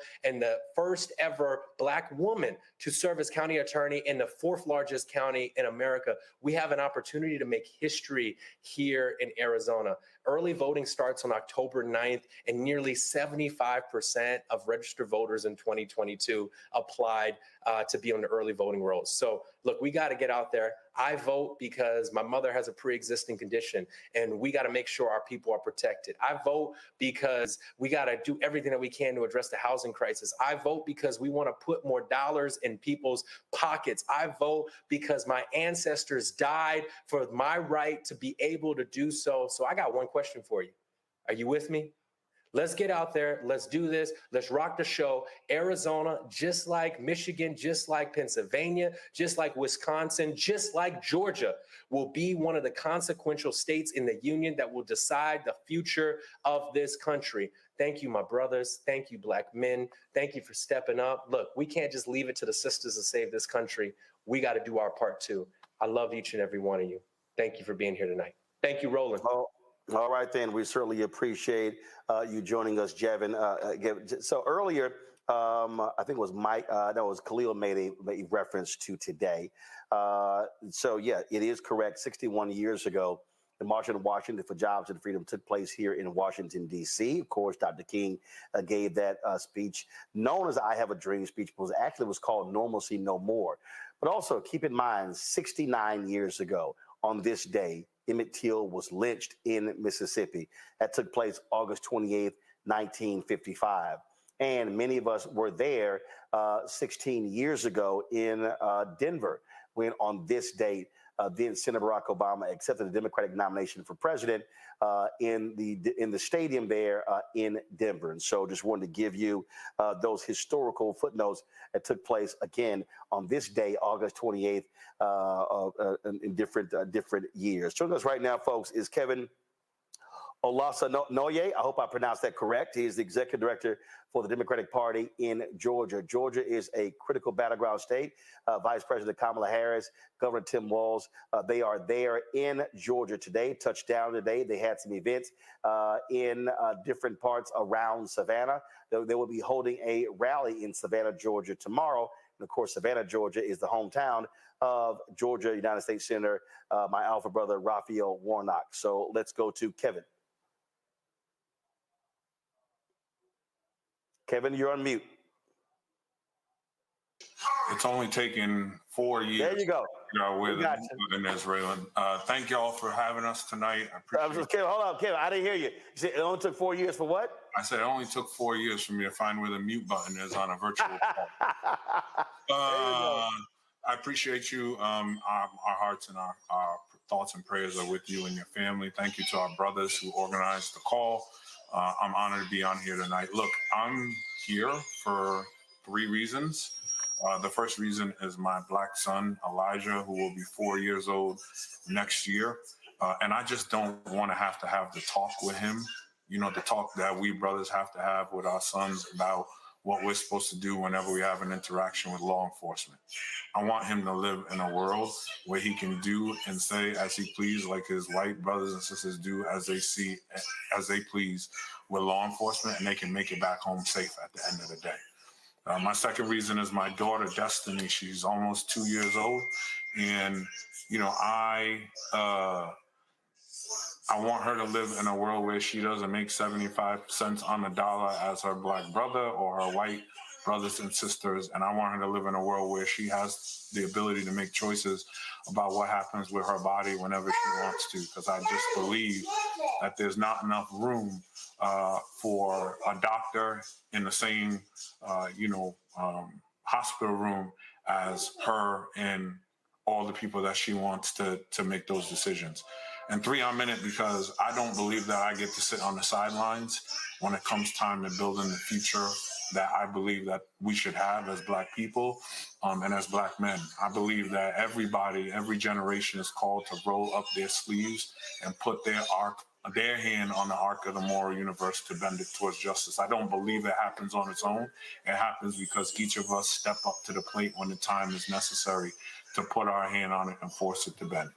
So I'm really excited about the work that we're doing in Georgia. I'm really excited about everything that we got going on here. Don't believe the polls. Don't believe what you hear on television. We are going to win the 16 electoral votes for Kamala Harris and Governor Walz in Georgia in 2024. In 2020, they said we couldn't do it. They didn't believe us. In 2022, they said it was a fluke. We weren't going to be able to get it done. And time again, we have shown in Georgia, we set the trends. We did it even at the convention, right? We broke the roll call. We broke the internet. It's broken forever. It'll never be the same again. That's Georgia. That's how we do it. That's how we believe we're going to have to do it. We think big. We dream big. But we also put in the work. There are 175 people on the ground here doing work in Georgia. There are 25 offices happening open all over the state of Georgia. We are doing the work to do two things. First, we're going to organize ourselves into a victory. And second, we're going to protect that victory at the courthouse steps, right? So that means... Hey, Kevin, can you do me a favor? Can you explain to folks, because get what the VP and the Governor Walz are doing. I was there on the ground for Warnock in 2020, 2022, where, again, a lot of folks want to focus on Atlanta. But the reality is the reason they won, the reason, remember, Purdue came within 0.3% of actually beating Ossoff. And the reason Biden-Harris won is because Black folks were mobilized in non-Atlanta areas. And that is, the focus was on Jonesboro, Statesboro, Albany, Athens, Savannah. And so what I need people to understand is we don't need everybody and their mama organizing in Atlanta. That's needed. We need maximum turnout in the Atlanta metro area. We've got to be hitting the rural parts of Georgia where there are lots of Black people to make sure that we are running up big numbers there too. Yeah, Roland, I think the plan here in Georgia is three approaches, right? You're absolutely right. 70% of the state's population lives in the metro Atlanta area. So we got to win there. We got to run up our numbers there, which means our Black sisters have to show up. But yes, our Black brothers have to show up too. And at the Democratic Party of Georgia, I learned this from my brother, Quentin James. We don't call them low propensity voters. I don't believe in that. We call them low investment voters. I believe the reason why some of them don't vote is because we don't spend the time trying to talk to them and meet them where they're at. So in Georgia, that is what we're doing. That's a critical part of the puzzle. I also believe there is a very small sliver, if you can believe this, Roland, of the population of the electorate that is legitimately on the fence on this election. They either don't know Kamala Harris and her record, or they know Donald Trump and they think that because he sent them a stimulus check in 2020, that everything was all good on his watch. And we got to talk to those people and remind them what it was like to live in Donald Trump's America in 2019 and 2020, right? America fired this guy for a reason, and we're gonna have to remind those folks why we did that. But then absolutely, Roland, I'm calling it the 5% plan, and that's everywhere outside of Metro Atlanta. We just need 5% more raw Democratic vote out of every place that Donald Trump and Herschel Walker won by 10 points or more. And here's what that means. That means Kamala Harris wins by a mile. That means Stacey Abrams is the governor of Georgia right now. That means Charlie Bailey is the lieutenant governor of Georgia right now. That means Jennifer Jordan is the attorney general in Georgia. It means that there is a Democratic majority in the House and in the Senate in Georgia. And what that means is that Georgia is not one of the only 9 states in America that hasn't expanded Medicaid, that doesn't have a plan to feed hungry kids, right? There are real implications for all the work that we're doing. And that's why we're hustling. That's why we're working so hard to make sure that we do everything we possibly can. So when you see the vice president and the governor doing a rural tour in Savannah, it's not by accident, right? They understand the numbers as much as we do. They have to go to the places where the votes are. There's a small place in South Georgia called Valdosta. Most people around the country don't even know where that is, but that is a small town in South Georgia that Raphael Warnock won in 2022, and it is the reason why he is, again, a United States Senator. We're going to have to win in places like that in order to be able to be successful, right? And that's the plan, right? We squeeze every ounce of toothpaste out of the tube in Atlanta, but we show up everywhere else that matters, and we remind people who are legitimately on the fence about what it's going to take and what the plan is for where we're going. Because as much as elections are about where we've come from, they're also about charting a future for my son Elijah and my daughter Destiny that I was talking about. So I'm honored to be here with y'all tonight. Look, if you're looking to get involved, if you're looking to make an impact, Georgia, we set the trends. I believe wholeheartedly we are going to win here. And when we win here in Georgia, we are going to win everywhere else. And we're going to do the thing that we have come to try to do. So I appreciate y'all. If you're looking to get involved, www.georgiademocrat.org. My finance director will kill me if I don't say, throw us a couple dollars, 5, 10, whatever you can. It goes a long way. When this election is over and most of the country is going away, we got $4 million worth of lawsuits ahead of us to try to protect the win that we earned, right? Because we know that Republicans are going to do everything they can to try to snatch this win away from us. And we're going to need the resources and the help from people on this call and everywhere around the country. I'm honored to be on here. Thank you, thank you, thank you for all y'all are doing. I've been watching. I can't believe y'all raised all that money that y'all raised a couple of weeks ago. I'm here with y'all in spirit. Just know it. And I appreciate the opportunity. Thank y'all. All right. Kevin, we appreciate it. Thanks a lot. Let me remind all the brothers as well who are on this call. About $1.5 million was raised. About $1 million went to the campaign, but $450,000 is going directly to various Black male organizations. When we were at the convention at the Collective PAC brunch, Quentin James announced those groups, and so we're going to do that a little bit later. Once we get towards the end, going to have Quentin name those groups again that they're receiving those grants, who are going to be doing on the ground work to specifically turn Black men out. Folks, a little bit earlier on Roland Martin Unfiltered, I talked to rapper Yellow Pain, who in 2020 did a video called "My Vote Don't Count," and he said that he was one of those folks who didn't understand how voting was connected, not just where everything is not just the presidential race, but all going from the top to bottom, bottom to top. And so in case you have not seen that video, he did it with 7th Streeter. I want to play that for you because every single one of us should be grabbing this video on YouTube. You should be downloading on your phone because he's speaking to a lot of brothers and sisters who do not understand politics, who do not understand how these things are connected. So, Keenan, roll it.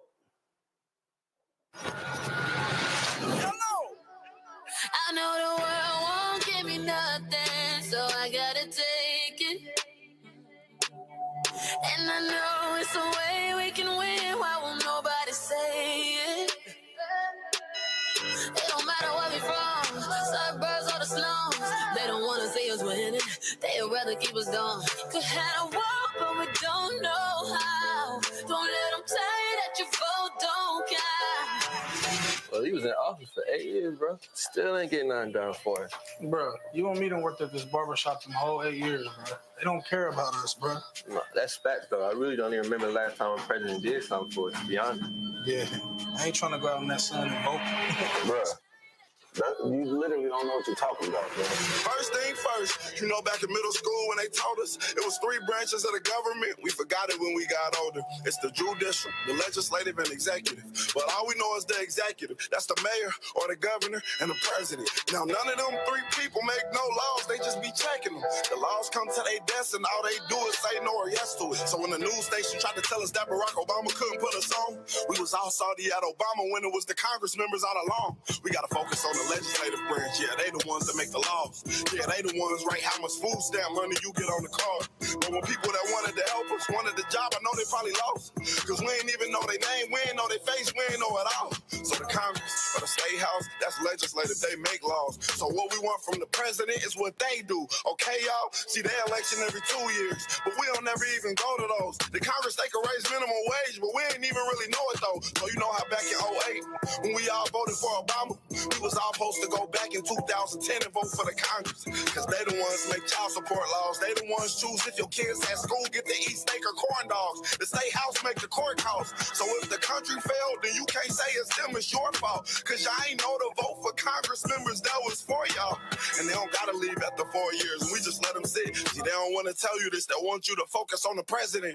Now, the 3rd branch is the judicial. That's judges. They the reason why John Crawford and Trayvon had justice. So when Meek Mill got locked up just for popping willies, we blame the judge and not the city when they let her get voted in because they ain't know who to vote against. Imagine life on the other side. Roads better, schools better, everybody get their license back, grocery store food better, custody of your kids back, homeless people get new shelters. If we gonna fix the U.S., we gotta start with them 2 letters. Me and you, somebody told us that the government wanna keep us broke, but the only reason why those people in the government is because we ain't vote. And I ain't talking about the president, I'm talking about the ones we ain't know. See, they was gonna try to keep it low, but it's gonna hurt them when they see the pros. I know the world won't give me nothing, so I gotta take it. And I know it's a way we can win. Why won't nobody say it? It don't matter where we from, suburbs or the slums. They don't want to see us winning. They'd rather keep us down. Could have a walk, but we don't know how. Don't let them tell you that your vote don't count.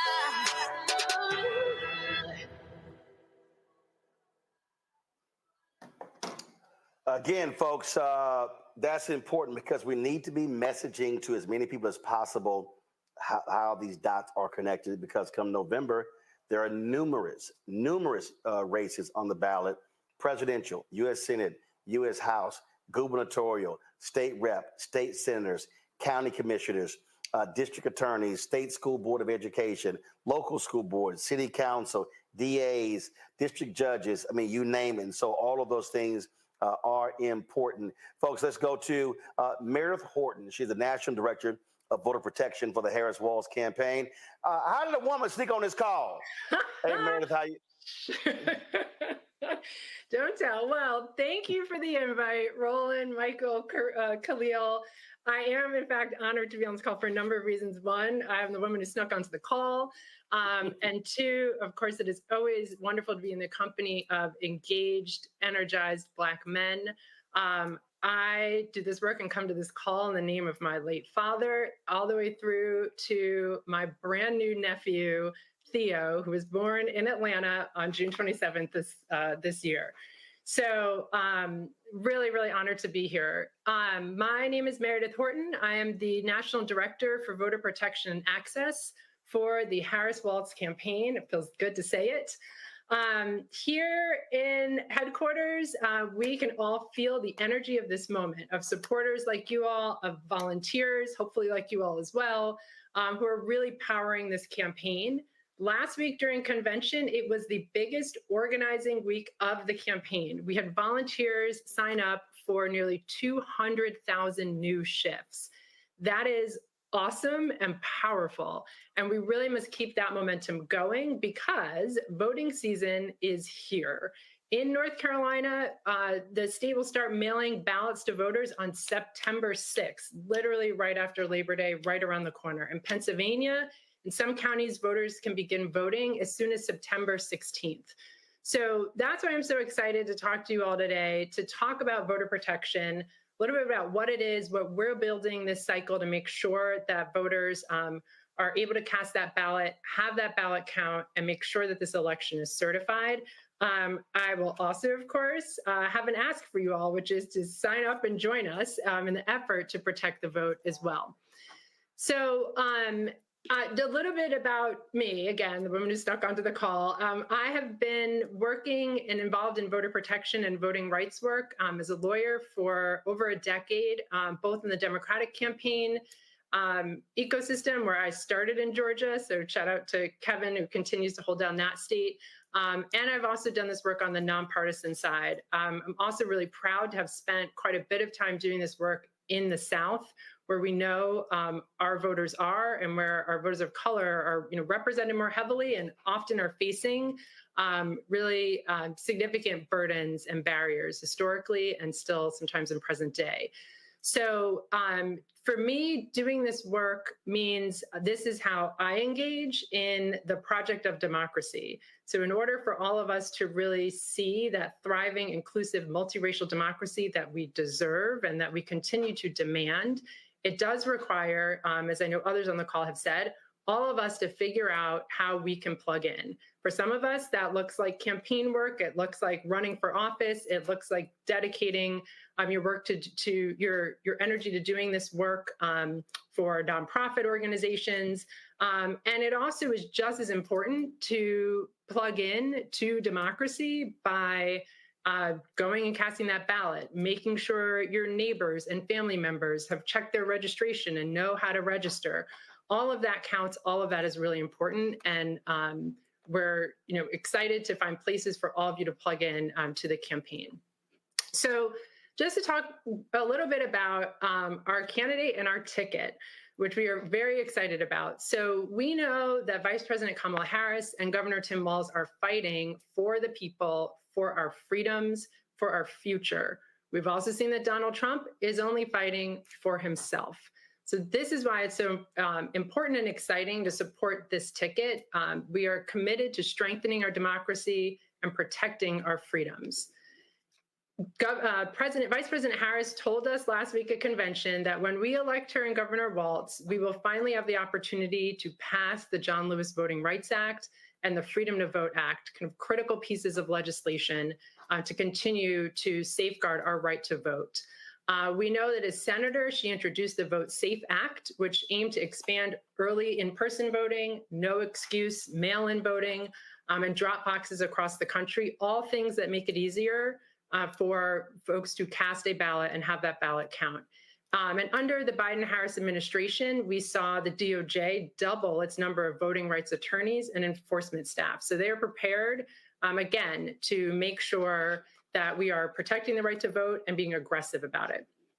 So as I said at the top, in voter protection, our central job is really to make sure that every eligible voter who wants to cast a ballot can do so and have that ballot count and make sure that those elections are certified. So I'm going to talk a little bit about what we're building to do that. So right now, we've got over 100 staff in 12 states, and that will continue to grow as we get closer and closer to Election Day. So we are standing up or have stood up teams in Arizona, in Nevada, Michigan, Minnesota, Wisconsin, New Hampshire, Pennsylvania, Georgia, Florida, Virginia, North Carolina, and Maine so far. And this team is complemented by a really strong legal program that has been developing expertise on the laws and legal landscape in our top battleground states since last fall.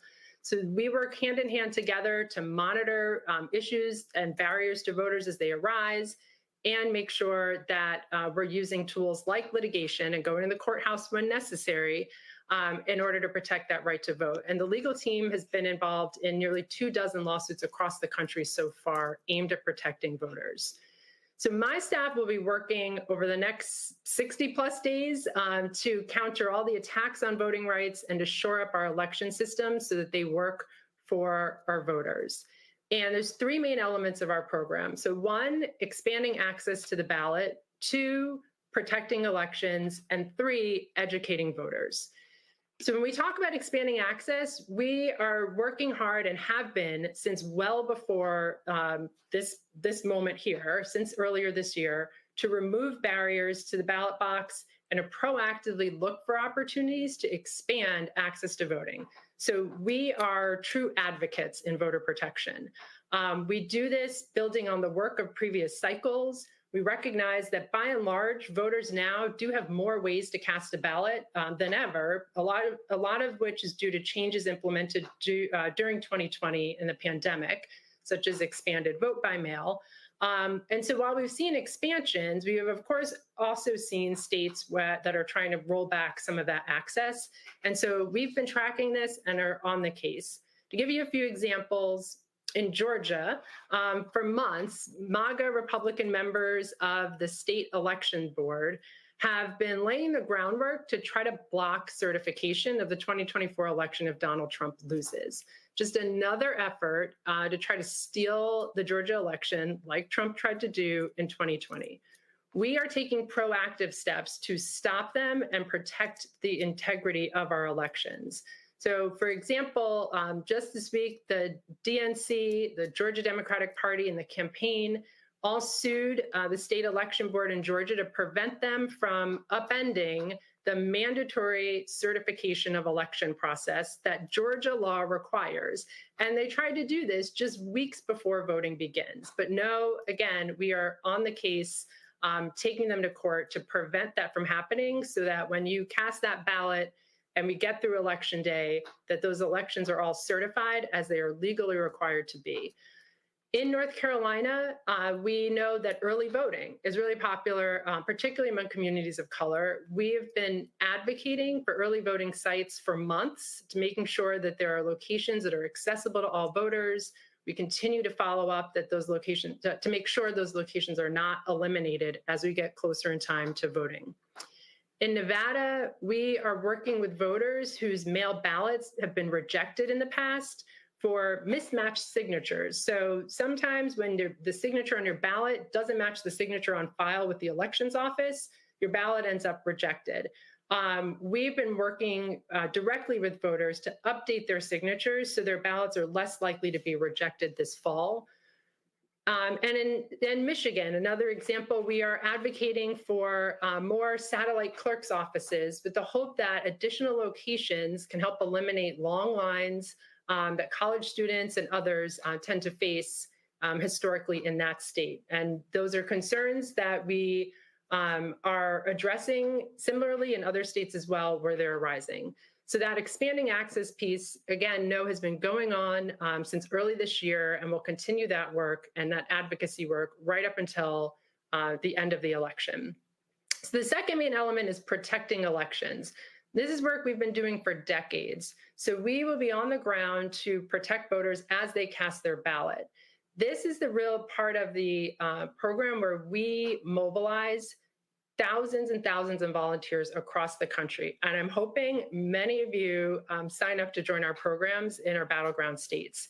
This is a poll monitoring program in part and a hotline program.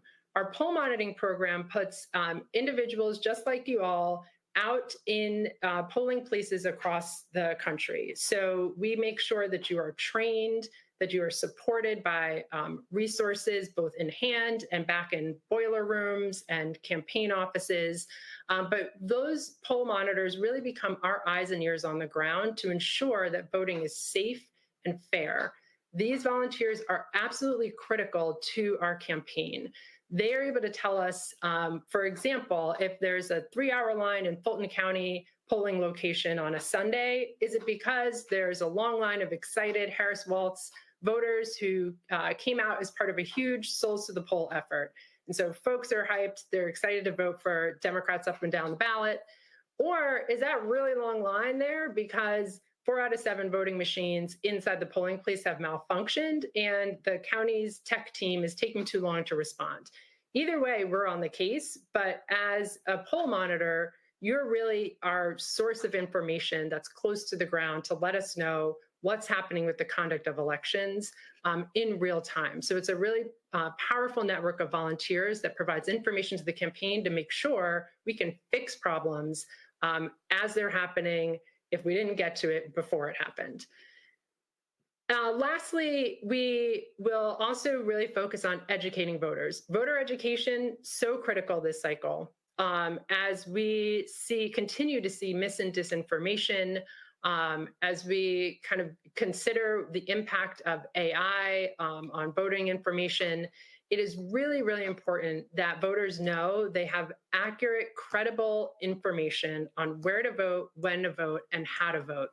I'm so excited to see I Will Vote and the hotline running across the bottom of the screen, because it's exactly where I want to send you all, and where I encourage you to send your communities, your networks as well, for that accurate information. I Will Vote is available in multiple languages, as is the hotline as well.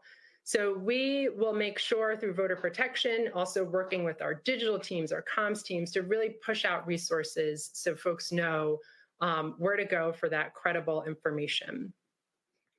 So those are really the three sort of pillars of our program. Again, also supported by post-election work as well. We'll make sure that our poll monitors are monitoring not only just the voting period, but the counting of ballots as well. And we, along with our legal team, are really preparing for all the way through the certification process. So now is the time when I ask you all, or I let you all know how you can get involved with our program. So voter protection. Yep, you got about 60 seconds. Go ahead. Okay, great. So voter protection is something that anyone can do, whether you're a lawyer or not a lawyer.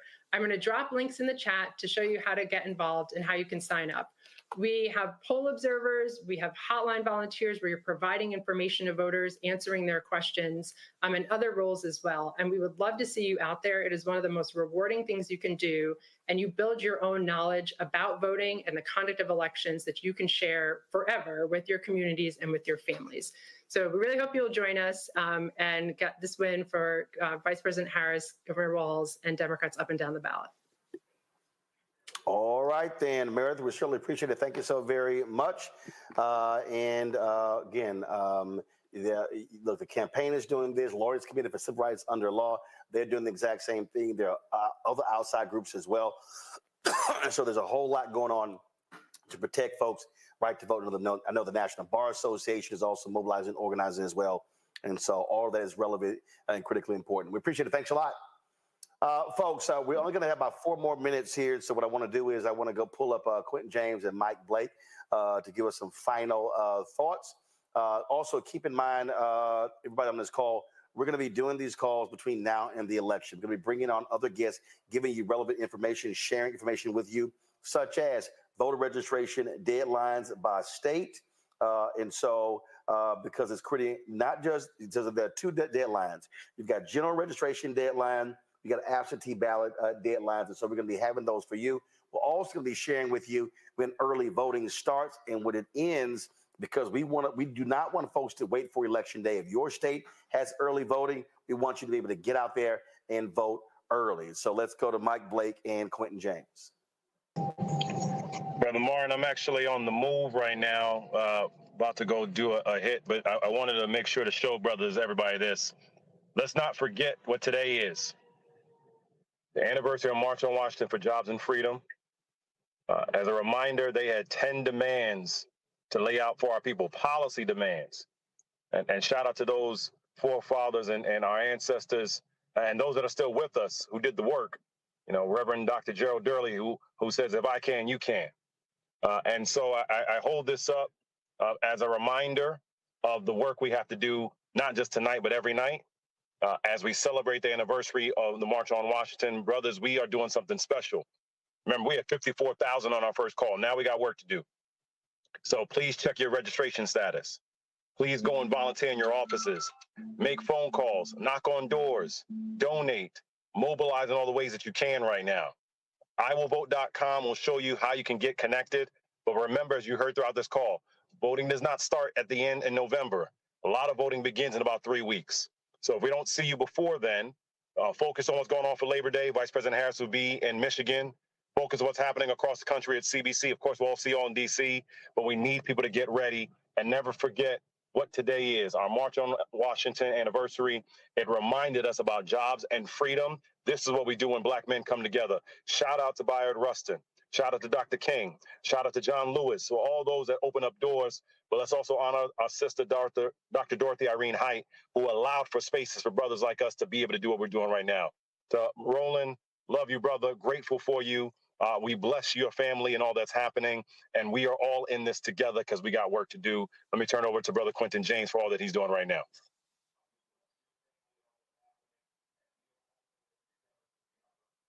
Mike Blake, thanks a lot. Be safe. Quentin. Quentin James with Collective Pack.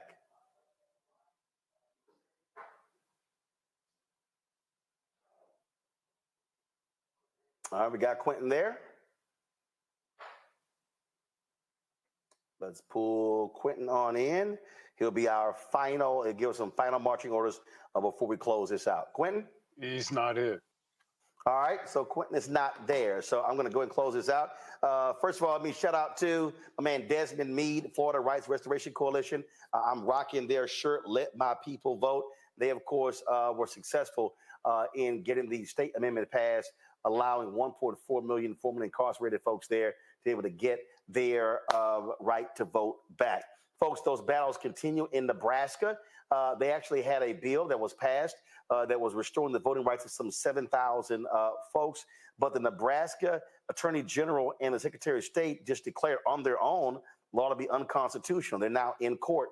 And so I had, of course, segment on my show yesterday about that. So please check that out. So you need to understand these battles are happening all across the country as Republicans are trying to shave as many votes as possible.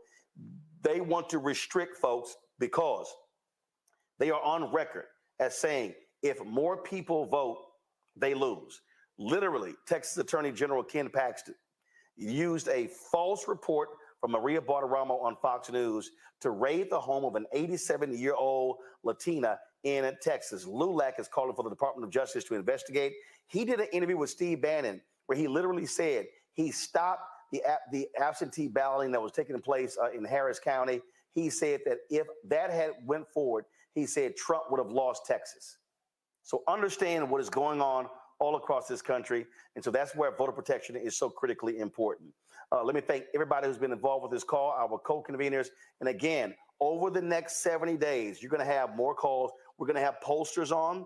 We're going to have people talking exactly what's going on, fundraising, polling, all that information so you can be fully equipped when it comes to this election. Don't forget to be sure to register with winwithblackmen.org.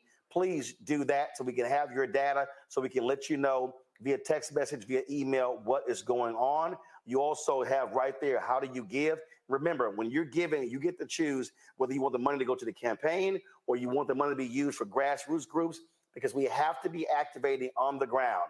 We know there are critical battleground states. Again, Wisconsin, Pennsylvania, Michigan, North Carolina, Georgia, Arizona, Nevada.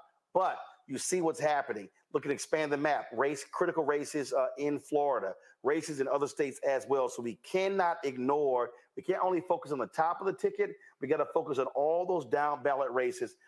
So we're maximizing our power. My goal is very simple. I say this all the time on the show. We want to be maximizing where at least 70% of all eligible black voters are casting ballots. At least 70. We do that, we can win tons of races. Do y'all realize Texas has the largest number of eligible black voters in America? The largest number. We've got to be maximizing that number. Also, speaking of Texas, when Beto O'Rourke ran against Governor Greg Abbott in 2022, 75% of voters under the age of 30 did not vote. So we got to tell millennials and Gen Z, use your power. Not just on Instagram, not just on TikTok, use your power at the ballot box. So folks, that is it for us. Let me thank all of our co-hosts as well. Let me thank all of you. Don't want to hold you long, folks. Appreciate y'all being on this call. And until next time, we'll see you on Win with Black Men. Y'all take care. Holla.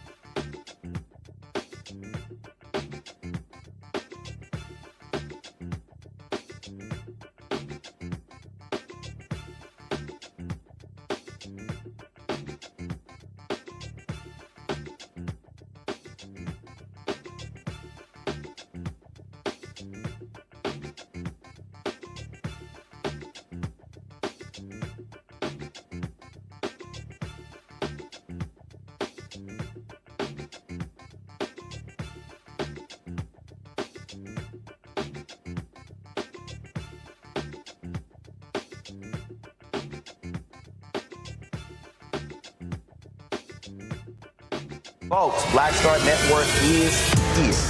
Hold no punches. I'm real revolutionary right now. Support this man, Black Media. He makes sure that our stories are told.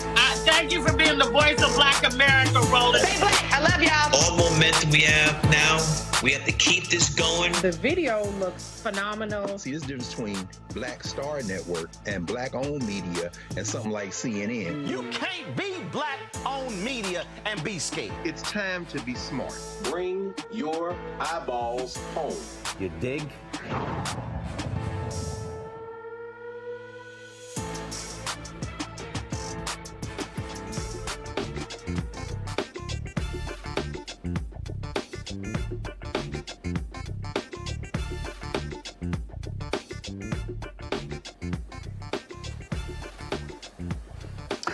Today's Thursday, August 29, 2024. Coming up on Roland Martin Unfiltered, streaming live on the Black Star Network, coming to you live from Houston, Texas.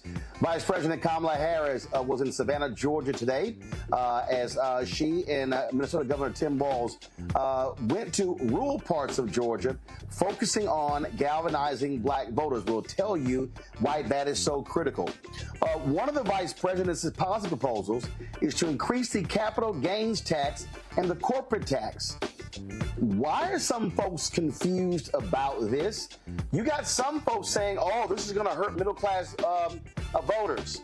Well, economist Morgan Hunter is going to be with us, and she's not going to talk about this so we can dispel a lot of the misinformation and the myths about her proposal. Also, Donald Trump shows us how shameful and despicable he is as they literally use Arlington National Cemetery for a campaign commercial. And the U.S. Army does something remarkable where they literally rebuke Trump and his campaign for getting physical with one of the workers there at Arlington National Cemetery. Also, Judge Ketanji Brown Jackson sits down for an exclusive interview with Norah O'Donnell with CBS. And we'll also talk about, again, this election and how critical it is for us to get out and vote. It is time to bring the funk on Roland Martin Unfiltered. On the Black Star Network, let's go. He's got it. Whatever the miss, he's on it. Whatever it is, he's got the scoop, the fact, the find. And when it breaks, he's right on time and it's rolling. Best believe he's knowing. Putting it down from sports to news to politics. With entertainment just for kicks, he's rolling. It's on go, roll, y'all. It's Roland Martin, yeah. Rolling with Roland now. He's funk, he's fresh, he's real, the best, you know he's Roland Martin now.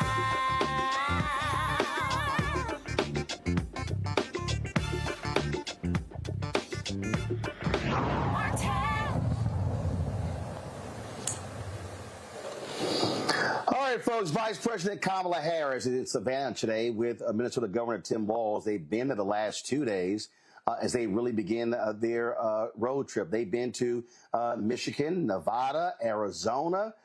They have been to North Carolina. And so they continue their focus, really looking at expanding the map. And Georgia is a critical state for them to pick up. We're going to get to that a little bit later.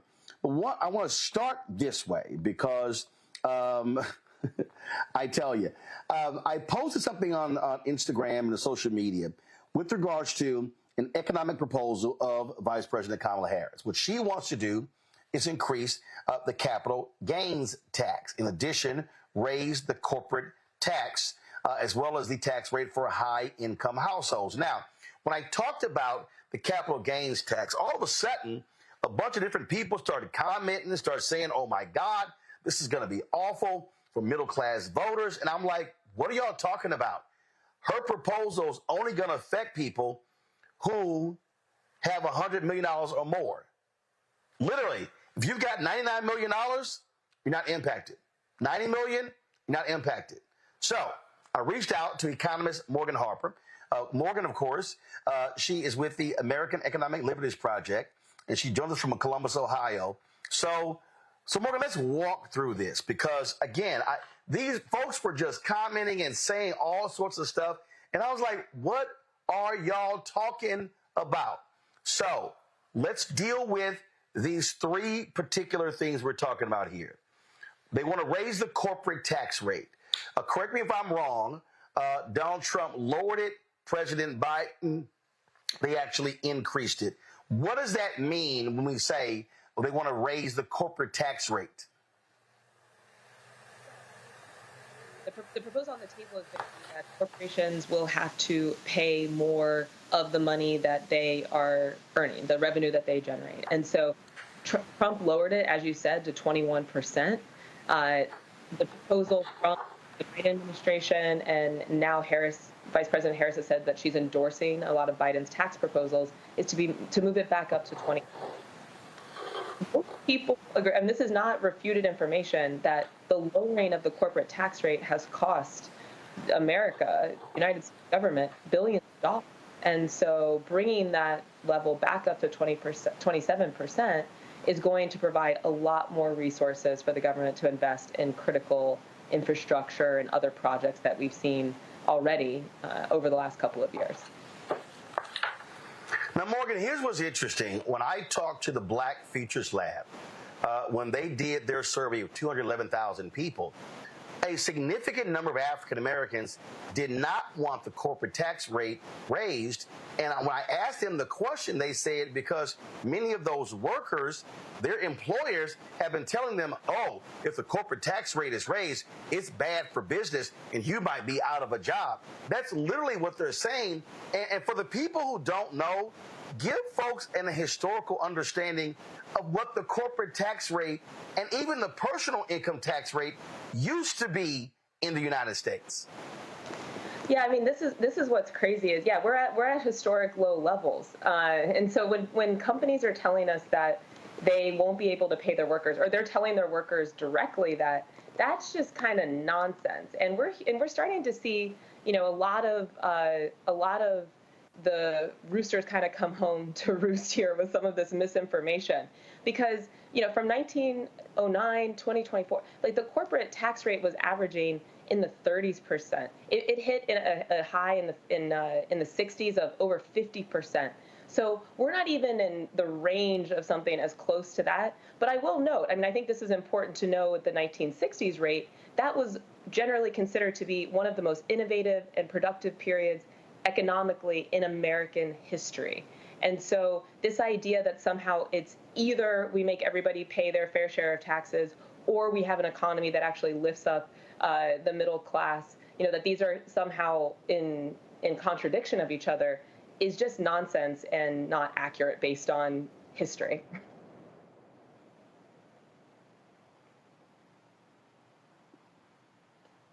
Ooh, I lost the sound again. Sorry, that's on me. Okay. Let's now deal with the capital gains tax. Okay, so the capital gains tax is 20%. She wants to raise it to 44.6%. All the crypto boys and everybody are all freaking out. And as I said, all these people on my Instagram page were talking about, oh, this is going to hurt middle income tax people. This impacts people when they sell their home. So can you please explain to folks exactly what this means? This is another one where the threshold matters. And in some ways, Roland, I have some empathy, sympathy, maybe more so, more accurate, for the folks that were commenting to you on Instagram, because a lot of the news stories, especially out of a lot of conservative outlets, do not include the threshold. So on the capital gains proposal, that is only going to apply if you have more than $1 million in investment income in a year. That is less than 1% of the population. So for most people, the vast majority of Americans, this is not relevant to us. I don't know, and I can't hear you. I don't know. Oh, now I can hear you. Okay. All right. So I want you to start that over again. So what exactly is the threshold, again, that Vice President Kamala Harris is talking about? For capital gains tax proposal, this increase that would, for the highest of the earners of capital gains, would get them to about 37%. This only applies if you are earning over $1 million in investment income. $1 million. Less than 1% of the US population is in that category. So again, for the vast majority of us, myself included, that you show up, you work a job, you're getting some income. This has nothing to do with us. I don't have $1 million in investment income. I don't know about you. And if you do, well, that is fantastic for you, but that does mean that you are a very wealthy person in the United States of America compared to 99% of the population. Okay, and so what about? I keep seeing this $100 million threshold as well. Explain, what is that? So the 100 million threshold applies to unrealized gains. And so we just talked about capital gains. That's when you have an asset, you've actually now sold it, and you've collected the gains or the income from having sold that asset. Another important piece there, actually, that I should clarify too, is we're talking about tradable assets.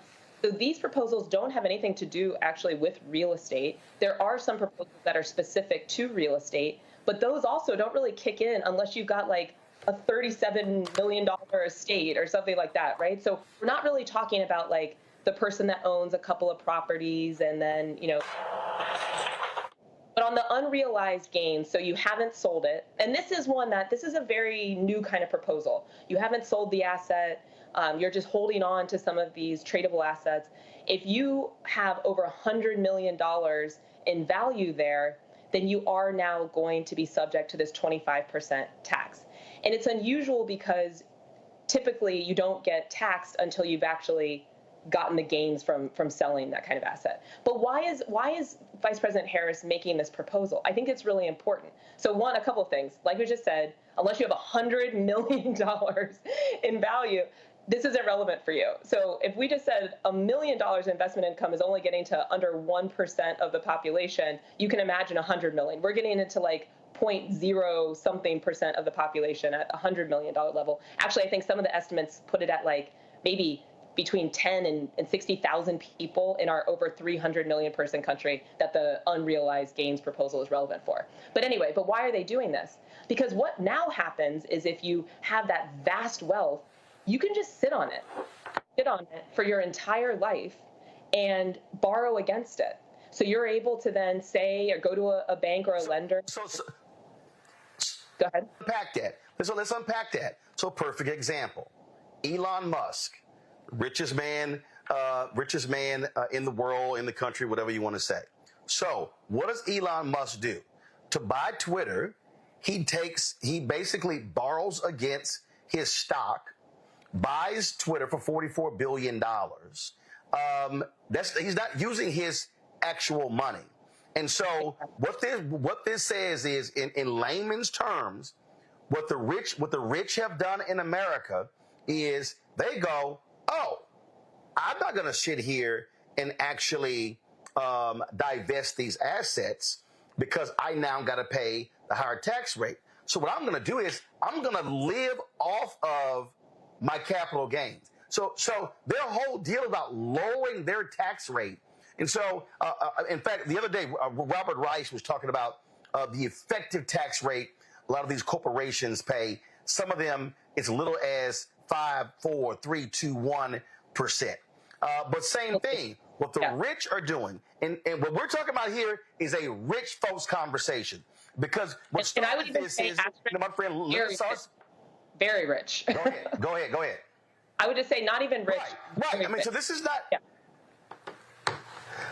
So, actress Linda Sarsour, because this is why I want to have you on. She posted on my Instagram page. She said that capital gains is when you sell your house, they tax the amount over the purchase price. That impacts ordinary homeowners and middle-class folks. That's not what we're talking about here, correct? Correct. That's not what we're talking about. Capital gains, like we just said, in this proposal, so correct that that's the gain from that transaction, but this specific proposal is talking about if you're in that category, having over $1 million of investment income, and it's talking about tradable assets like stocks, like crypto potentially. I mean, we're still figuring out how exactly we're regulating crypto, but definitely stock. And that is usually what a lot of very, very wealthy people, like you just said, like an Elon Musk, are using to finance not only their lifestyles, but their whole financial existence. And it's a total rigged system. And so this is trying to bring some equity and some fairness into the tax code and make sure that everybody's paying their fair share. So we don't have more working class folks that are paying in the double digits of an effective tax rate, and corporations and the wealthy that are in the single low digits, which is what we currently have relatively. Yeah, and again, the people who are scared to death of this are really, really, really, really rich people. So I need all these broke ass people, these black folks and others, to stop this nonsense pining for, oh my God, that's going to hurt us tremendously. Oh my goodness, the capital gains.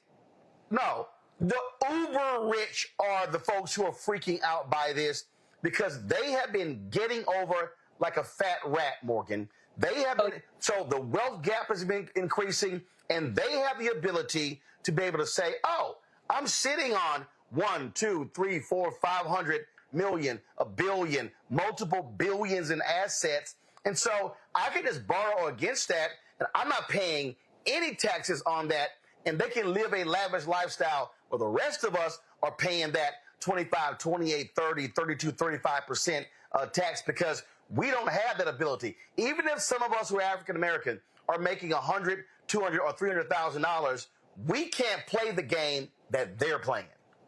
And it's actually even worse than that, because you can live your whole life. So let's stick with this example of Elon Musk. Live your whole life borrowing against these unrealized gains, and then you die, and then you pass them on to your next generation, not a collective next generation, your children, and it's not taxed then either. So this is just like the biggest boondoggle of all time.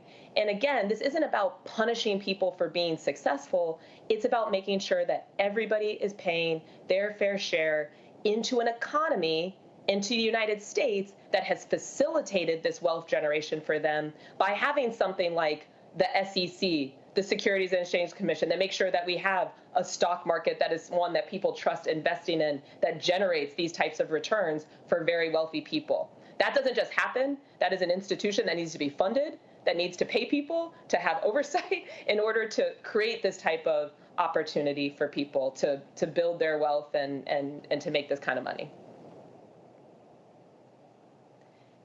The reason I wanted to have this conversation, because what happens is, folks, you watch these shows, CNBC, Bloomberg, Fox Business, and they start going crazy.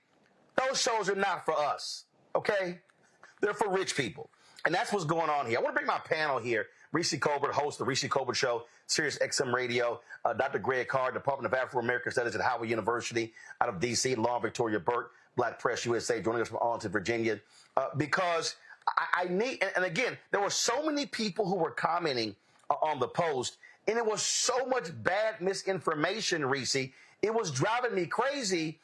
And Tamika Mallory actually posted something that I thought was pretty interesting. I'm trying to pull it up here. And where she was like, yo, I'm not we fighting for regular, ordinary folk. We ain't about to fight for a whole bunch of rich folks who don't give a damn about us. I want to know where all these black-ass 100 millionaires are, because I ain't single. I don't have any black friends that have yachts. I would like to be acquainted with them. I would like to be acquainted with more black folks that have $1 million in investment income.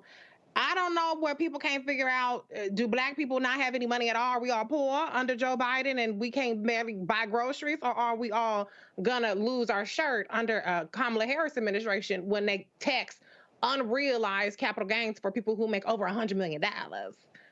Figure it out, because the math is not mathing. But the reality is, to Morgan's point, when they see the headlines, when they see the memes and they see the images, they're leaving out the context. They're leaving out the thresholds. If you have to worry about Kamala Harris's tax proposals, I want your kind of problems. That's the kind of problems I want to have, because that means that a whole lot of other shit I ain't got to really worry about. But the reality is, what's really going to impact the middle class is what Vice President Kamala Harris is proposing. Things like $25,000 for first-time home buyers, homeowner assistance. I know y'all pulling up every little program around the country where y'all think illegal immigrants are getting something. Kamala Harris is saying if you're an American citizen, you're gonna get $25,000 homeowners assistance for your down payment if you're a first-time home buyer. $6,000 child tax credit. What they've done with this administration, they gave y'all stimmies. They had the child tax credit, and so let's just come back down to planet Earth. Mind your bank account, mind your tax returns, and have tax return, tax bracket problems that are in your lane. Don't worry about what Bezos and Bill Gates and all them got going on. They'll figure out a way to get around the loophole. In the meantime, vote for the candidate that's going to benefit your pocketbooks. And I'm sure that that's Vice President Kamala Harris. Lauren. Yeah, certainly the earned income tax credit was a huge success, and that's something that should be duplicated. Also, Trump did give a multi-trillion-dollar tax break to the highest earners. I wanted a little bit of a clarification on something that Morgan said when she said that the wealthiest were living off of their capital gains. Did you mean their dividends or their unrealized or realized capital gains? So kind of both. I mean, right now where we're operating, that capital gains aren't really taxed in the way that Vice President Harris is proposing. The very wealthy are able to kind of escape having the same level of tax rate for those gains. And then also the other point we were making is the unrealized gains, they can go to a lender, they can go to an institution and say, look, I'm worth hundreds and millions of dollars based on my stock holdings. I'm not saying I'm going to sell them to you, but I'm good for it. So give me the money to finance this transaction that like Roland was saying, to buy Twitter, to buy this mansion. That I'm good for it if push comes to shove, and they never have to touch that $100 million or whatever it is that they have in the stock holdings, those unrealized gains. And so you can kind of go through your life if you're operating at that level and getting more and more financing to pay your day-to-day needs, and then continue to acquire different assets that have value in their own right. And like I said, and then pass that on to your heirs and not really ever pay some kind of tax. And so this is all about trying to make rich people live the same way that we all do, which is we have to pay our taxes. A lot of people do not ever realize the gains. What they do is they reinvest the dividends into their portfolio and never actually pay taxes on that capital gain. That's typically, I think, what the uber wealthy do. And quite frankly, I think we're talking about such a small group of people, as this is almost on the cusp of being irrelevant, because when we get into the earners that are in the $1 million and $2 million portfolio range, it is a very small group of people, which you actually already said. But I actually think, I was wondering, Morgan, what your opinion was on the non-taxing of the tips, the not taxing tips. What did you think of that proposal? Yeah, I mean, I haven't looked into that as much, but I do know that folks who are, if you're working and living off of tipped wages, then that is a hustle, and so it's not clear that should all be taxed. But I don't want to go too far on that one because I haven't looked at it as much. Thank you. The other thing I would say is in terms of, just real fast. I'm sorry. No, Morgan, go ahead. Yeah, just Morgan, another. Then we'll go to Greg. Okay. Another proposal that's relevant to this, the whole idea of taking the dividends, reinvesting, is Vice President Harris is proposing to increase the tax on stock buybacks. That's another tactic by large corporations to inflate the worth, the value of their stock holdings for all of the executives that tend to hold the most stock, or the original founders. They're proposing to raise that from 1% to 4%. So that would be another way to just inject some equity that, regardless of how wealthy you are, so more of that is coming back into the overall pot of money that we the people have control over, which is the government is administering and deciding on our priorities, whether that's to give tax credit for child care or to support higher education for people all over the country. Greg? Thank you, Roland, and thank you, Sis Morgan, and it's good to see you. A couple of things. We know, of course, that everybody in America will eventually be a billionaire. That's the dream they sell everybody. So that's probably why people are, imagining that one day they'll have this problem, which of course they won't. But I did hear her this evening at Savannah State, or it's in Savannah. I'm thinking about the student body president of Savannah State did a great job introducing her, by the way, but the young sister. But she said, I heard her talk about the middle class and the working class. I hope some of Reverend Barbara's logic is seeping into her stump speech. But as it relates to that working class, I wonder if you have any thoughts about the fact that, like President Biden, Vice President Harris hadn't said anything about the $10,000 cap on state and local tax deductions. And realizing that many of the tax cuts that were passed in 2017 will probably stay in place. The Democrats voted, although they voted against that tax bill, maybe some of that stuff will stay in place. But any thoughts about SALT and whether or not state and local tax and capping that exemption at $10,000 will affect the working class and the middle class? Yeah, I know a lot of people that have very strong feelings about the SALT deductions. I do think that is a policy area that gets us out of the realm of the hyper wealthy, and that is more, in folks that are middle class, maybe getting into upper middle class and beyond. But I do think it's getting a little bit deeper into the middle class. So that's one where, there's a lot of strong opinions about it. I think that's something that we should have discussion about. But that gets into another point here in this talk of the tax code. I mean, right now what we have is a system where we have very wealthy that are hoarding their money, and they're deciding on how they're going to spend it. And injecting these kinds of ideas, having a whole discussion that hopefully we will be having in 2025 under hopefully the Harris-Walz administration, will allow us as a country to decide on how the tax code can better reflect our priorities and make sure that it's supporting people at every income level, but especially the middle class. As long as we keep the status quo, it's billionaires that are getting to do whatever they want with the money that we are helping them generate by being taxpayers in this country, and we need to flip that script as quickly as we can. And Morgan, final point here. I need people to understand the tax code ain't written for regular, ordinary people.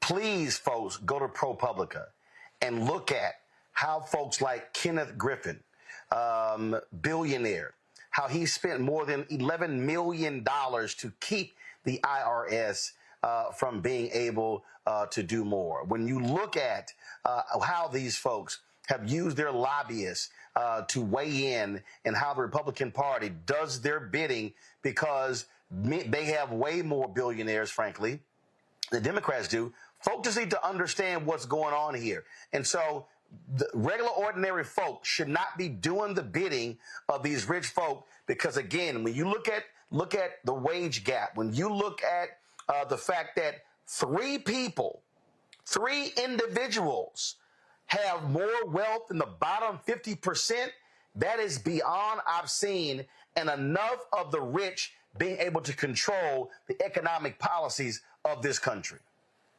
Yeah, I think it's such an important point. And getting back to something Reese was saying, too, I mean, that is the game. The game is to divide us against each other, and also what Greg was saying, and make us going to be. That's why these don't include thresholds. That's why they want people to think that they should care about unrealized gains and capital gains. No, most people in this country are working class and desperately need the types of changes to the tax code that Vice President Harris is proposing. All right, then. Morgan Harper, we appreciate. Thank you for clearing all of that up. And hopefully all the folks who were commenting on my Instagram now understand we're not talking about capital gains when you sell a house. No, it's for them folk who got a hell of a lot more money than you do. Morgan, thanks a lot. Good to see you. All right, folks, going to go to a break. We come back. Vice President Kamala Harris in Savannah, Georgia today with Minnesota Governor Tim Walz. We'll talk about that, show you some of what she had to say. You're watching Roland Martin Unfiltered right here on the Black Star Network. Next on The Black Table with me, Greg Carr, we featured the brand new work of Professor Angie Porter, which, simply put, is a revolutionary reframing of the African experience in this country. It's the one legal article everyone, and I mean everyone, should read. Professor Porter and Dr. Valencia Watkins, our legal roundtable team, join us to explore the paper that I guarantee is going to prompt a major aha moment in our culture. You crystallize it by saying, who are we to other people? Who are African people to others? Governance is our thing. Who are we to each other? The structures we create for ourselves, how we order the universe as African people. That's next on the Black Table, here on the Black Star Network.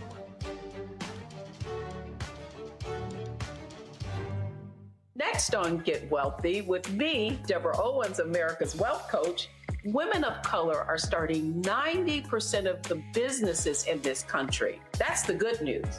The bad news, as a rule, we're not making nearly as much as everyone else. But joining us on the next Get Wealthy episode is Betty Hines. She's a business strategist, and she's showing women how to elevate other women. I don't like to say this openly, but we're getting better at it. Women struggle with collaborating with each other. And for that reason, one of the things that I demonstrate in the sessions that I have is that you can go further together if you collaborate. That's right here on Get Wealthy, only on Black Star Network. What's up, everybody? It's your girl, Latasha from the A. And you're watching Roland Martin Unfiltered.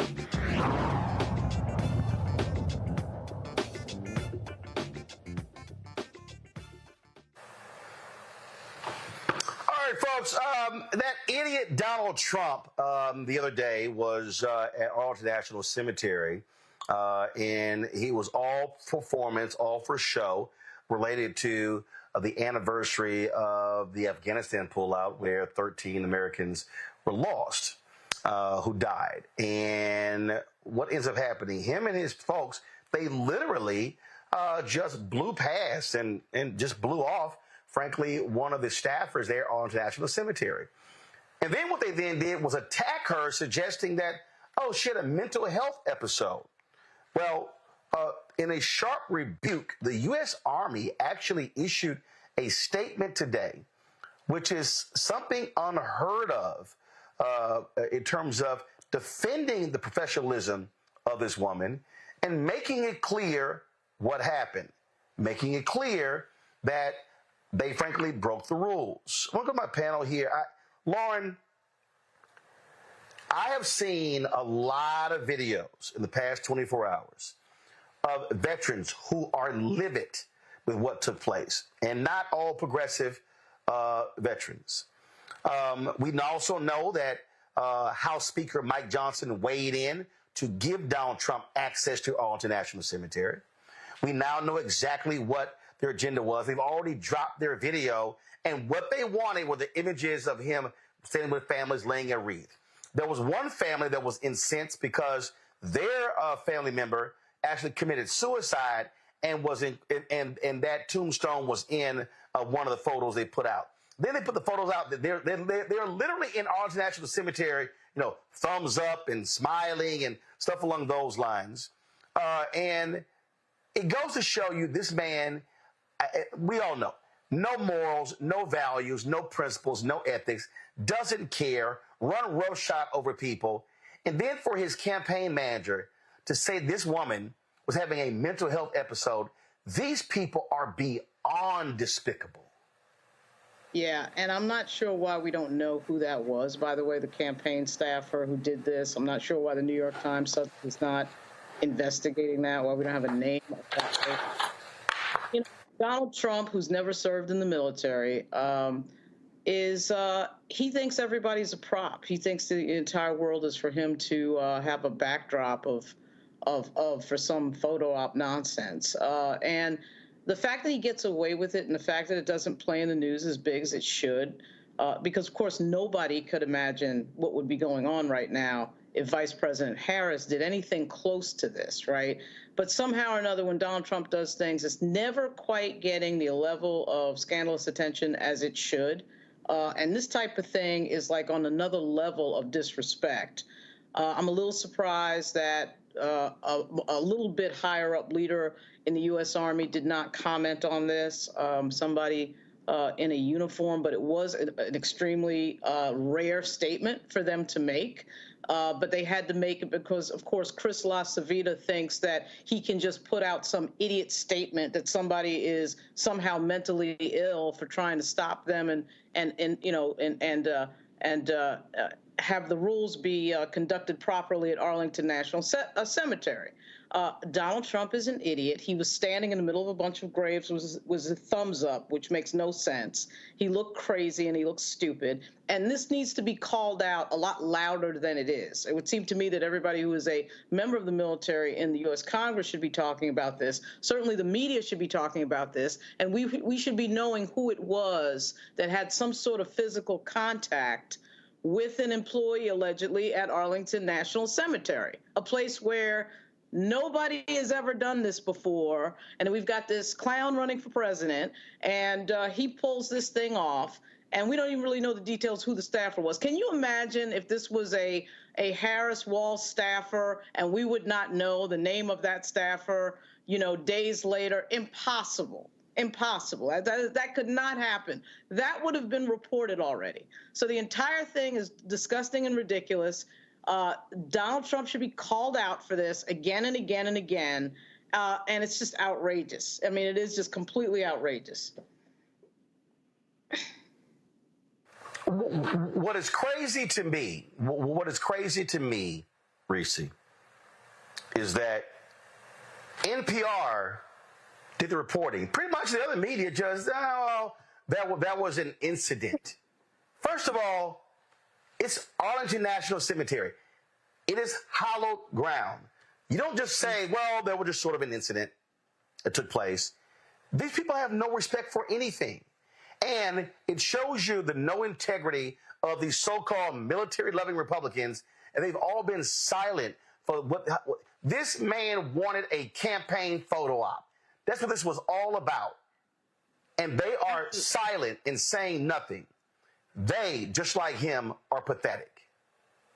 Absolutely. I mean, let's just be clear. Donald Trump is an indecent degenerate. This is the person who has been found civilly liable for sexually assaulting a woman in a department store and then defaming her when she truthfully told her story. This is a person who has 34 felony fraud convictions because he's a fraud. He's a liar. He's broken the law time and time again. He's facing another 50-something or 60-something counts for his criminal behavior, twice impeached for being a person who has broken the laws, who has no regard for the laws, for the Constitution, or any sense of decency that guides him. He has no moral fabric beyond what benefits him. That's the only thing that animates him. That's the only thing that motivates him. Now, for the media to not make this a scandal the same way they did Obama's tan suit, or the same way they've done Vice President Kamala Harris, not sitting with enough of them kissing their ass, just shows how much these folks want this to be a horse race. They don't want to do anything to damage Donald Trump. So I don't want to hear shit about accountability and the fourth estate and their responsibility and their duty to ask the hard questions and to be impartial when this kind of story is a nothing burger. And anything that anybody on the Democratic side does is the biggest scandal. And so this is disgraceful conduct, but it is completely on brand and predictable for the way that Donald Trump has conducted himself, not just in the past 8 years, but for his entire shitty life.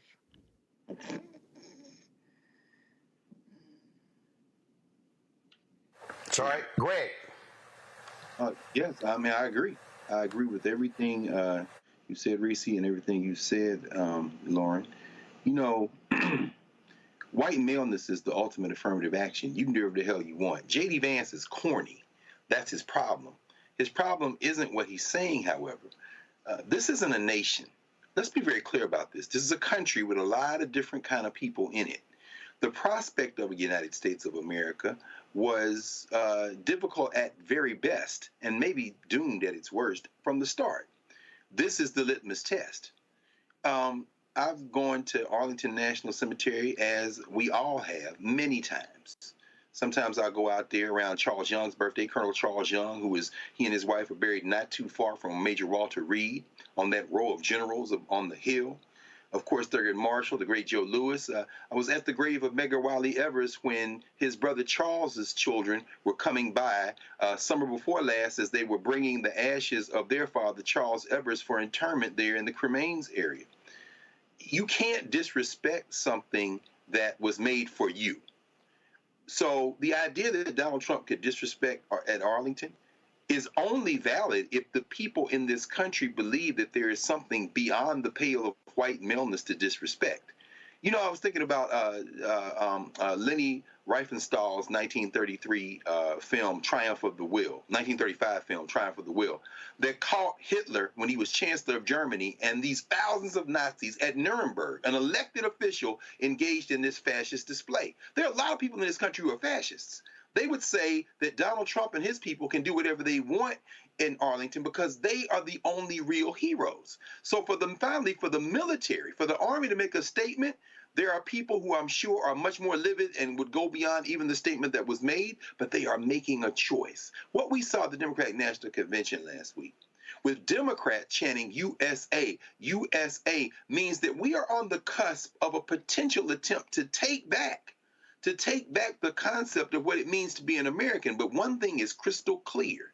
Everybody now is going to have to make a choice because this man is making it impossible for you not to.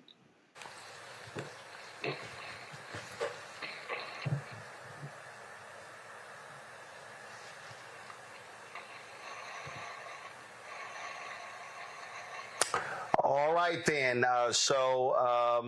Look, I just want people to understand. These people have no regard for normalcy. They don't care about any of this. They are truly, absolutely, positively uncouth.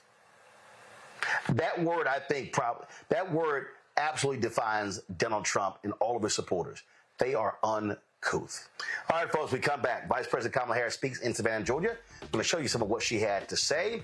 Don't forget, support the work that we do. Join the Bring the Funk fan club. Your dollars make it possible for us to travel across this country to do the work that's important. So please send your check and money order to P.O. Box 57196, Washington, D.C., 20037-0196. Cash App, $RM Unfiltered, PayPal, R Martin Unfiltered. Venmo is RM Unfiltered. Zelle, Roland at RolandSMartin.com.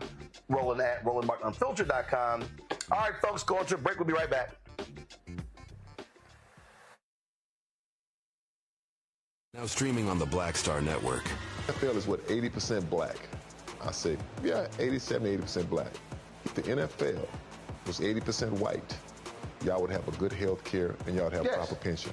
I say, well, I know that. He say, I know it too. He's saying everybody else knows it.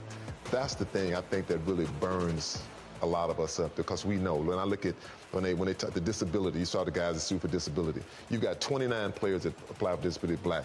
All 29 are denied. I mean, you go, then all of a sudden they go get these doctors that they have that they're doctors.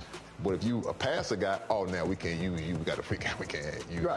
I mean, it's so much that is, like I say, it's just not fair.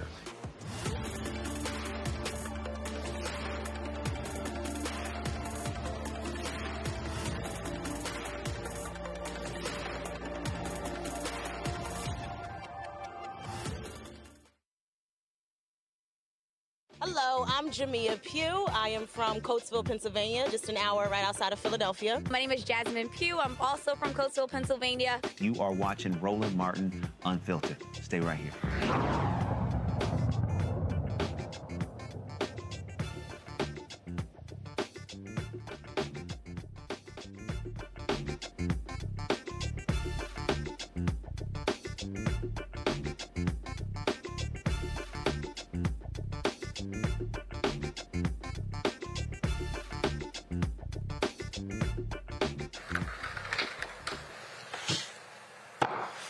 President Kamala Harris, Minnesota Governor Tim Walz were in Savannah, Georgia today on the campaign trail. We, of course, live streamed it right here on the Black Star Network. And if you missed what she had to say, here it is. So let's not pay too much attention to the polls because we are running as the underdog. Okay? And we have some hard work ahead of us. But we like hard work. Hard work is good work. Hard work is good work. And with your help, we are going to win this November.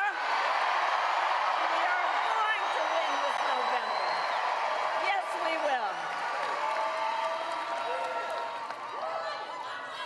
So look, Georgia, let me say, I'm no stranger to tough fights. Before I was elected vice president, before I was elected a United States senator, I was an elected attorney general, and before that, an elected district attorney. And before that, I was a courtroom prosecutor. So every day in the courtroom, I stood proudly before a judge and I spoke 5 words. Kamala Harris for the people.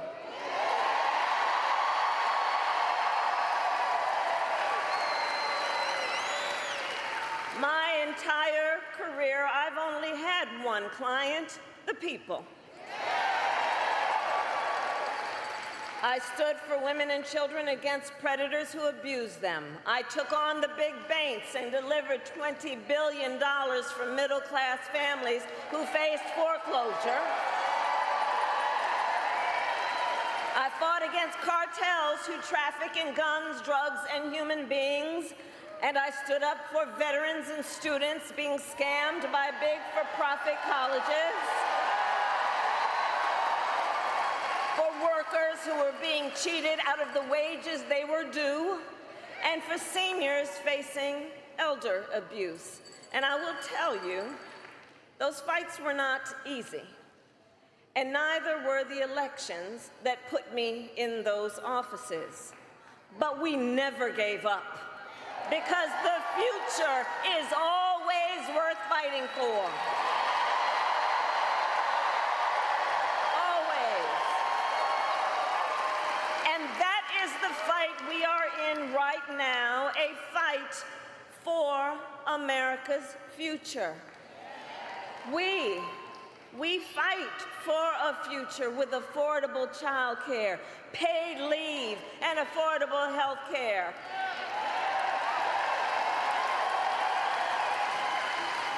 And on that last subject, let's finally expand Medicaid in Georgia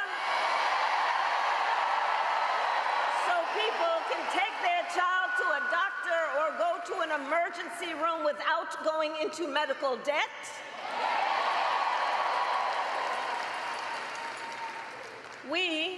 We fight for a future where we build what I call an opportunity economy, so that every American has the opportunity to own a home, to start a business, and to build wealth and intergenerational wealth.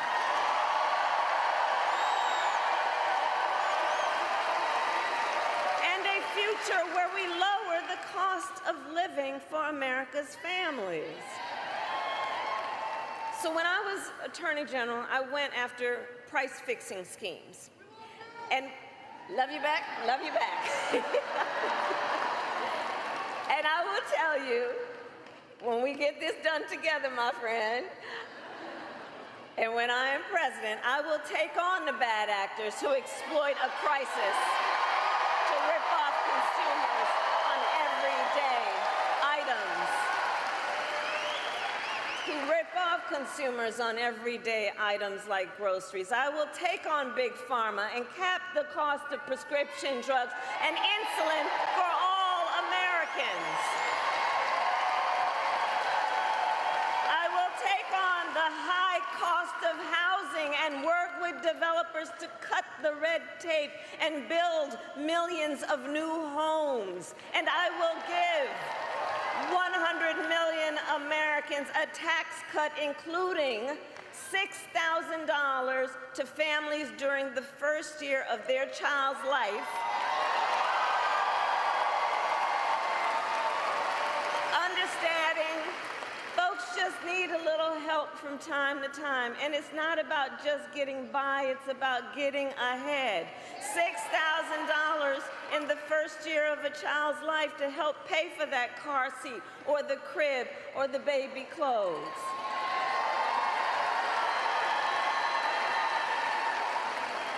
And unlike Donald Trump, I will always put the middle class and working class families first. Always.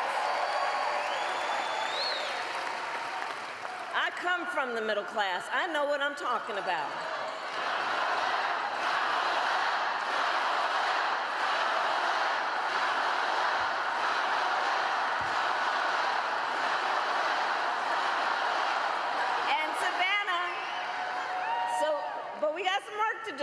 Okay, we got some work to do because we know Donald Trump has a very different plan. He has a very different plan. Just look at his Project 2025 agenda. Right. If he is elected, Donald Trump intends to give tax breaks to billionaires and big corporations. He intends to cut Social Security and Medicare. And he wants to impose what, in effect, is a national sales tax on everyday products and basic necessities. And it will cost, the economists will tell you, it will cost a typical American family nearly $4,000 a year. So Georgia, on top of all of this, if Donald Trump wins in November, he intends to end the Affordable Care Act,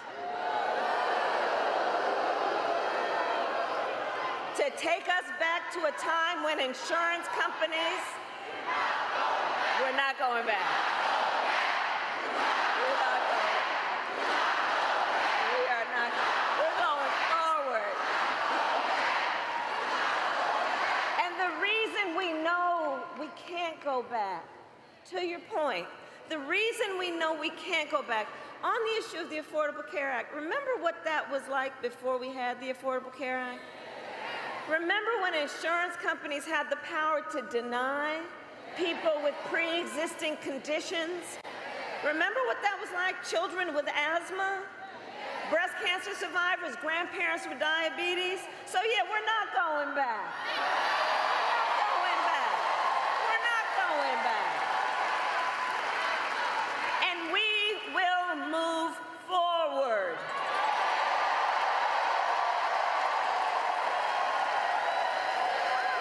Ours is a fight for the future. And it is a fight for freedom. Like the freedom of a woman to make decisions about her own body and not have her government tell her what to do.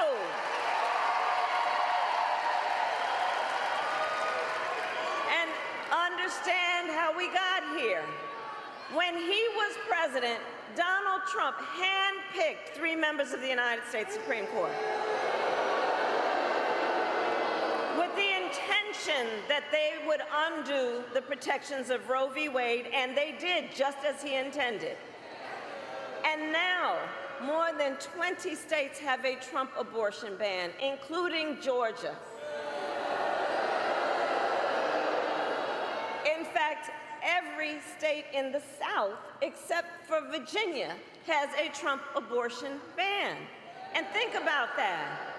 Many, with no exceptions even for rape and incest. That is immoral. Immoral. And let us all agree, one does not have to abandon their faith or deeply held beliefs to agree the government should not be telling her what to do. Come on.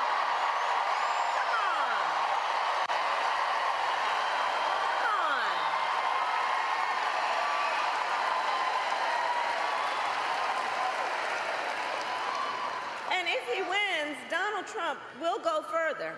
He will sign a national abortion ban, you best believe.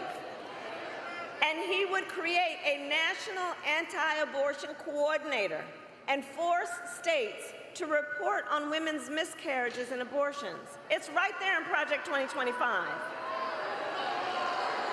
I've said it before, and I'll say it again. Simply put, they are out of their minds.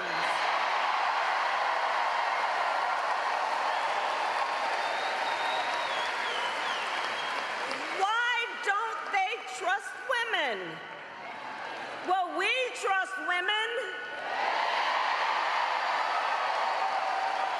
And when Congress passes a bill to restore reproductive freedom as President of the United States, I will proudly sign it into law.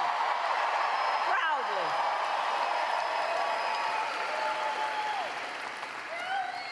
And across our nation, in addition to that, we are witnessing a full-on assault on other hard-fought, hard-won fundamental freedoms and rights.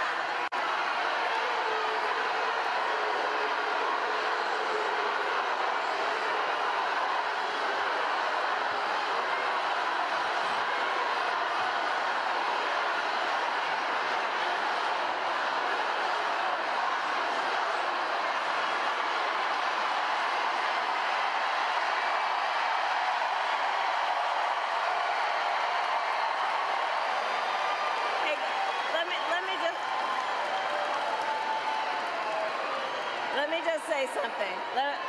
Hold up for a second. Hold up for a second. Let me just say something. Let me just say something. We are fighting for a democracy.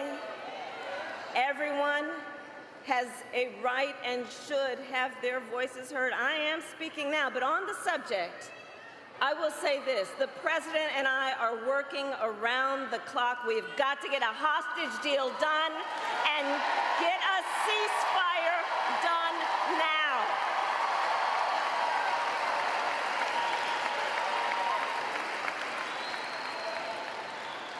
So back to this election and Donald Trump.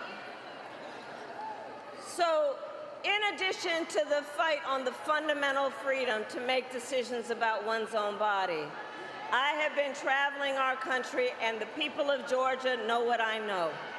There is a full-on assault on hard-fought, hard-won freedoms and rights, including the freedom to vote, the freedom to be safe from gun violence,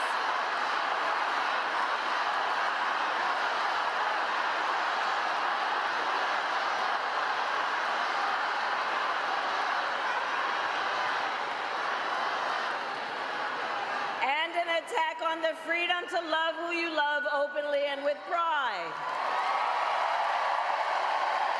And we will fight against all of that, including the freedom to live free from the pollution that fuels the climate crisis.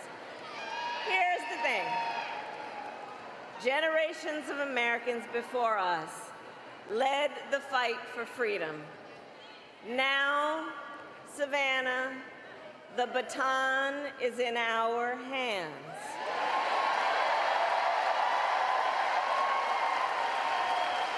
So we who believe in the sacred freedom to vote will finally pass the John Lewis Voting Rights Advancement Act and the Freedom to Vote Act.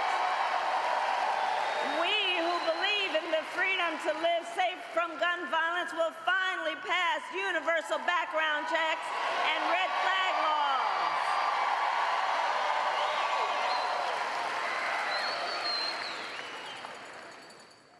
So much is on the line in this election. So much is on the line. And understand, this is not 2016 or 2020. Things are different. A lot is the same when we think about the issues, and then there is significant differences. The stakes in 2024 are even higher, because consider that the United States Supreme Court recently just basically told the former president that going forward, he will be effectively immune no matter what he does in the White House. Now, just imagine, well, the courts are going to take care of that. We're going to get him out of, we're going to elect ourselves and everybody here in November.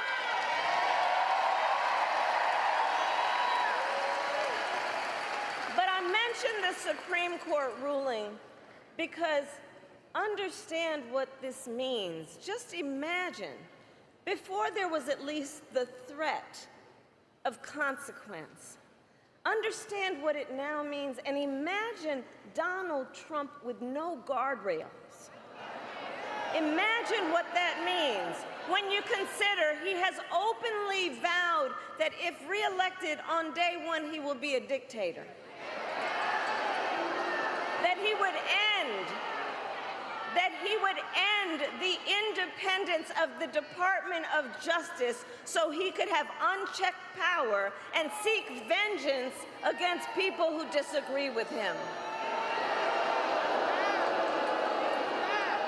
He even called for termination of the United States Supreme, the supreme land of our nation, the United States Constitution. Think about what that means, and let us be very clear.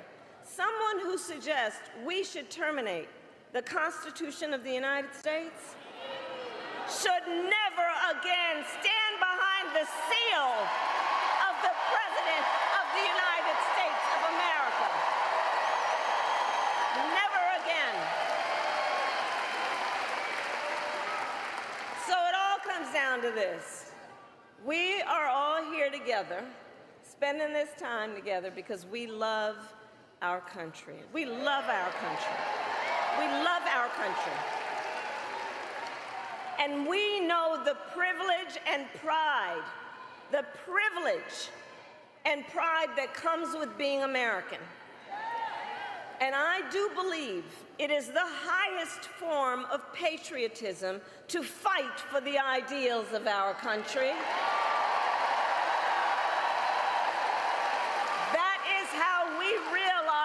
Promise of America. Georgia, for the past 2 election cycles, voters in this very state, you who are here, have delivered. You sent 2 extraordinary senators to Washington, D.C.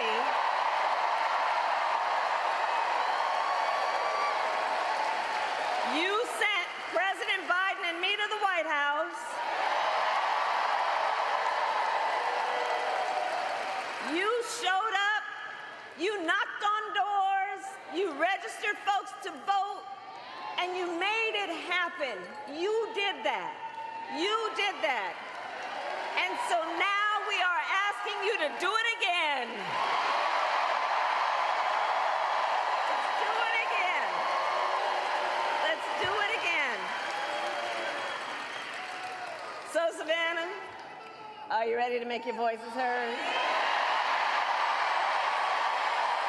Do we believe in freedom? Do we believe in opportunity?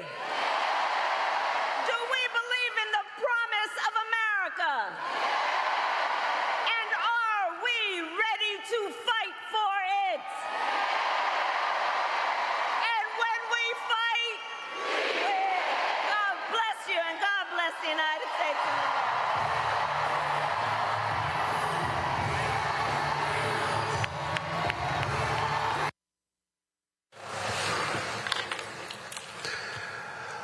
Folks, that was Vice President Kamala Harris earlier today in Savannah. Going to go to a break. We come back. We're going to chat with our panel about her speech. If you're watching the Black Star Network, back in a moment. When you talk about blackness and what happens in black culture, we're about covering these things that matter to us, speaking to our issues and concerns. This is a genuine people-powered movement. There's a lot of stuff that we're not getting. You get it, and you spread the word. We wish to plead our own cause too long have others spoken for us. We cannot tell our own story if we can't pay for it. This is about covering us. Invest in black-owned media. Your dollars matter. We don't have to keep asking them to cover our stuff. So please support us in what we do, folks. We want to hit 2,000 people, $50 this month, raise $100,000. We're behind $100,000, so we want to hit that. Y'all money makes this possible. Check some money orders. Go to P.O. Box 57196, Washington, D.C. 20037-0196. The Cash App is $RM Unfiltered. PayPal is R Martin Unfiltered. Venmo is RM Unfiltered. Zelle is Roland at RolandSMartin.com. On the next A Balanced Life with me, Dr. Jackie, how to live the dream without it turning into a royal nightmare. We'll meet an entrepreneur couple who've been living the dream for nearly 30 years, and they're still going strong, speed bumps and all. I was all one trying to hold back, but he thinks he can do anything. He's like, no, we're going to do it. You know, let's do it. Let's just jump into it. And it has worked. It's a thing of beauty, literally. That's all next on A Balanced Life on Black Star Network. Hello, I'm Marissa Mitchell, a news anchor at Fox 5 DC. Hey, what's up? It's Sammy Roman, and you are watching Roland Martin Unfiltered.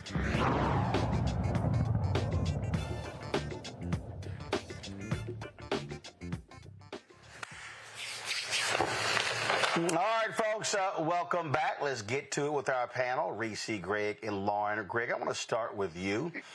Times there, Vice President Kamala Harris was interrupted by protesters with regards to the issue of Israel and Gaza. And I've heard a lot of folks say they understand protesting and letting their voices be known when she's speaking. But they also said, but I've heard people say, but they don't show up when Donald Trump is speaking. They don't push Republicans. They don't challenge them on this. Just your thoughts on that. Yeah, I have a lot of friends who are very critical of Democrats, and they're supposed to be critical of them. They don't have that same bass in their voice, however, when they're dealing with the open white nationalists and the fascists. And some of these people are just very doctrinaire and very rigid and ideologically kind of straitjacketed. And then some of them are, have health care and benefits and decent enough jobs so that a Trump presidency wouldn't affect them, so they can kind of sit in their suburban enclaves and kind of talk smack on YouTube. But then there is the question of really confronting power. The fascists would probably put a lot of people in harm's way if they tried to do that. So I kind of understand why you see those kind of protests in Democratic spaces, primarily because that has been the party in the duopoly where we have clustered in order to advance our interests. None of us are Democrats or Republicans. Well, I shouldn't say none of us, but most of us are not Democrats or Republicans naturally. We're looking for what's in the interest of black people, and the Democratic Party, because we forced it to, has become the place where that's more likely than not to be able to manifest. I think the vice president has kind of perfected, in addition to being very strong on the stump and getting stronger, she's perfected integrating that protest into her stump speech. We saw what happened in Detroit. We saw then very shortly later in Arizona, she kind of said, no, I'm with the ceasefire. I am for the return of hostages and the ceasefire. And then tonight you saw an extension of what she did at the Democratic National Convention. She started with, I am speaking now, but she goes to conjunction and says, everybody has the right to speak. And on the subject, in other words, she addressed it quickly, she hit the three keys that now become part of the stump speech. Number one, we are working around the clock. Number two, we want the hostages released. Number three, she ends with ceasefire. And then you see it continue. We're back to school now. You're going to see those protests emerge again on college campuses. The killers, the indefensible killers of the Israeli Defense Force have opened up a third front. They went into a mosque today on the West Bank and killed some people after an incursion yesterday. So now they're fighting in Lebanon, they're fighting in the West Bank, and they're fighting in Gaza. They are international pariahs. So this issue is not going away. However, I will end with this. The vice president seems to have struck a note by confronting the protesters, by absorbing that protest into the rhythm of the presentation that allows her to face the issue, not ignore the issue, and demonstrate that it's the Democratic Party, not the white nationalist party of the fascists, who are not only open to this, but are perhaps committed to being moved by the folks who see this for what it is, which is a real problem in American politics today. To that particular point, Lauren, I'm trying to pull it up right now. There were a group of Muslim women for Kamala Harris. They had released a statement at the Democratic National Convention, very angry, if you will, that you did not have any speakers. In fact, let me go ahead and just pull this up. Let's see here. Let's see if I can pull this up. So you see here, when we started this group, we did so with the intent to highlight clear policy differences between Vice President Harris's campaign, the actions of the Biden administration, and most significantly, the impending danger of a second Trump administration. They went on, began to talk about this whole idea of a big tent. But this is with less than 70 days to the November election, we have to be honest with ourselves about what is at stake here for Muslim women. Reproductive rights, access to health care, climate change, immigration reform, access to quality, public education, economic opportunity, and the clear danger a Trump presidency could pose for our black and brown communities. This is why we urge the Muslim community to vote for Vice President Harris and Governor Walz this November, with the stated caveat that we will continue to both pressure the Biden administration for a permanent ceasefire in Gaza and for real policy change from the Harris-Walz campaign. As a result of the November elections, we will either have Kamala Harris or Donald Trump as our next president, and we pray for the sake of all of us here and abroad that it is Kamala Harris. And then they say, in the immediate future, we invite the Harris-Walz campaign to invite State Representative Ruwa Rahman, as a Palestinian American, to join Vice President Harris and Governor Walz during their bus tour in Georgia to address voters. She's a Georgia elected official. Meet with Muslim women for Harris-Walz and ensure that our communities have a seat at the table. Make abundantly clear that even our allies are not above international law. A change in language is the first step, but a policy change is imperative, and we look forward to seeing these changes on day one of the Harris-Walz administration. In order to see progress on Gaza, other foreign policy issues, and on domestic issues here at home, we must join together to help elect VP Kamala Harris. We seek progress. The reason that's important, Lauren, because the reality is this here. You have some folks who have been out and they've been saying, I'd rather vote for the devil, Satan, than support Vice President Kamala Harris. Well, here's the reality. You can support Donald Trump, but he's made it perfectly clear that he will turn Gaza into a parking lot. And they will be, and Jared is more than happy to sell condos on top of it because it's right next to the water. And so that's what you're dealing with here. And so I think with this statement, you're seeing what practical politics is about, because you can continue to interrupt. You can continue to call her names, but there's a binary choice here. It's either her or Trump, and you got to make a decision. And if you don't vote for her, in essence, you're voting for him. Yeah, sure. There's a binary choice. There's also the fact that the maximum point, the greatest point of political leverage on a politician, no matter who they are, is right before an election. And for this issue, everyone knows, as Greg just made the point, that appealing to Donald Trump and protesting Donald Trump will get you absolutely nothing. So the only rational person to appeal to is Vice President Harris, which is why she's getting the protesting.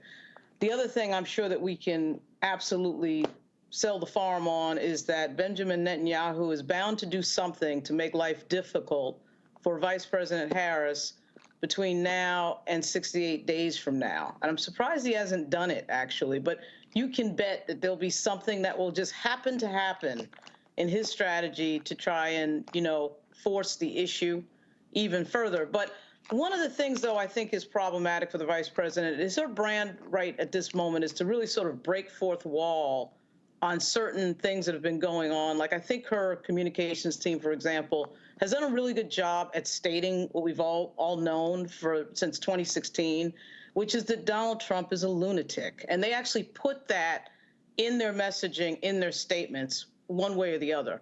But one of the fourth walls that have to be broken here is, of course, the power of money in politics. The fact that we just saw the convention last, week in Chicago, and nobody mentions AIPAC. Nobody has anybody on that stage that would represent the citizens in Michigan that voted uncommitted Everybody's scared to have that conversation. They can't be scared to have that conversation because in this moment, Vice President Harris is the only candidate in this two-person race that can really speak truth to power in a forthright way, in a blunt way, in a clear way. That is what people are looking for, particularly when you are a lightning in the bottle type candidate, a black candidate. They are expecting that from you. They're expecting clear talk, real talk, and no BS and no nonsense, even in disagreement. Even in disagreement. Everybody understands the binary choice, but people also understand that when you want something in politics, this is the time to ask, not after somebody gets elected when you have no leverage. So I get why she's being protested. She's certainly handling it a lot better. I think they should have put somebody on stage that represented the views of the citizens in Michigan, whose votes that she'll be asking for and will need to win in 68 days, and shorter than that in some states. In Virginia, they start voting in 22 days.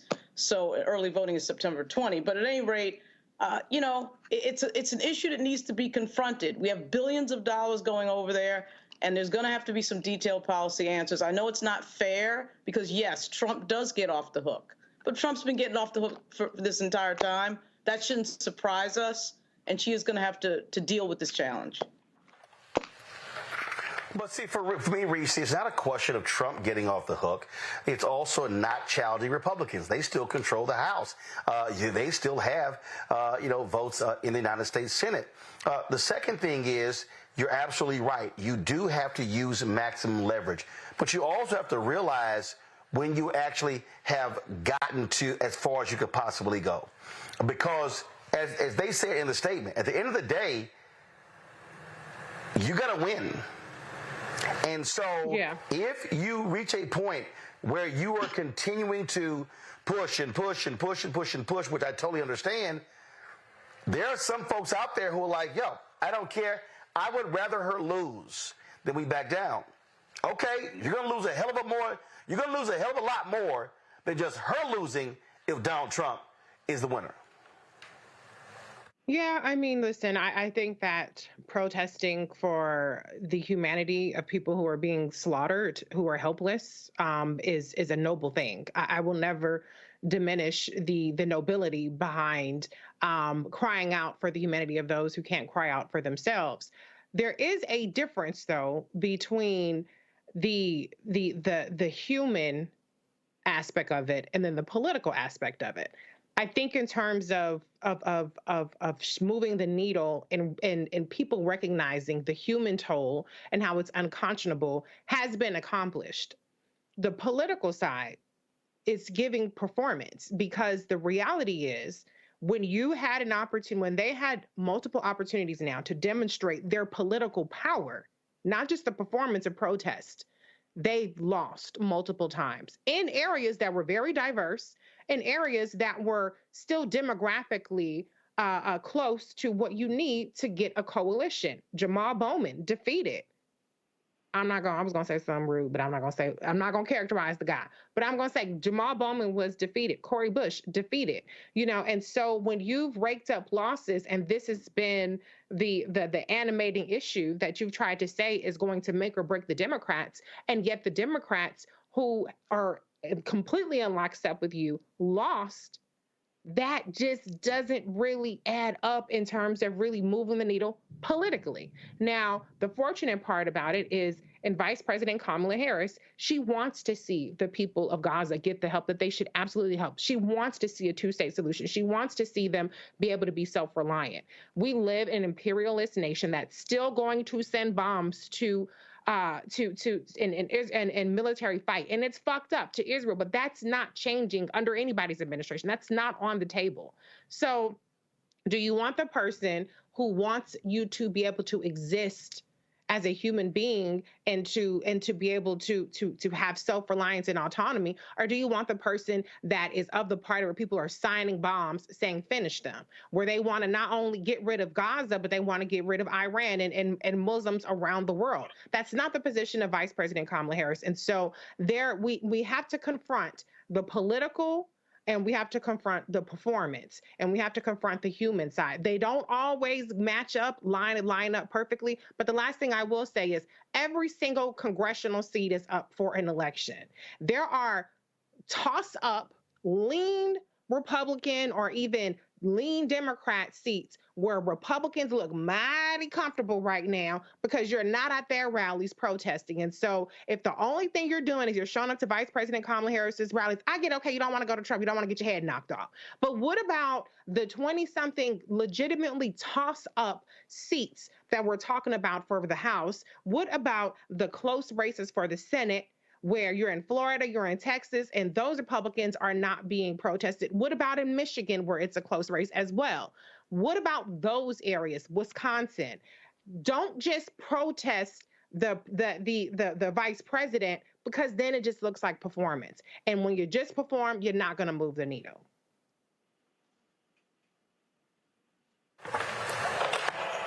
Greg, as Rissy was talking, I could not help but think about 1964, Atlantic City. Fannie Hamer, Bob Moses, others traveled to Atlantic City, New Jersey, wanting to fully integrate the Mississippi delegation. She testifies, riveting testimony. LBJ is like, this may mess up my whole deal. He wanted to crush the opposition. So he had he interrupted what she had to say with a useless news conference. He then calls Walter Reuther and tells him, you tell King I'm going to pull labor money if he doesn't get in line. King accepts a compromise. He goes to them. Hamer devastated. Bob Moses devastated. They're angry. They say, we didn't come here to compromise. King says, I would rather take a win in a battle than lose the actual war. He says to them, 68 will be fully integrated. That was the case in 1968. And so I think part of the thing here, Greg, when you are an activist, you have to make a decision, not when do you give up, not when do you give out, but when do you recognize that your protest has been known, you've made the point, but you also got to have some people who are in positions of power who will at least talk to you, listen to you, reason with you, and you may be able to influence than a crazy, deranged person who will say all of you can go to hell. This, to me, is the toughest part about activist leadership, knowing when you say, we've gone as far as we could, let's recalibrate for the next battle. Your thoughts? Wholeheartedly. You know, the difficulty, right in the theme of what you've laid out, is being able to zoom back and see the long arc. We're not talking about election cycles at this point. We're talking about decades and generations. If Fannie Lou Hamer, if Miss Annie Devine, if a young Eleanor Holmes Norton and Bob Moses and others, if they had not gone to Atlantic City and stood their ground, because you're absolutely right, when Martin King came back to the Mississippi Freedom Democrats with that compromise, they sent him packing. He said, no, bruh, I'm sorry, that's your friend, not our friend. People voted for us in the primary we held in Mississippi, the integrated primary. Had they not held the line, then there isn't a change in rules for 68. And ultimately, it probably led to the defeat of Hubert Humphrey in part. There's a brand new book out by Luke Nichter called The Year That Broke Politics, Collusion and Chaos in the Presidential Elections of 1968 that talks about the fact that Johnson wanted to get back in the process, but was talked out of it. And of all people, Billy Graham goes to LBJ and says, look, Nixon has told me that if he wins, he's going to continue some of your policies. And that was enough for LBJ not to go hard to the wall for Hubert Humphrey in 68. There's a possibility Humphrey could have won that election, but he didn't win it. A civil rights champion who, too, was challenged by Ella Baker and by Fannie Lou Hamer, especially Miss Hamer, in that 64 convention. So what happens in 72, Nixon wins in a landslide, and only his hubris stops him from continuing the march. So there's a loss. There's a series of losses that come in the wake of the civil rights movement. And only Watergate stops that, and that only temporarily. James Earl Carter, nearing his 100th birthday in Plains, Georgia, according to his grandson, still following what's going on this campaign trail. Jimmy Carter sneaks in 76 because of Watergate, and then the gladiator invader of Grenada rides out of the West, that John Wayne bastard, Ronald Reagan, and it has basically been, since that point, the Democratic Party, because remember, in 84, Jackson runs, in 88, Jackson runs, and the Democratic Leadership Council emerges, as you've explained many times, because Bill Clinton, Al Gore, for that matter, Joe Biden, who's a different Joe Biden now in some ways than he was when they started the DLC, say we can't let this populist rebellion in the Democratic Party drag us, what they would say, to the left. And ultimately, the Democratic Party of today looks closer to the Republican Party of perhaps 68 and 72 than any other time, except perhaps on race. I went through all that to get to this point. 2024 isn't 1964. However, as you said, activists have to decide how far will you go to try to get what you want or to disrupt business as usual. Unlike 1964, not only is the threat of nuclear war greater now than it was in 64, the world is very different now. The Soviet Union is gone, but Russia is still here. China has reemerged. China and Turkey are all over Africa now, and the United States can't get in there to do what it wants to do. Mali just put them out last week. The United States ain't got that kind of muscle no more. The whites in the United States who are white nationalists are afraid now, and they should be terrified because the world, which is majority non-white, is going to overwhelm you. Even in Mexico, Mexico just kicked out the American ambassador because they said, stay out of our conversation about making all the judges elected. The world ain't scared of America anymore like it used to be. The Democratic Party is now faced with another populist insurgency. It is not Jackson of 84 and 88. It isn't Ms. Hamer of 64, but it is a type of insurgency that is now calling to question what kind of country is this going to be as it faces the end of American dominance in the world. These activists, emboldened by the possibility of a multipolar world, are not backing up like Ms. Hamer and them. They ain't waving American flags. And I must say, as I end with this, that it can embolden in electoral politics those politicians who are willing to take a chance. Jamal Bowman didn't lose in New York. Cori Bush didn't lose in Missouri. The goddamn the American Israel Political Action Committee put more money than God into those districts because they have one issue and one issue only. It ain't the American flag. It ain't you and me. It is the state of Israel as an ethno-state.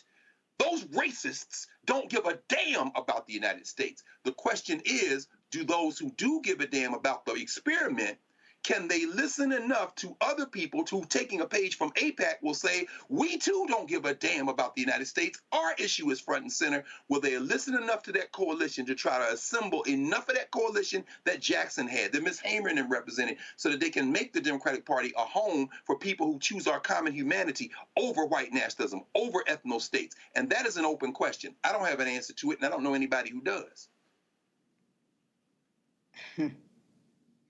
You and I were communicating earlier, and I think if we expand this, we can talk about same thing when folks talk about a black agenda. Somebody just posted on our YouTube chat.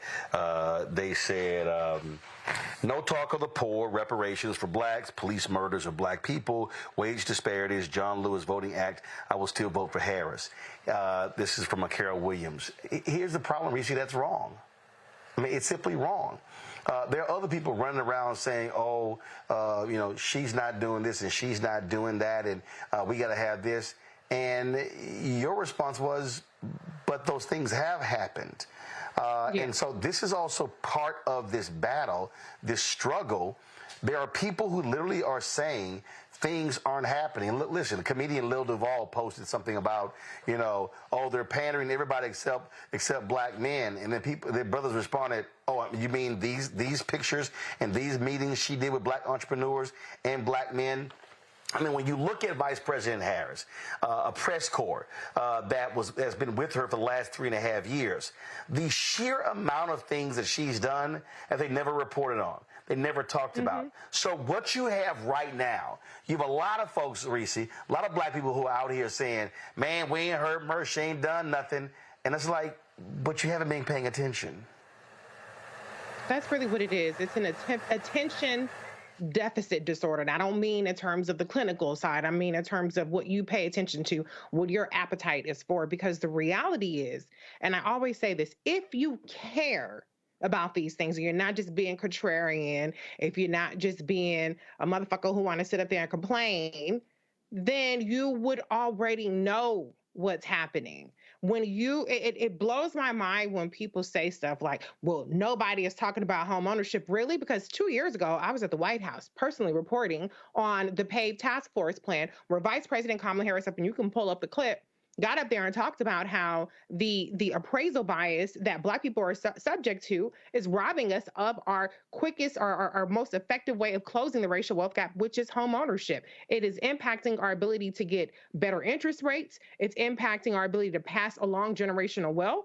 And so people say that she's not talking about these things, that she's on tape. She's on tape in HD. This isn't back in the day where, oh, you had to catch her on TV because we didn't have DVR, we didn't have YouTube and shit. She's literally on tape doing these things for years. And so when you tell me, I don't know what she's for, why hasn't she done all these things? It tells me that you're an unserious person. But even if you're an unserious person, you can do one very key thing.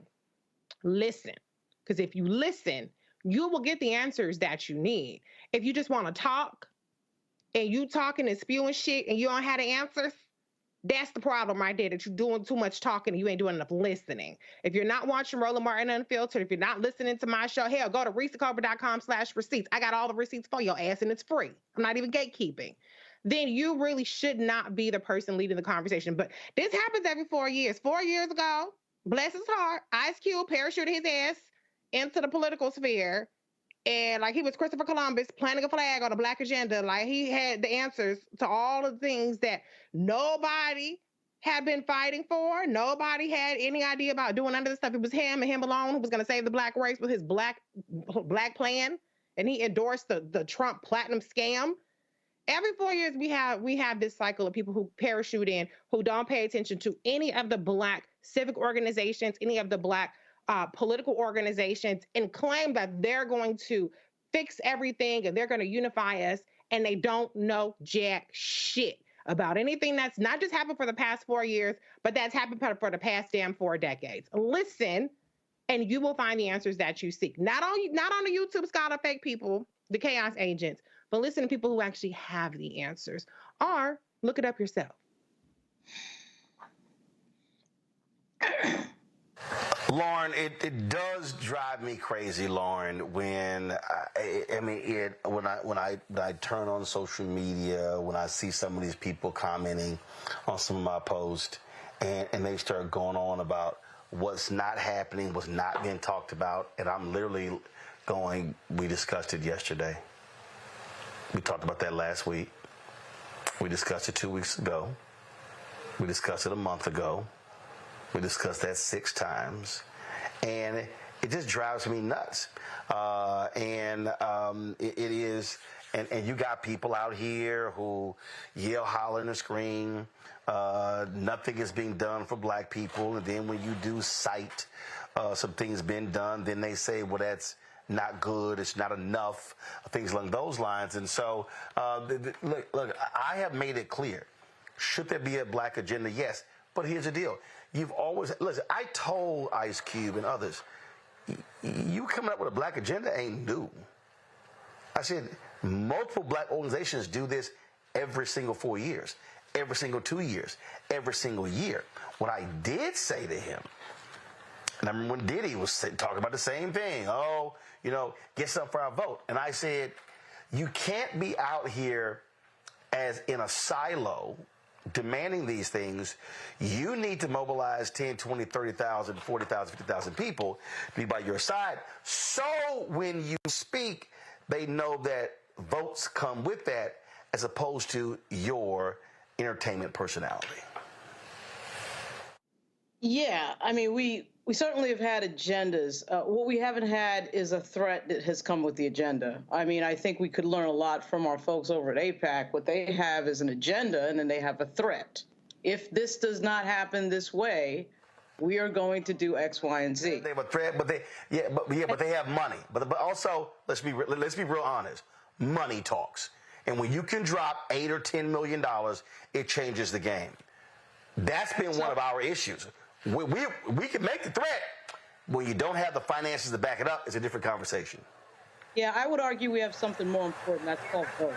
And when you gave that example, the historic example that you had, you got to remember our Arab brothers and sisters are really, really small group of people, as I'm sure you know, Roland, in this country. I think they're less than 1% of the population. I actually think there's probably more black folks in Texas, just in Texas, than Muslims in the entire United States. So when they protest and people, 30, 40,000 Muslim people are getting killed in Gaza, their only hope is that somebody might listen, and their metrics are they're tiny. So I kind of get the sort of thing that might look irrational in terms of their protest, because it is a life and death issue. People are getting killed, people are dying. And so when you do that, and you know that Vice President Harris is sympathetic to what they're saying, but yet the policy is unlikely to change. It almost feels like the smaller the group is, the more loud you kind of try to have to be. For us, for African Americans, when it comes to agendas and policy, we have the power to change the game in several states, and there's no doubt about that. We have the power to change the game, to win and lose elections for people. So when we meet agenda with some sort of ultimatum, that is when it gets real. We have yet to really do that in most electoral cases. Certainly we don't have the money, but we have the votes. People are very aware that we have the votes. And but there's no leadership that points in the direction of saying, look, if we don't get this policy this way, I'm going to tell these people not to show up and stay on the couch. We've never tried to do that. It would be kind of interesting to see if we did on some major policy issue.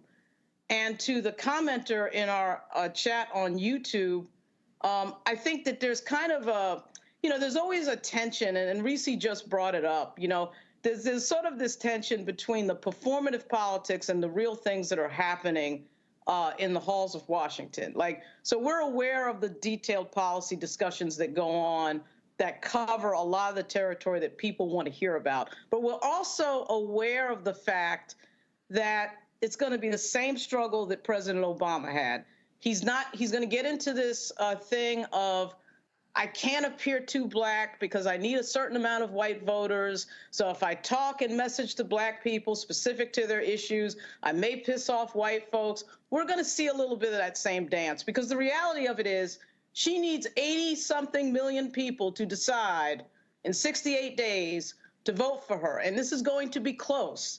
And in a lot of these states that she needs, there's not a huge black population. Decisive black population, like a Maryland or a Virginia's 20% black, Wisconsin, Michigan, some of these states, it's going to be extremely close. It's going to probably come down to one or two states, and so everyone is aware of that strategy. I get more annoyed at the fact that when we get these lightning in the bottle candidates like Kamala Harris and President Obama, and they bring all this fun, all this excitement, all this violence, all this energy. I do think that black folks should have more say in what comes. We're the ones that bring the excitement, and these candidates bring a certain excitement that Joe Biden. But Lauren, this is very simple. You cannot move on an agenda when it's fractured. That's first. Two, Greg, which we've talked about. I gotta see you, Reese. You also cannot have compromised leadership. And so part of the fundamental problem here is that when we start looking at, again, and I'm going to go back to my MLK example in 64. Without labor money, ain't no black civil rights movement. So even in that regard, even when it came to the civil rights movement, LBJ knew what button to push when he said, Walter, you go tell King, accept this compromise, or I'm taking all labor money. King had no choice. And so this is where, when we talk about all these people talk about do for self and what we need, every time any of those people say that, you then have to ask them, are you funding black institutions? Because if you're not, you're simply all talk. Greg, then Reese, go. Very quickly, of course, what you said is accurate, and it's difficult. Adolph Reed wrote something in the Nation magazine last spring, Why I'm Voting for the Enemy. He's an organizer, long-term. We had him on the Black Tape. We talked about his book, The South, and he said, I got to vote for the Democrats because I'm very clear that political parties aren't just about electoral politics. Political parties organize all the way through. So that what you need in terms of mass movement is to understand that electoral politics is just one tool in a much broader field of struggle. And ultimately, political parties do more of what you want when you've organized enough to bring compelling power to bear on them. They are delivery systems. So the point you're raising, whether it be money or, as you say, Lauren, whether it be the sheer number of people, ultimately, electoral politics is just one thing that really bends to the will of power. And in this country, when you don't have mass movements like that, you saw it in the Sanders campaign, and the Democratic Party did everything they could to stop that, and Bernie Sanders, of course, is going to shoot himself in the foot certain kind of ways, but ultimately, what you see is a situation where we are now at the election. And what Adolph Reed said in The Nation holds true for me as far as I'm concerned, which is what? If you really care about the people who are in harm's way, you're going to exercise your vote to help diminish the harm that they will have. So that takes out all the petty bourgeois college professors, all the super radicals who won't be harmed, and puts in the square in the sights of the people who need to be thinking about these things, the people who need their prescription drugs beyond the elders, which the Democratic Party said we're going to try to lower it for everybody. The people who are now going to have to go in there and make, as L. Joy Williams said from the Democratic Convention last week, I have to have Kamala Harris winning, and the next day I'm out there pushing her. At the end of the day, Harris wins. If they don't take the Senate back, if it's very close, maybe she can nominate. She's going to say apparently at the CNN interview tonight, maybe she's going to nominate, maybe she can nominate Susan Collins and get her ass out of the Senate, and the Democrat governor of Maine can put a Democrat in the seat. At this point, we're not at the point to do the whole, we got to tear down the duopoly. No, hell no. There are two people on the ballot. Damn it. And if you care about these people you say you care about, you're going to use the vote the way it's supposed to be used when you're thinking intelligently, which as a way to express your ability to prevent harm. But the real issue in terms of power, if you ain't got billionaires in your back pocket, then damn it, you got to wear your shoe leather out like Tamika Mallory did, like Until Freedom did, like Linda Sarsour did when they moved to Georgia and drug Warnock and Ossoff across the line and said, we are purebred radicals, but damn it, we know these two senators have to be in the Senate. We have to be smart now. It's not a time for all that bullshit posturing, like Reese said, like you said, Reese. Reese, before you make your comment, that's why I go back to the Muslim women for Harris. This is the key line. And again, I absolutely understand the push and pull and leverage and influence, and you pound and pound and pound. But this was what they said. With less than 7 days to the election, we have to be honest with ourselves about what is at stake here for Muslim women. They then unpack not just Gaza. Reproductive rights, access to health care, climate change, immigration reform, access to quality public education, economic opportunity, and the clear danger a Trump presidency could pose for our black and brown communities. That is important because I think what happens is when some people only speak through a solo prism, they get so siloed, you have to say, I got to think beyond just my issue, and I got to think about multiple issues. Go ahead and make your comment before I go to a break. Yeah, I mean, we have data around what Black voters want. Black Futures Lab, we have all kind of polling data. And what I see, and this is why I take exception to sometimes the talk about the Black agenda, because everything that has been data driven, right? Every piece of data shows us what Black voters are particularly interested in. And when you line that up with the actions and the policies of the Biden-Harris administration, of what Vice President Kamala Harris has 2 decades of advocacy in, they're in lockstep. And the problem that I have is there's no recognition of that. This administration has been far superior than any other administration in terms of taking a particular racial equity towards closing the wealth gap, towards addressing things like health disparities, towards environmental justice, and so on and so forth. And so a lot of times when people communicate about, well, we need a Black agenda, and then they communicate about the things on the Black agenda, they're already being addressed, not just by this administration, but when we have the Democratic Congress. And so if we're looking at the data, if we're looking at the evidence, we don't have a fight on our hands the way that people try to make it seem. We're not absent from the fight in the way that people try to make it seem. What we're not doing effectively is we're not voting our capacity, which is why 2/3 of the country has a Republican trifecta, which is why what Gary Chambers was doing down there, begging and pleading people to vote, not even having to get to 50% of the vote,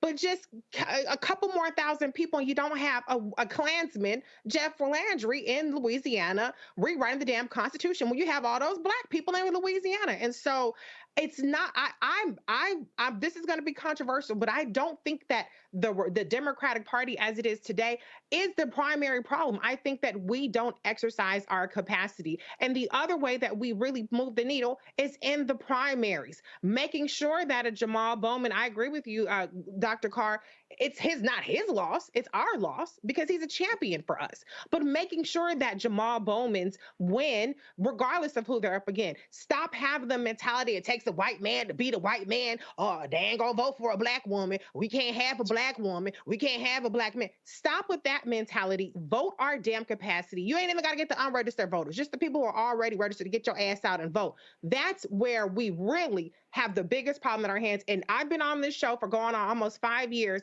and we've been having the same conversation of begging and pleading people to just vote. And I hope and pray that we're not having this conversation under a Trump administration next year, because all of this fucking disinformation targeting our communities, making us disillusioned and disaffected, has worked once again. Hold tight 1 second. We come back. We're going to chat with Isaac Hayes III. He's going to give us an update on their lawsuit against Donald Trump for unauthorized use of the music of Isaac Hayes. Plus, we'll get an update on what's happening with fan base. You're watching Roland Martin Unfiltered on the Black Star Network. Support the work that we do, folks. Trust me, ain't nobody else doing it. Nobody. There's no Black-owned media company that's giving you the kind of news that we do every single day. Not TV One, not BET, that's actually white-owned, but not Black Enterprise, not Essence, not The Griot, not Blavity, not Revolt. You can name it. It ain't happening. Only here. And so we want to continue that work. We, of course, we told you last week, and I put out a press release. Matter of fact, the young brother's texting me right now. My man Noah, the 12-year-old kid out of Atlanta. We're going to be doing, he's going to be doing a show launching next month on the Black Star Network. Can't wait to make that happen. Y'all, we got to get Greg Carr back in the seat for some new episodes of The Black Table. Got to make that happen. So support us, y'all. So you're checking money order, P.O. Box 57196, Washington, D.C., 20037-0196. Cash App, $RM Unfiltered. PayPal, R Martin Unfiltered. Venmo is RM Unfiltered. Zelle, Roland at RolandSMartin.com, Roland at RolandMartinUnfiltered.com. And download the Black Star Network app, Apple phone, Android phone, Apple TV, Android TV, Roku, Amazon Fire TV, Xbox One, Samsung Smart TV. We'll be right back. On the next A Balanced Life with me, Dr. Jackie, how to live the dream without it turning into a royal nightmare. We'll meet an entrepreneur couple who've been living the dream for nearly 30 years, and they're still going strong, speed bumps and all. I was all one trying to hold back, but he thinks he can do anything. He's like, no, we're going to do it. You know, let's do it. Let's just jump into it. And it has worked. It's a thing of beauty, literally. That's all next on A Balanced Life on Black Star Network. Next on The Black Table with me, Greg Carr. We featured the brand new work of Professor Angie Porter, which, simply put, is a revolutionary reframing of the African experience in this country. It's the one legal article everyone, and I mean everyone, should read. Professor Porter and Dr. Valencia Watkins, our legal roundtable team, join us to explore the paper that I guarantee is going to prompt a major aha moment in our culture. You crystallize it by saying, who are we to other people? Who are African people to others? Governance is our thing. Who are we to each other? The structures we create for ourselves, how we order the universe as African people. That's next on The Black Table, here on the Black Star Network.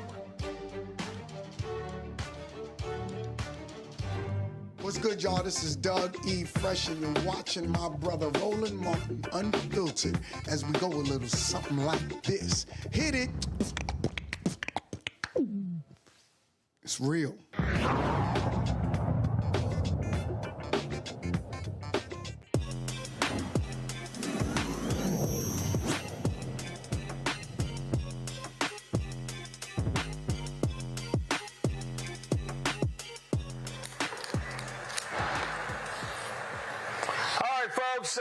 Isaac Hayes III is the founder of Fanbase. He also is involved in this political campaign.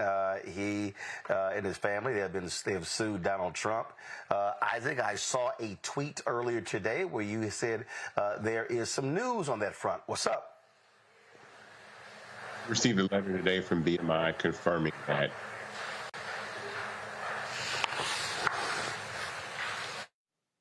use license currently, and they haven't had one for quite some time. So as we've been saying, he's been playing that song. He's been playing Hold On, I'm Coming without permission and authorization. So we look forward to our day in court come September 3rd. I think it's Tuesday. Yeah. So wait a minute. So all of those MAGA idiots who were on Twitter and social media saying, you're going to lose. That man had the right to do it. You don't know what you're talking about. I mean, look, we talk about these YouTube doctors, these YouTube COVID specialists. Boy, it's amazing how many trademark and copyright experts popped up overnight. That tends to happen, and I think... What does that sound? Is that me? That tends to happen overnight. I think it's just par for the course. I think Donald Trump has a people that want to side with him, that want to believe anything he says. But I want to let the facts speak for themselves. My family wants to let the facts speak for ourselves when we have our day in court. And so copyright law is very clear. I kind of been saying this for about 20 years, so I know very much exactly what goes on with copyright law, and I kind of knew this from the very beginning. I wasn't aware of the amount of activity that was going on with the song, but we had repeatedly asked to stop. So we had to seek legal counsel. So people are going to have their opinion. They're going to say, even with what I just posted, there's still going to be people that have a difference of opinion, but not fact. So. Now, we talk about this political campaign. What have you been seeing, even on fan base, with conversations and discussions, and how people are using the app to speak to what's happening with Vice President Kamala Harris, Governor Tim Walz? There's been a lot of conversation about the current campaign. I think it's energized people to have these conversations. We actually just launched a new functionality today. We put the audio rooms on the web. So if you go to fanbase.app/audio, any audio room that's on Fanbase right now is available for you to listen to. Like a podcast, you can just click for free without having to download the app. It's a really significant update. That's fanbase.app/audio. It's another feature, something that we filed a patent on as we continue to open up. We want people to have the freedom and the ability to say what they want, speak how they want to speak without limits. Be without limits is our motto at the company. That's our mission. So we don't want people to be suppressed in what they say and have free speech. So I'm excited to be able to launch that functionality today. So you got that, and you also moved to some new digs, right? Yes. we just moved into our new headquarters in West Midtown in Atlanta. We have a lot of work to do, but it was time for us to kind of move. We needed a little bit more space. Plus, we needed to function in a collaborative tech environment, a tech space, a tech area we can collaborate with other startups. We did a partnership with Georgia Tech here in Atlanta, Georgia, on a podcast studio. I'm really excited about that partnership. We have a partnership with Propel, which is the nonprofit funded by Apple and the Southern Company for HBCU students. So we're excited to be able to do that. Some of those students were actually at us with InvestFest this weekend in Atlanta, Georgia. So I'm excited to have those students, and that activation went extremely well. We're doing a lot. We're moving forward. We want people to continue to be part of what we're doing. And status of the latest fundraise. Now, this is important. Everybody that's watching, read my shirt. StartEngine.com/fanbase. We've been able to raise $10 million in 3 RegCF crowdfunding campaigns. We are now raising $17 million and just passed the $2 million mark.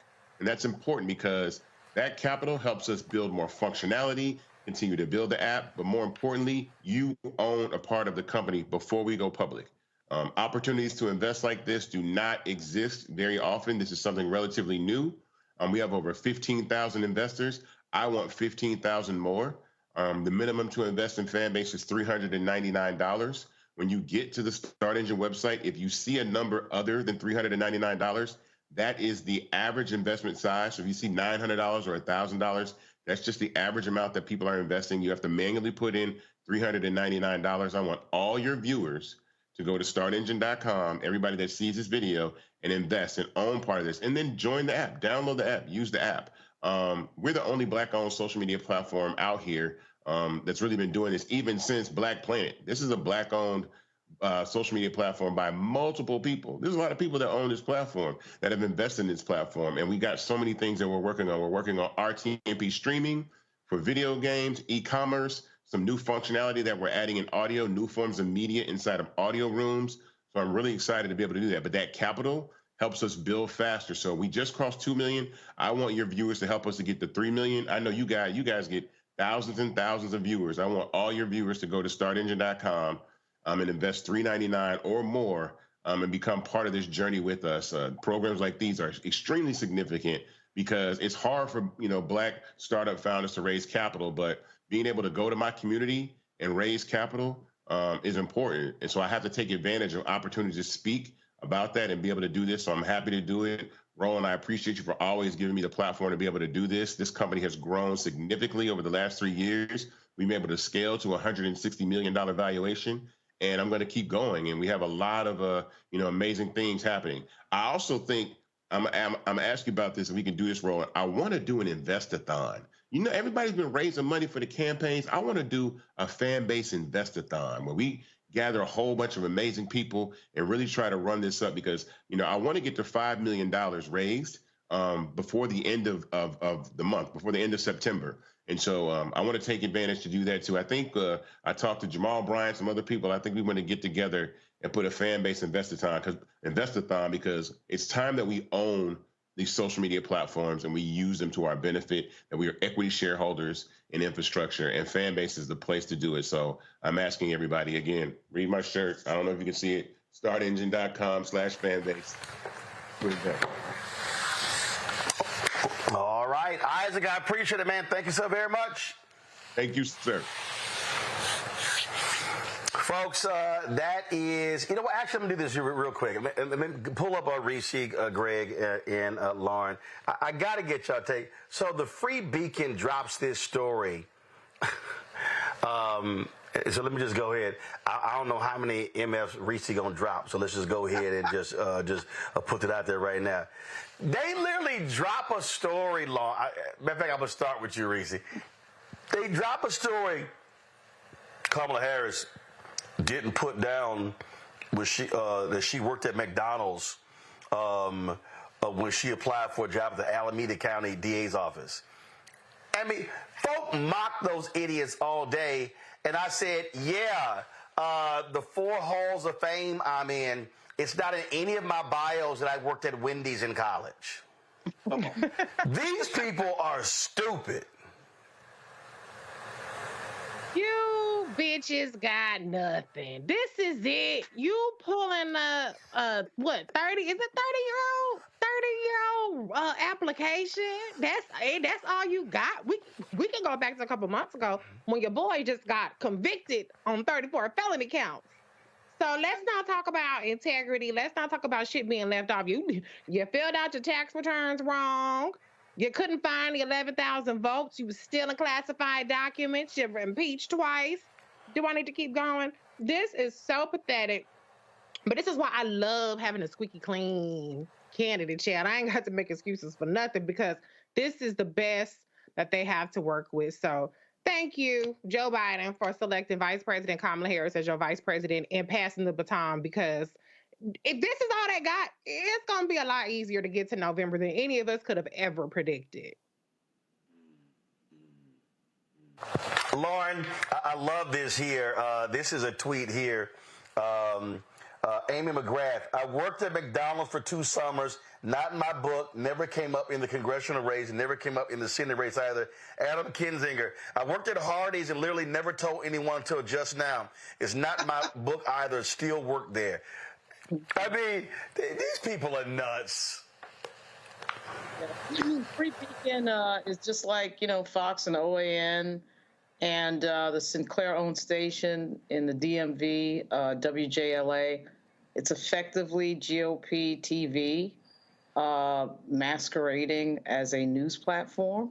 They're not really trying to shield it anymore. Free Beacon is one of the most partisan right news platforms out there, and that's why they came up with this ridiculousness. Even for them, though, it was really, really weird, actually, really strange. And so they got dragged, and they'll get dragged again. Just shows you they've got nothing. They've got nothing to say about the vice president, and they're just really just desperate. They're kind of in the same situation as the Trump campaign. There's just no strategy there to really criticize anything that she's done. They just don't have anything, so they got real desperate on that story. It's really embarrassing. Greg, Mark Hertling, I love this. Reporting now to avoid any embarrassing FOIA requests. During my teen years, I had jobs sweeping and cleaning tools at a service station, lifeguarding at a community pool, working at McDonald's, filling potholes on the street department, the worst, and being a Boy Scout camp counselor at SF Ranch in Missouri. I also never listed any of those on a resume. My wife only has cursory knowledge of any of this. These people, if that's the best that you can do, going after Vice President Kamala Harris, good luck. Okay. And she's got the right white man, Tim Walz, licking on ice cream with Roy Cooper in Raleigh, North Carolina, jumped up in front of